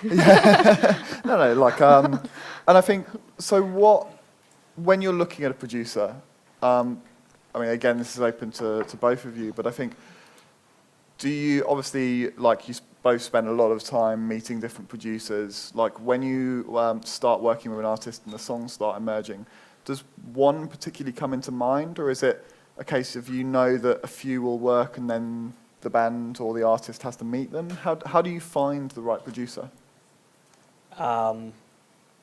Depends on the project. Yeah, exactly. It all depends on the project. Gee, I didn't see that one coming. But this is why we get paid. Because if it was a cookie cutter industry, then it'd be, okay, well, you just do this, this, and this, and this. Yeah. But yeah. It generally tends to be, a big part of our job is to just know everybody, you know. I think a lot of our value is in terms of our contact book. And it's just kind of having those moments of inspiration where it's just like, actually, no, that's a really good idea. You look at people's history and things they've done before, but also you kind of go and, I always prefer meeting producers in their own studio, because you get a sense of the way they work and whether they're very sort of meticulous or whether they're a little bit chaotic. And, you know, a lot of it is personality based. It's about what they've done before, anything they're playing that they're working on at the moment, and also a lot about having their vision, and you as an A&R person, and then later the artist having the faith that they're actually going to be able to recreate that vision, you know? It's, it's a lot about faith and relationships and somebody proving that, you know, they're very worthwhile. I think a lot of the time artists will come with a very set idea of who they want to work with, whether that's realistic or not is obviously a very different conversation. But you can always go, actually, well, you can't get Rich Costey to mix your record, but actually he's got a guy who's trained under him for 5 years who will do it for a fifth of the price and will do an equally great job. It's about having that kind of knowledge base as well. It comes from a lot of directions. I think it's one of those things as well where it's actually having an artist go through, if they're open to co-writes, you get to see very quickly through the co-writing process what personalities they work with at different times, because you know they could be in a certain kind of mood of writing, and you put them with certain types of songwriter producers, and they come up with the goods because they've got someone who's challenging them, or because they've got someone who's enabling them, or you know, channeling different things in certain ways. And if you can see that, okay, this is becoming a trend where they're working well with this type of person, then that informs your decision on the producer as well. Because you know that, okay, well, they're going to be pushed by this person, and we're going to get the best kind of production because they click with this thing. Yeah. I mean, what else are you kind of looking for in producers? If I speak the same language as him, because sometimes you meet producer that you don't get along with, they're talking about music, but you don't have a clue what they mean. So, and then you can't like choose him, because you will have lots of conversations with them afterwards. So for me, it's really important to find out if I can talk to him and he knows what I mean, and also if the artist knows the language that the producer's speaking. So that's the only thing I would add. Would you ever put an artist, would there ever be a scenario where you put an artist in with a producer where they hadn't also been involved in the choice, where you said this is the right person, you're going with them? No. I don't know. Sometimes we'll set up sessions just to try stuff out. It's always a collaborative process. There's no such thing as that kind of antiquated idea of the A&R guys' idea being the most important one. I think it's all about finding relationships at work. You get better records out of happy sessions generally. Occasionally, it's quite nice here. There's been a big argument because it means that they've been thinking about it, but generally you want things to go smoothly, so why jeopardize that? Making records is expensive as well, and you don't want to fuck it up. So there's not necessarily the budget to do free records Yeah. anymore. Bring back 1967, eh? Yeah. But I think you tapped in relation to that as well. I think you tapped into something earlier of seeing through division, and I think the artist kind of has to be involved in the choice, because they're gonna really be involved in kind of bringing out the best in the song. Yeah. And you were saying about how the importance of a producer will see that through. Now, it happens quite a lot where you get the first kind of desk mixes through, and you go back to the demo to kind of like compare a bit. And it's often, you talked earlier about buying a vocal. Yeah. Why do you think that is? I mean, like there's sometimes a kind of raw energy. Why do you think that sometimes people go back to the demo and kind of look for something that hasn't come through in a recording? I think simply because there are moments you can't recreate, because when you're in a session, then you create this feeling, and it's there in the moment because you're singing that all day long, and you just get into the feeling. And then sometimes when artists go into the studio, they just want to nail it and think more about their vocal performance than telling a story or put the emotion in. And that's what happened with this song. Like, I was fighting with James over 4 weeks and 30 different vocal lines. And then we took the demo session because it was just like, the more he thought about what his vocal performance gonna be on the track, the more he wanted to be cool, or I don't know, like he was more thinking about him as an artist than the song itself. And I think the song should always get what the song needs and not what the artist needs after thinking about it for 3 weeks. Yep. So it's again the truth and honesty and the rawness in the performance that's expressing the feeling of the song. I think so. When it's fresh. Yeah. Okay, so that's sometimes more not important. always, but yeah. So that can be more important than getting a really technically perfectly recorded vocal. Yes. Cool. Think So Pip, what happens if you know that the demo vocal has that expression, but it was recorded badly with background amp noise, it's on an SM58, you need a really clear isolated vocal. How do you encourage your artists to kind of recapture that moment? Depends on the artist. Depends on the artist. It's really tough. There is something about, it's the intangible magic of music, and sometimes you're just not going to be able to recreate that performance because it was something that came very naturally on a day or during a session where the act felt very comfortable, or, obviously the greatest subject for pop music is love, and if you've just had your heart broken and you're writing a song about it and you create this killer demo, because you're literally singing it through tears or whatever, that's amazing, and you can't recreate that 9 months later in the studio. I think it's all about just sort of, it's good production, it's about the producer being able to get those great performances. Sometimes there are certain acts I work on where the producer might not necessarily even musically be the strongest person, and will do kind of additional production and work things out later on, but they're great at getting performances out of certain artists. It's sort of one of my favorite sort of parts of the job is sitting there on the first couple of days of recording and just seeing how a producer and an act interacts, and it's just very interesting watching that dynamic and whether they're getting the best out of them. I think that's as much a producer's role as anything else. It's just getting the best performance possible. Definitely. That said, you've got to be there to pick up on when something isn't good enough. You know, I think that's a big part of A&R, is being the one who says, "Yeah, I know technically this is perfect, but you're singing this song about your mum or whatever, and it's just like I don't feel the emotion." A lot of it is being just very frank about whether something's good or not, or good enough. It's very interesting as well. Like many times when you know you've got the right producer and they're doing exactly what they need to bring things out. But they sometimes, you need that outside kind of set as well, because they'll be in the studio for hours and hours and hours, and you'll be in there a lot, but you have that perspective. Yeah. And so being able to come and say, you know what, like, you're doing a great job, but we need to relook at this. Totally. And Making most of the records times they go, yeah. dull as well. Like, you can sit in the studio for hours and just hear the artist doing the same vocal line over and over again. A lot of repetition. Yeah, and it's just sort of like, it's really boring. Take a book, but you've got to be there, and it can be sometimes that I tend to, especially if we're recording in London, it's easily accessible. I tend to go down at the end of the day when things have actually sort of happened, and then we can sit, and the producer and I and the artist can sit there and comp vocals, and we can work out what the best take is. It's actually sitting there and doing it. You'll just send yourself entirely crazy. Yeah. So you're going to say something? Yeah, I was going to say, and a lot of that comes down to, as Pip was saying, you need to have the right producer to help bring the artist out in a certain way to, capture a certain emotion and feeling. And a lot of that comes down to the A&R process, in knowing what your artists are like, knowing which producer to get in there to, help kind of get the record to where it needs to be.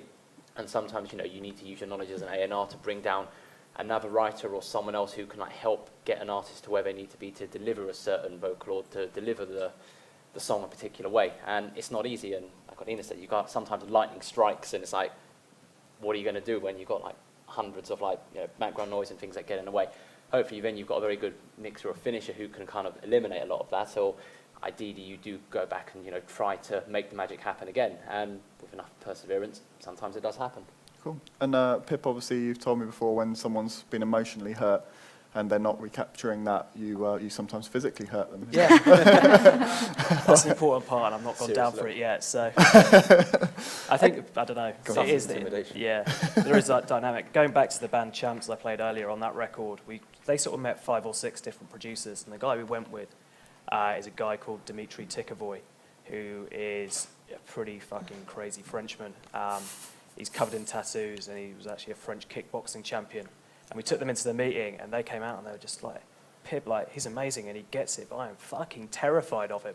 And I was just like, yeah, that's brilliant, this is going to work. And now they're thick as thieves, and they love each other, but he does, because there were some times when it was just like, we weren't getting the best out of them, and he just clicked his fingers, and it happened, That sort of magic is what you pay producers for, as much as the sonic vision.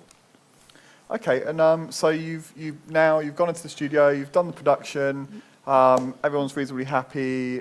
What's ad prod, and when would you use additional production? Okay, yeah. I just wanted to say, I guess it's additional production. Yeah. Okay, sometimes like Pip already told you earlier, it's like you have a producer that is good and different kind of stuff, but when it gets to the last percentage to just have a mix that really works, you just call someone you really trust, and they're specialists who always do additional production, who have this kind of sight over things, and they just know what's missing, and then they're just recording additional arrangement, and then so everything's great, but you need a sub bass line to really bring warmth, or you need strings, yeah, to get.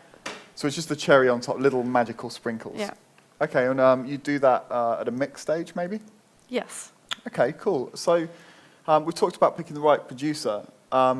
What is a mixer, Pip, and how do you know that it's the right one for the production that you've just got?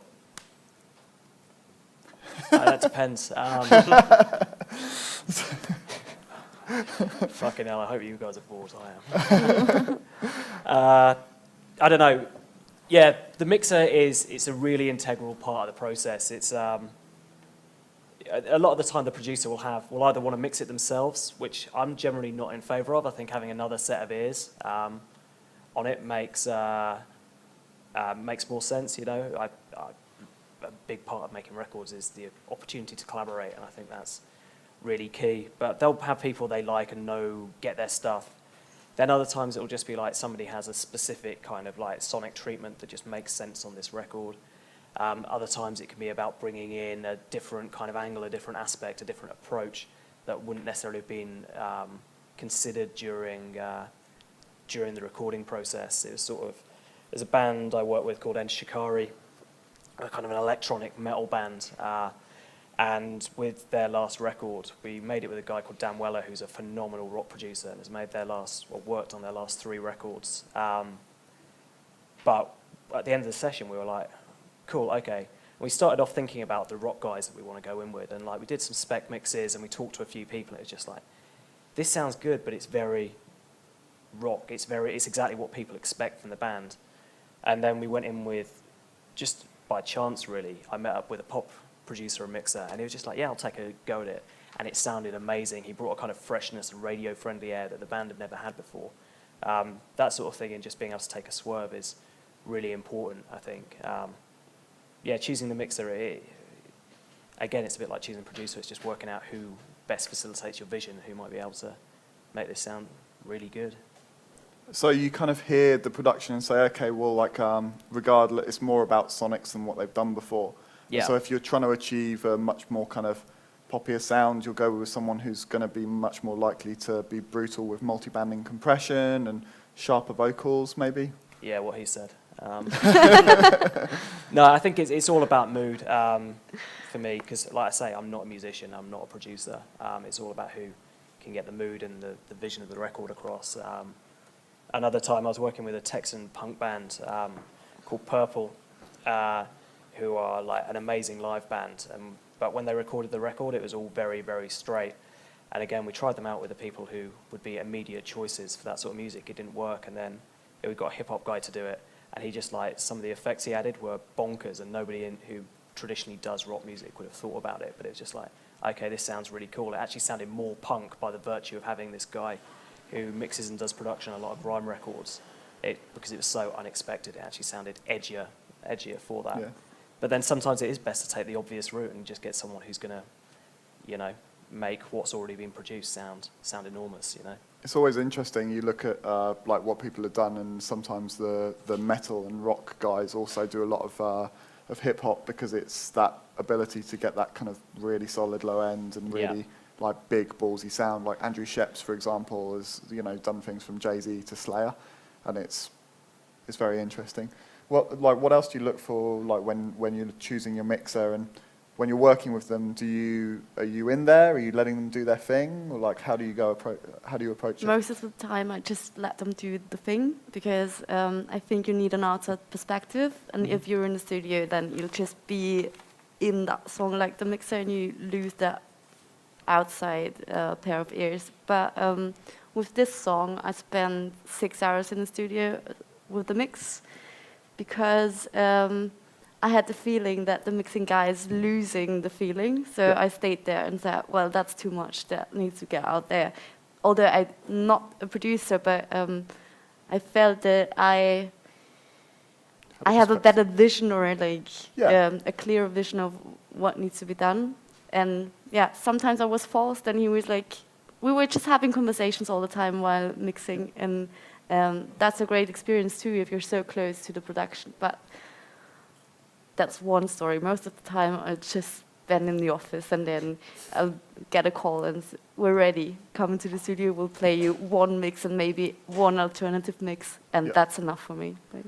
I guess it's just knowing within the scenario of what to do, and if it's that comes back and it's perfect or close to, you can just send mix notes. Yeah. But if it's really off, then you need to go in. You need to get in and share the vision. Yeah. And a lot of mixers will appreciate that, because they may go down a path like assuming. But Pip, would you usually give notes beforehand, or would you allow them to kind of see what needs to be brought out within a mix? Generally, we'll give, I'm paying this person because of their expertise, and there's got to be a certain implied trust when you take somebody on for a project. So yeah, generally, at least on the first track, just let them have at it and see what happens. If it's really wrong, we'll readdress it. There are certain things where, if we're doing, say, a mix for radio, that's not necessarily going to be on the record. It'll just be like, right, this needs to sound bright, and it needs to, you know, have that kind of heft that radio records really sort of desire. But generally, you go to a person because you trust what they do, and then if it goes wrong, you start again. So you'd be much more kind of willing to get a new mixer on board than choose a new producer. A new producer is pretty hard to do. Yeah, it depends how far along you are, you know. Sometimes you can have, there are times when you start something and it's just like, yeah, this ain't working, and we have to take a step back, you know.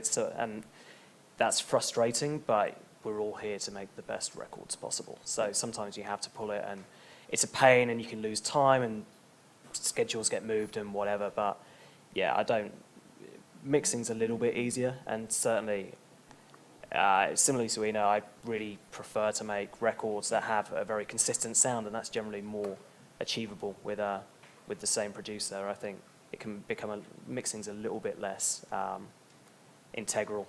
I think people really listen to the song first and foremost, and you know, the musical part of it. It's just geeks like us who get really hung up on the sonic quality. Yeah, I once worked with a songwriter, and he said, if you're worrying about the snare sounds, then you need to write a better song. And but it's obviously these steps are incredibly important. And then we've got a mix that we're happy with. The artist has signed off on it. We've signed off on it. Then we take it to a mastering engineer who basically does the sparkly stuff. They'll compress it. They'll make sure that there's no glitches in it. They'll take out frequencies that tire the ears. They'll do all the magical stuff with very expensive Fairchild compressors that most people don't give a damn about.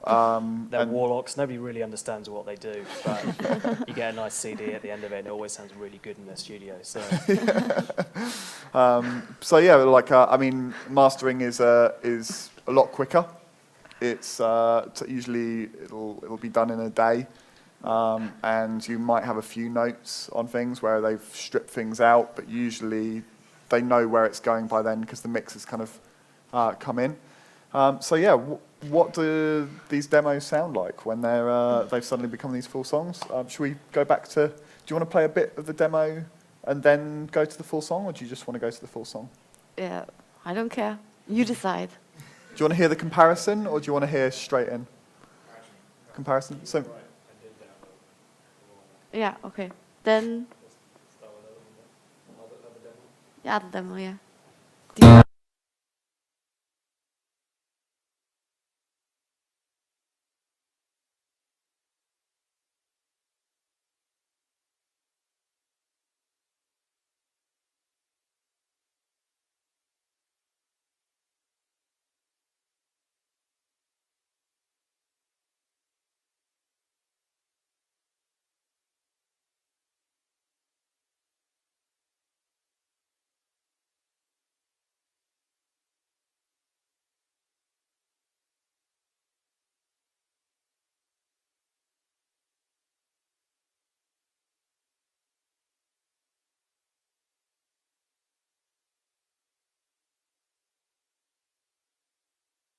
So you've done your bit, and the producer's done their bit.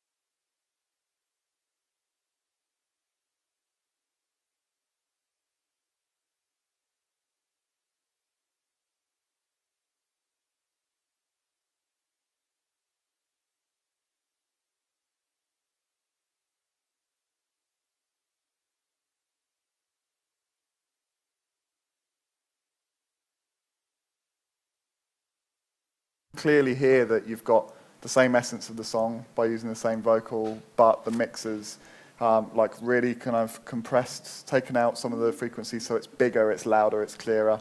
And then you've got the drums and then the Wurlitzer, and it's it's strings, and it's sounding great. Are you happy with how it turned out?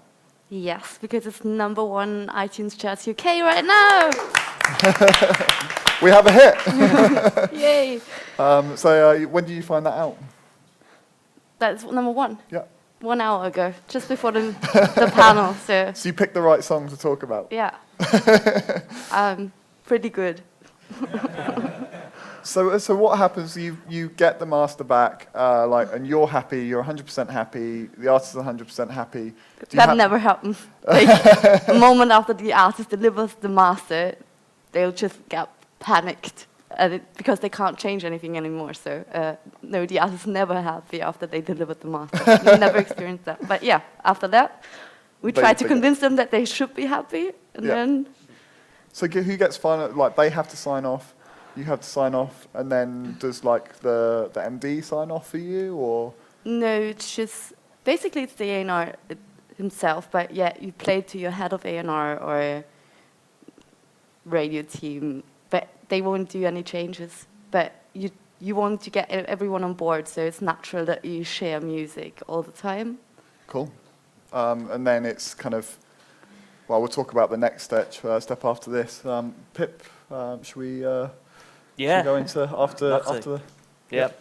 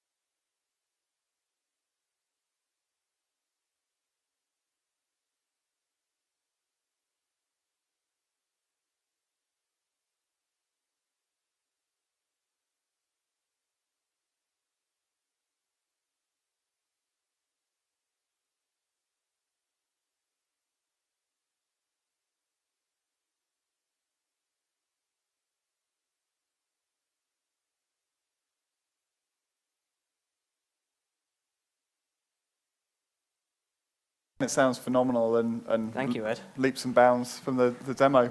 Do you want to talk about some of the changes that were made from demo to the final recording? A lot of what we did was just in that track in particular was arrangement. That was the second single off that record, and we just realised that what they'd written was quite big and sprawling, and we just wanted to cut it down. The original demo has sort of a 1 minute 15 intro on it, which wasn't really going to fly. That comes in straight on the, comes straight in on the vocal. So we spent a lot of time thinking about that. I mean, we made that entire record in 3 weeks, start to finish. So it was quite a rapid process. We were working 7 days a week for 3 weeks, doing sort of 12, 14-hour days in the studio. It's incredibly quickly. Yeah, but it was totally worth it because we kind of got the essence of something. And the guy we went in with, we made it all in his tiny studio in northwest London, and just played with toys, basically. There were so many different kind of like synthesizers. He's got all this mad shit that he's collected over the years, and a lot of it was just experimentation. Gave them the brief, gave them some references, and they came back with that, and all very happy. Excellent, cool. And so you delivered the record, and it went to the marketing department. Yeah. Convince them how amazing it is, so they can sell it to people. Pretty much, yeah. Yep. I was going to talk a bit more around what you then do after you've delivered the record, like remixes, if it's appropriate, collaborations. But I think it's actually probably better if we maybe turn over to some questions, because I think that's going to be better for you guys than necessarily just continuing along the same process. So do we have any questions about the specifics of these records, or general questions for any of these guys?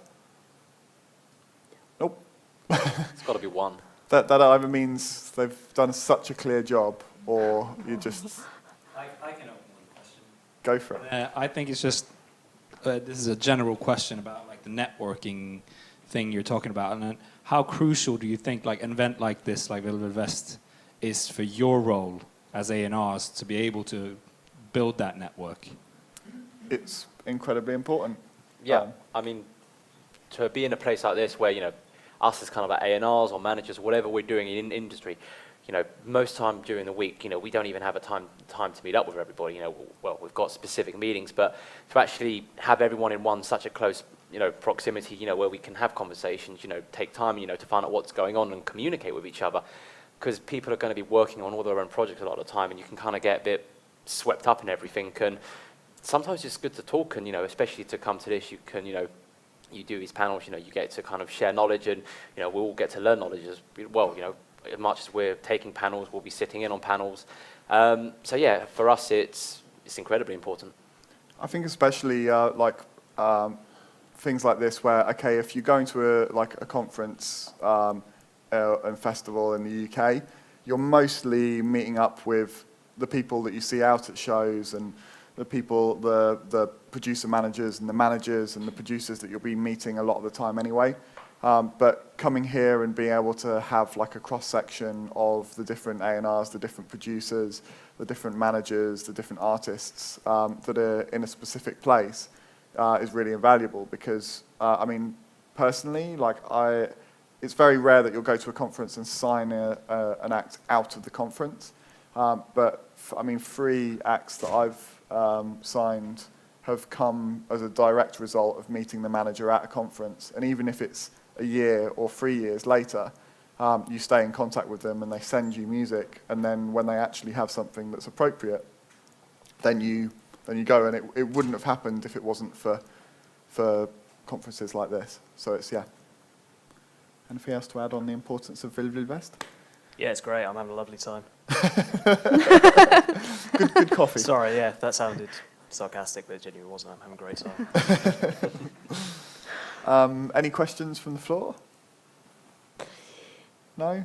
Nothing? No. Any comments? Any? That's a question there. Are you very involved with the releasing of the records, like label-wise, or are you mostly doing A&R managing? The question was, yeah. Are we very involved in the record? Yeah. Like, a big part of it is A&R is really important in terms of the artist development, and that's kind of what we're here to talk about. But especially from my perspective, it's kind of like, when I sign an act, I want it to be successful, obviously, and you've got to spend a lot of time convincing your company that this is the right thing to do, and to carry on spending and to be enthusiastic about it. You know, the biggest part of the act, because a record campaign can last 2-3 years if it's going well. It's like you've got to be the one making sure that everybody's doing their job and cracking the whip, because they're going to be working on so many different projects.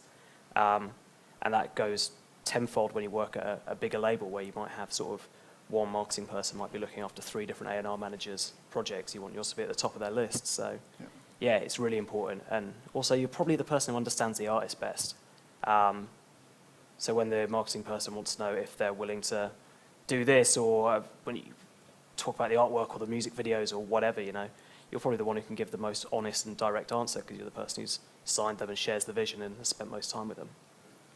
I think that's, yeah. I think one thing that, because over the last 15 years, I've been involved in various different levels of artist development, but it's only been mainly on the label side that you realise the importance of inclusion. And although, like you may not be the person coming up with the marketing plan, or saying, you know, choosing the radio plugger, for example, it's important to kind of share that vision with everyone. And that's very much your job, to work with the marketing managers and to work with the radio pluggers and to work with the live agents, and feel that they're included within it. Because if they're included and they have the same buy-in as you to make it a success, it stands a lot better chance.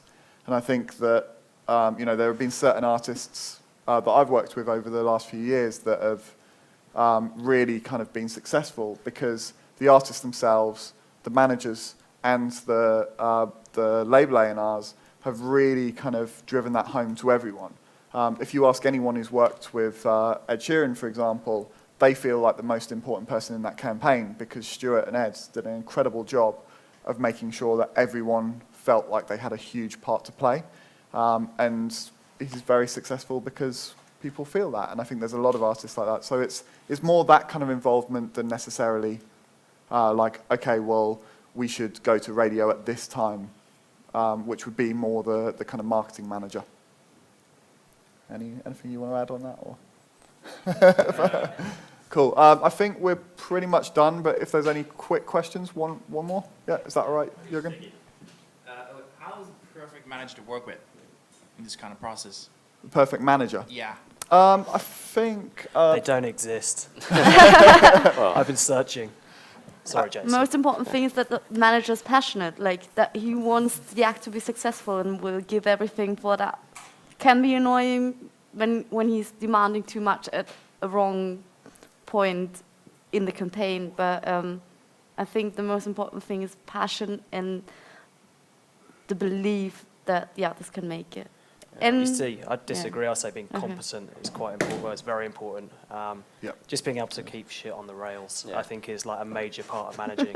Like, I definitely want people who, you know, have passion. We all want to have passion. Else, why are we doing this? We could all be better paid working in a bank. But you know, it's sort of, you want someone who's literally going to be there and make sure the touring happens, make sure the artist's happy, make sure things are getting delivered. That's actually probably the most important thing in terms of management. It's probably, what both of you said. It's like a mix of both. You know, if you've got a very good manager who, you know, knows exactly how to crack the whip and get things done, but, you know, getting there is not particularly the best process. As an A&R, you may think it's a bit of an effort getting there, and, you know, people kind of want to enjoy it, kind of build the relationships up, but get the stuff done at the same time. And it's that stuff where you're going to get almost like repeat business, or when that manager says, I've got another artist, they knew that the process went really well and the manager was competent enough, knew exactly what they were doing. And it's like, okay, let's take another shot on the next artist, providing it's right and everybody gets it, of course. But it comes back to what we all spoke about, relationships. Yeah, I think also, I mean, a key thing, I think everything that's been said is bang on. I think also knowing their strengths and weaknesses. I think we all know our strengths and weaknesses. I'm not going to go into the marketing department and tell them how I think the record should be marketed. And I'm not going to go to the radio plugger to tell them how, like, what time I think it should go to radio and which producers to approach at radio. In the same way, you get some incredibly creative managers who I love having in the studio, and they really bring things to the table. There are other managers who just don't understand the process. They're really not strong at it, but they feel like they should be in control. And I think knowing when you're good at something and when you're not is incredibly important to be able to keep shit on the rails. Because if you're signing with a label and you've signed with an A&R guy, it's because you have trust with them. And if you're with a live agent, it's because you trust them. You're not trying to tell them their job. So I think competence and knowledge, but also knowing that you're steering the ship rather than digging every single hole along the way. It's an element of leadership.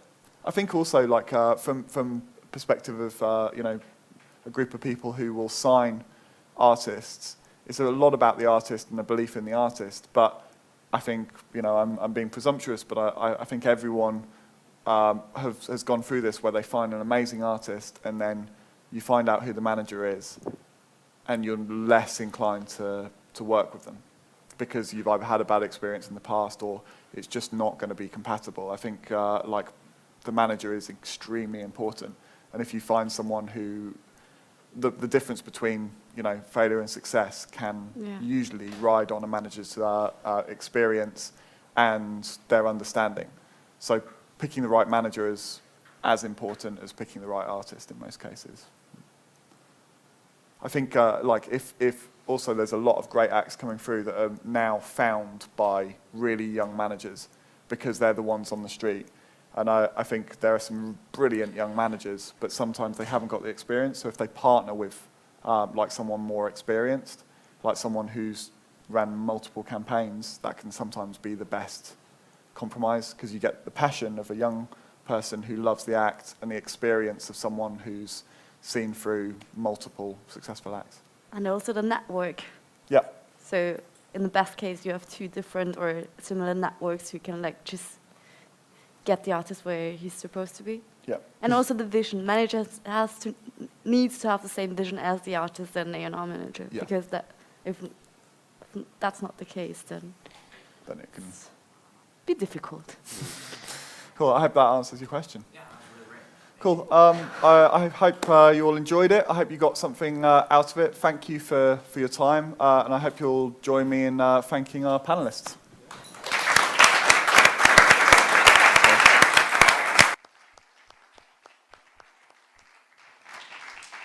Yeah. On behalf of Vill Vill West, thank you for rounding off our music conference bit.